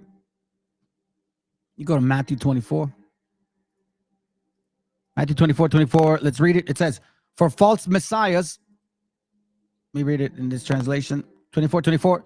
It says, for there shall arise false Christ and false prophets, and shall show great signs and wonders, right? Bringing history to the Bible, like, oh my God, they have an understanding. And so much that even if it were possible, I'm sorry, they shall deceive the very elect. Almost. They almost got me. I'm not saying I'm the elect. I'm just saying they almost got me. I almost fell all the way through. All the way through. And you know what saved me? Alcoholism. Man, the Most High, he is an amazing creator of all things. Luke 8:16 says, no man, when he had lit a candle, cover it with a vessel, or put it under a bed, but set it on a candlestick, that they which enter it may see the light. That's why I'm here, family. I'm showing you guys what I'm finding, what is being revealed, and what the hell we need to do. Come out of her, my people. Come out of her. These are not your gente. For nothing is secret that shall not be made manifest, neither anything hid that shall not be known and come abroad. That says, take heed therefore how ye hear, for whatsoever hath, to him shall be given. So for me, if I was keeping this from you guys, I'd be dead by now. And whosoever hath not, from him shall be taken even that which he seem to have. So you get the chance to have these things, these fruits, and if you don't take advantage of them and teach your people, the Most High take it from you. He will take it from you. So I'm passing this information to y'all so then you guys can start working with me so we could work together and grow as a family. Because remember, this is bitter wisdom. And through this wisdom, you're going to start seeing the love for your gente, the empathy, the neglect that's been going on. Look, listen, fam, there's a movie that I want y'all to see, and I really want you to see it. And if anybody needs tickets, I'll pay them. I'll pay for tickets. You just tell me. I'm serious. I'm not lying. Okay? Revelation 1 and 3. Why? Because look, it says, blessed is he that readeth, and they that hear the words of his prophecy, and keep those things which are written therein, for the time is at hand. For the time is at hand. You know what I'm saying? So you continue to read, and the Most High will reveal things to you. He'll reveal things to you, family. You know what I'm saying? So check this out. I have something to show you so you guys can see what I'm talking about. Give me a second. I'm gonna bring out some videos. This some like I'm basically done with the class, but I want to bring up some information so you guys can see what's going on. All right. I love the fact that the Most High is putting these spirits upon them. My next class is going to be about this one, family. Revelation 9. Okay. Revelation 9 and 2nd Esdras. I didn't want to get into it, but the Most High is starting to reveal some things to me, and I think it's going to connect with what I'm showing y'all. So let's check this out. Watch this. The last question I wanted to ask you, Listen. Forrest, is going to be about there's a very popular slander against former President Trump, and that is the very famous argument that he is racist.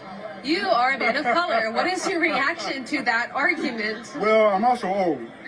Listen. I remember where President Trump backed Jesse Jackson when he ran for president. You will see pictures of Jesse Jackson, Al Sharpton, Muhammad Ali, Oprah Winfrey, all shaking hands, being friendly, smoking cigars together. Oprah Winfrey actually came out and said she wanted to be like Trump. Until he came down the elevator or escalator and ran for president as a Republican. Magically, he became racist. We know he's not. There's stories about Trump, and I don't know how many people know this, but there was a homeless woman. Okay. So he says,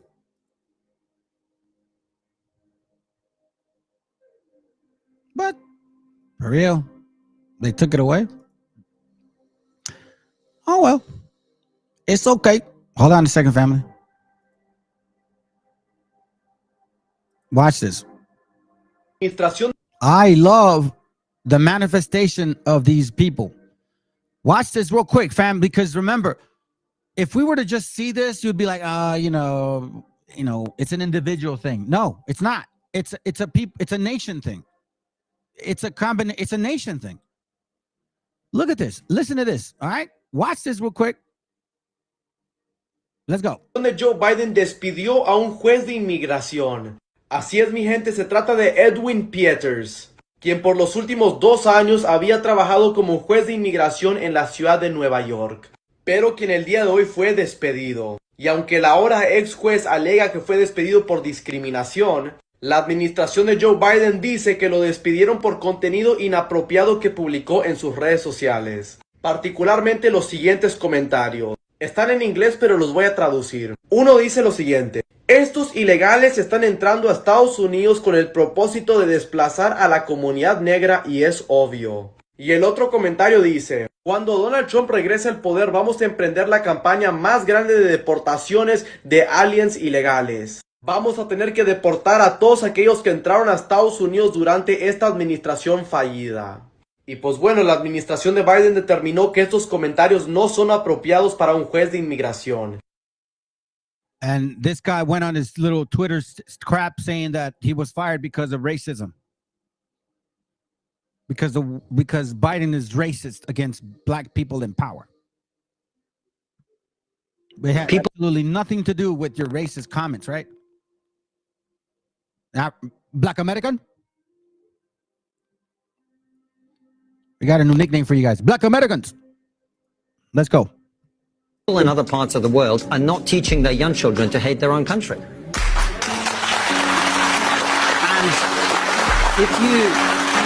if you continue to do this, how is the West going to do in the battle of civilizations? Because that's what we're in, right? The Chinese want to thrive, the Russians want to thrive, and they're teaching their children to be strong, to be confident, to go out there to learn science instead of, equity and diversity. And a bridge doesn't work very well if it's built on diversity instead of math. So trees don't, because they probably belong there. You guys have decimated, raped, took for granted this beautiful land that we have with these beautiful animals and mountains and harvesting the cycle of life, all of it. You guys have no clue how it works. Keep in mind, family, that Adam was given Edom, and he was supposed to care for Edom, right? To tend the gardens, tend the ground. And he gave us instructions on how to be farmers. Well, guess who the best farmers are? Yeah. You Hispanics, so-called. You gotta start waking up, man. Let's go. I got more to go. See, this is why teníamos rateros en México, hermanos. Watch this. En los últimos 36 años se llevó a cabo el saqueo más grande en la historia de México. Nosotros privatizamos los bancos, la compañía telefónica, las líneas aéreas, la siderurgia, las minas, los puertos, los aeropuertos. Es un sistema de privatización a través de subasta pública. Trasladaron bienes de la nación a particulares, nacionales y extranjeros. Son unos reverendos ladrones.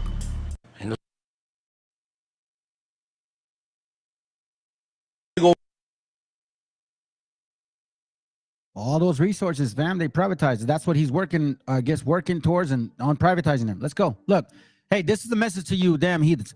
It don't matter, man. By the way, in case you guys don't know this, Raza, we don't take breaks. I don't know if you guys don't realize that. We don't take breaks. We just take lunch, and then we go back to work. I know that you guys get babied, you Black Americans, and you Anglo-Americans, you guys get babied, right? Oh, I want my 15-minute break. Oh, I need to look at my nails. I need my smoke break. We don't do that. We get the work done.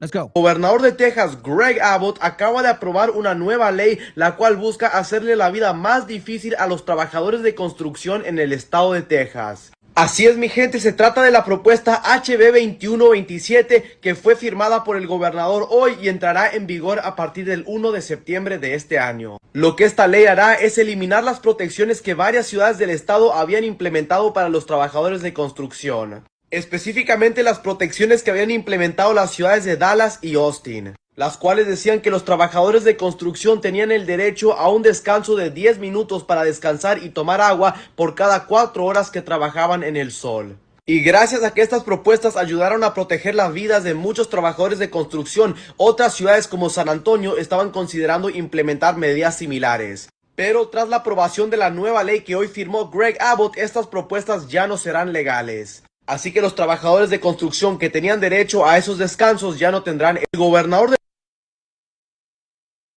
It don't matter. Hey, Wabbles, or Hebrew converts, you black Hebrew converts, you black Americans, this message is for you, your own brother. Hey, Fopi, see, I could create videos like this and say, I see, those people don't believe. I could do that. But that's stupid, because that's just some snippet dumb stuff, right? It don't matter what people say. It's like this, family. What I'm realizing about this nation of people, right? This tribe. It's a particular tribe, because not all the tribes in Africa are the same. This tribe is really funky and crazy. This tribe will basically tell you and really believe that, in this example like this, like they have $1 in their pocket, yet they won't. They'll believe it themselves so much more that the lie will seem so believable that they'll even believe they have $1 in their pocket, while the entire time they don't have shit. Let's go. Just because you have kinky and nappy hair and another people has kinky and nappy hair, that does not make you the same people. Just because a Chinese person has straight black hair and an Iranian person has straight black hair, it doesn't make them the same people. Black Americans are the only people who confuse this, because we are the only people on the planet, understand, who has an identity issue that happened from the transatlantic trade, where we're displaced and we're living here now, but we don't know exactly or specifically what tribe we came from. So what we do in our little minds now is we say, okay, the Nubians, well, that's me too, because they got nappy hair and dark skin. We're the same people. No other people on any other continent don't do that. People on the continent of Asia will say, okay, everybody got black straight hair, so we all the same. No. There's different cultures. There's different biological origins of people. Very true. Anyhow, if you guys want to come on, man, you guys can come on now. I'm practically done. I'm gonna probably wait a few minutes. If you guys don't come on, man, I'm gonna call it a night. All right. So I don't know, Julio, if you're working tonight, bro, jump in. Mexican or Meshi, if you want to jump in.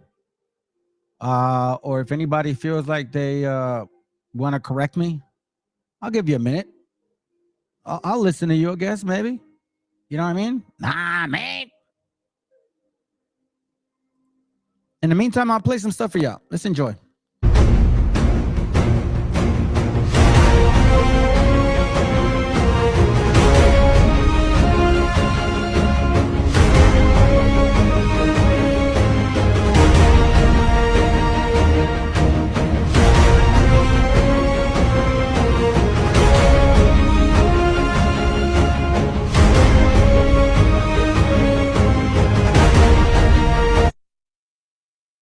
Here's another reason why we can't unite. Did anybody know that Bishop Nathaniel, the head of IUIC, I believe for the last 2 months, every day, there's some new. There are so many people talking about the rapture. I believe for the last 2 months, every day, there's some new TikTok prophet posting things like, oh, God gave me the vision / dream of the rapture. Oh, the rapture could happen at any moment. Oh, some people say the rapture is upon us. You see, those things are not true. There are some people that are saying that the rapture has already occurred. That is so not true. You know, so many people, they read 1 Thessalonians chapter 4, verse 16, and then they close up their book. When the second book of Thessalonians chapter 2, verse 1, all the way until verse 4, gives us everything to look for before the rapture takes place. I want to start Pay at attention. verse 2. Listen to what he says, family, okay? Watch this. That ye be not soon shaken in mind, or be troubled neither by spirit, nor by word, nor by letter as from us, as that the day of Christ is at hand. Let no man deceive you by any means, for that day shall not come, except there come a falling away first, and that man of sin be revealed, the son of perdition. So why is that so hard for people to understand? The falling away, you know, that is basically telling you that a time is coming, you know, where only the OGs will be brave enough to say, I worship Jesus Christ. You know, imagine going out in public saying you worship Jesus Christ, and then, you know, you're getting killed, you're getting beaten, or you're being arrested. You see, imagine living in a neighborhood and everyone who is Christian, their homes are being raided by SWAT team or some secret branch of U.S. military, you know.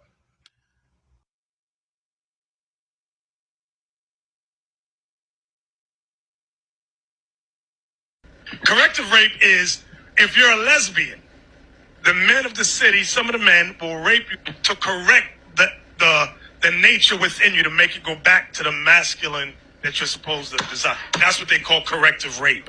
Corrective rape is if you're a lesbian, the men of the city, some of the men will rape you to correct the nature within you to make it go back to the masculine that you're supposed to desire. That's what they call corrective rape.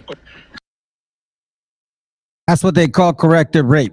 Here, let me put myself on mute. Hold on, let me go here.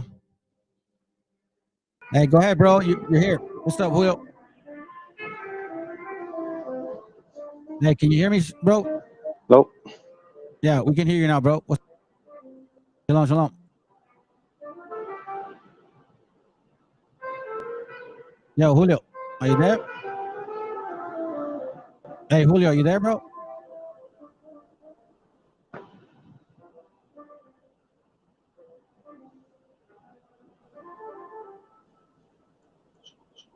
Julio, I don't know if you can hear us, man. Come back in.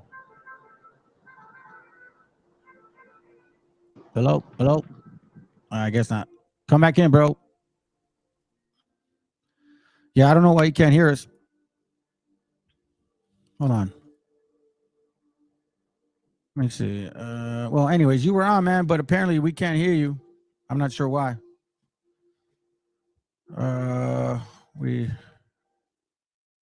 We can hear you, but you couldn't hear us. We could. All right, family. So, you know, appreciate you guys being here, man. Thank you very much for, you know, giving that likes and share, bro. Appreciate you. What's up, ETC, man? Thanks for that share, man. Thank you. At least our brothers and sisters start finally realizing what's going on, bro. Yeah, that's what he needs to do, bro. He needs to do that. He also needs to educate himself on the real people of America, bro. Some BHIs actually went to Egypt in 2000 because America was going to be destroyed. Wow. Yeah, I believe that. I believe that they would do something like that. I actually do believe it, man. So anyhow, fam, let me see. Hold on. How's this finished? Yeah. Oh, sorry. Let's finish it and then we'll be done. I think it's there. It goes. Yeah. All right. Let's go. Shalom, fam. 3 siglos antes de nuestra era. This goes for all you dumb wobbles, bro. Listen to this, okay? Educate yourselves. Let's go. Good night. En el siglo VI, pero en lo que es el periodo clásico maya. Sin embargo, Calakmul ya había sido habitado 3 siglos antes de nuestra era. O sea que a esos 1400 hay que sumarle 900. Estaríamos hablando de 2300 años de la existencia de Calakmul. ¿Por qué no pones la pintura de 300 años antes? Remember the Apocalypse book? It said that our people had dark hair, que son and 2300 años. Dark black jet hair. Esto es de hace 2300 años. Pon la mujer del vestido transparente. Mires, la belleza, el arte. 2300 años. Regresando. Los europeos que nos traen la civilización, que nos civilizaron, según la historia oficial y occidental y colonizante, 500 años. Y esto 2300 años lleva. Esto es un templo que cubrieron con las nuevas, entre comillas, pirámides donde estuviste, que son del siglo VI de nuestra era, está abajo. Yo entré y hay mascarones con estuco y estos murales. Esto es una joya. So this also blows the whole doctrine out the water with BHI. Oh, we're the same people, because you guys are light skinned because you mix with the white man. Shut your dumb ass up. Clearly, this smacks you BHIs and dumb wobbles left and right. You don't know anything, man. Go to sleep, bro. Go to sleep. No, real teachers teach. Lo tienen en otras partes. Esto es un arte. Miren, todo esto. Eso es lo que está. Lo cubrieron, lo cuidaron, lo protegieron. Esto pasa también en Teotihuacán.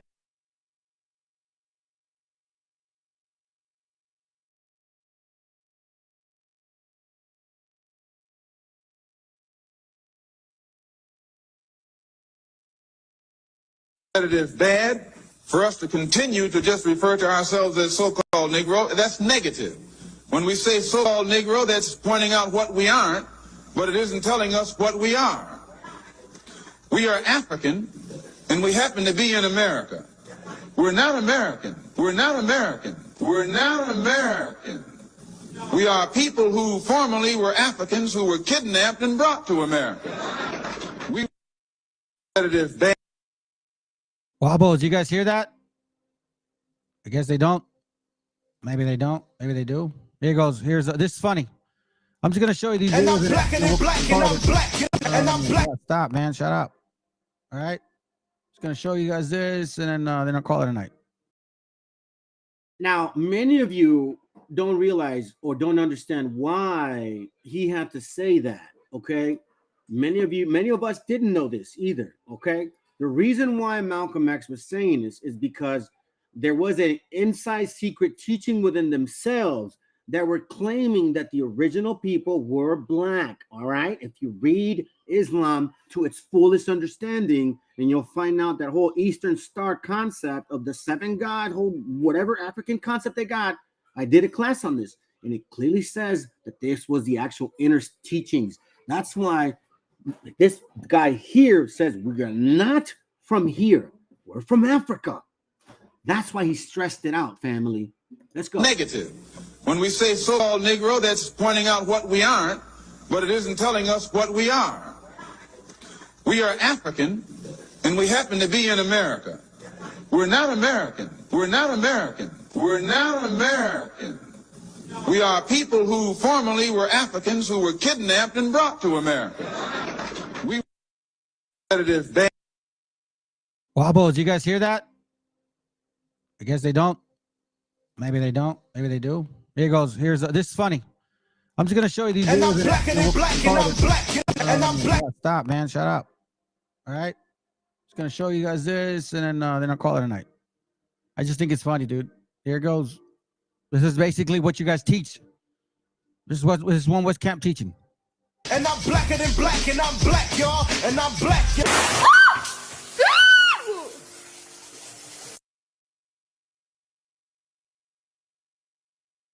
And I'm blacker than black, and I'm black, y'all.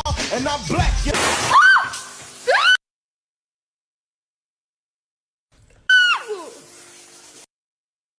I just thought it was funny. All right, cool. Sounds good. So I think that's it. All right, fam. So we're gonna call it a night, man. I appreciate you, brother. Trying, Julio. I get it, bro. It's all good. Maybe next time. Okay. Yeah, after that species was killed. Yeah, it's all good. No, we could hear you, bro. You just couldn't hear us. But anyway, let me go ahead and finish it off, fam. Here. All right, you guys have a good night. Shalom. Appreciate y'all being here. Lord willing, it was an edifying class. Yeah, man. And please pass it over. Push it around, man. Post it on your Facebook page. Push this truth, bro. It's time. It's time our people start figuring out these things, these lies. It was semi, bro. It was semi recorded and live and shit. So anyways, you guys have a good night, man. Appreciate you guys. Hey, by the way, Virgil Ortiz is fighting right now. All right, fam. Just letting y'all know in case you guys like boxing. Enjoy it. Good night. Okay. We have a little more of a clear path. Next class, Revelation, I'll bring it out, and you guys will start seeing these particular heads that are starting to show its heads. Show themselves. I'm sorry. All right, shalom, everybody. Let's go.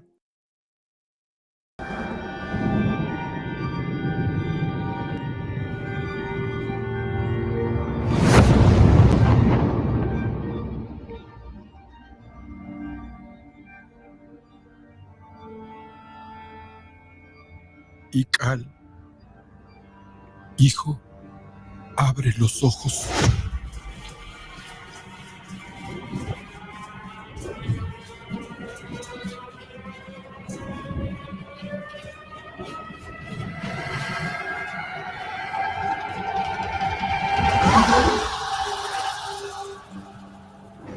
Tu cuerpo se queda con nosotros, pero tu espíritu debe seguir.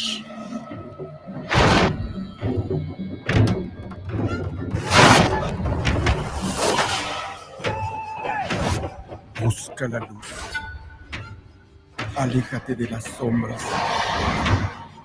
Deja que nuestro dolor sea tu fuerza. Desde aquí iluminamos tu camino.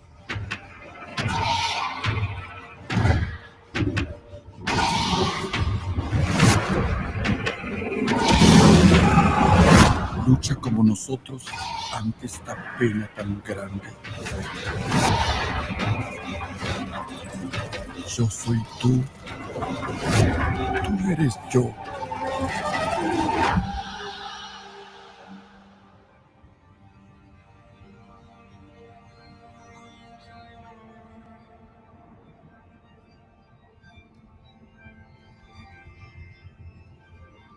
La muerte que hoy nos separa, mañana volverá a unirnos. Eres libre, hijo.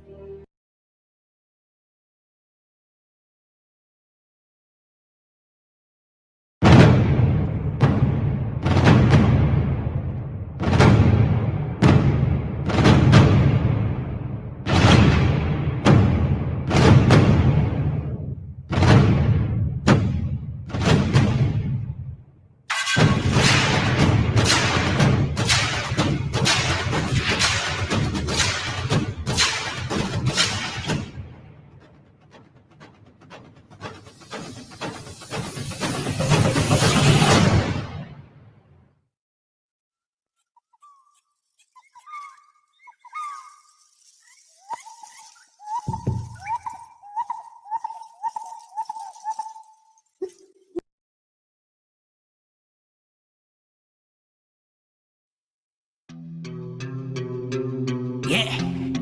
Oye, es nada más y nada menos que el motherfucker Blasio Mike de Plaza de Kings. Estos bebés son Big Papo, dude. No sean rebeldes, deja el rebel. yo no me quede, yo me hospede junto a Belzebú. No me remete, plebe, no soy leve como tú. Si hay algo que no muere, eso es el hip hop Perú. Y peto, perico, te traje una chica perica. Atrás te voy a mostrar como dos monstruos rap trafican. No trate ni trepe, solo trote, señorita.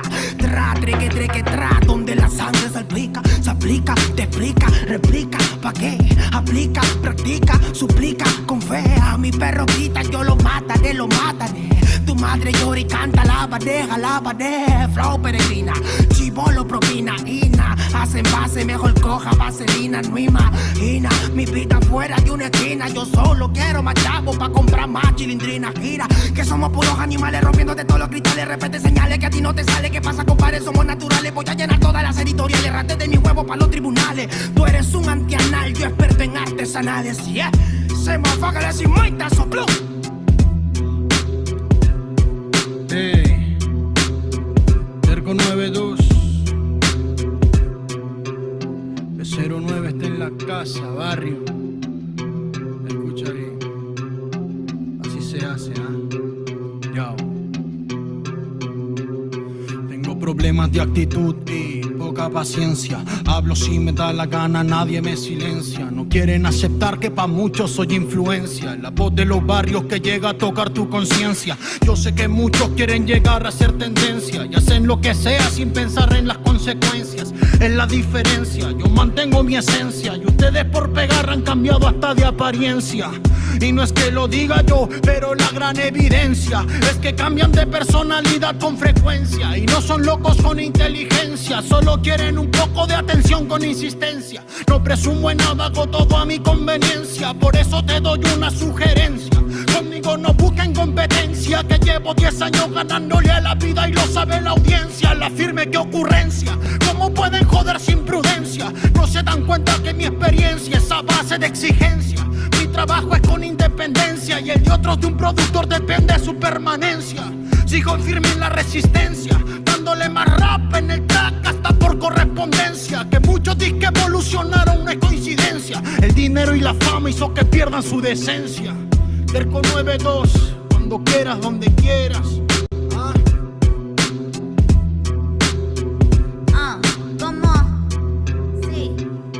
He aprendido a sobrevivir de las maldades, comprendiendo que nada es como tú sabes. Va a decir verdad, la lucho a diario. No me critiques, no me justifico, siempre hago lo que predico. Soy de barrio y rico en talento. De una me sacan por mi forma de ser y me acento en ella. Ahoga mi gente, la está rompiendo por ser parte de este movimiento. Quiero saludar a las personas que nunca confiaron en mí, que hoy por hoy se paltean cuando me ven venir. Bye bye motherfuckers, en estas líneas bye bye a fluir. Déjate llevar con my people in the street, yo. Déjate llevar con my people in the street. Hey, hey, hey, oh, yeah, hey. 1, 2, 3, 1, 2, 3 es la torita aquí en la casa, primo.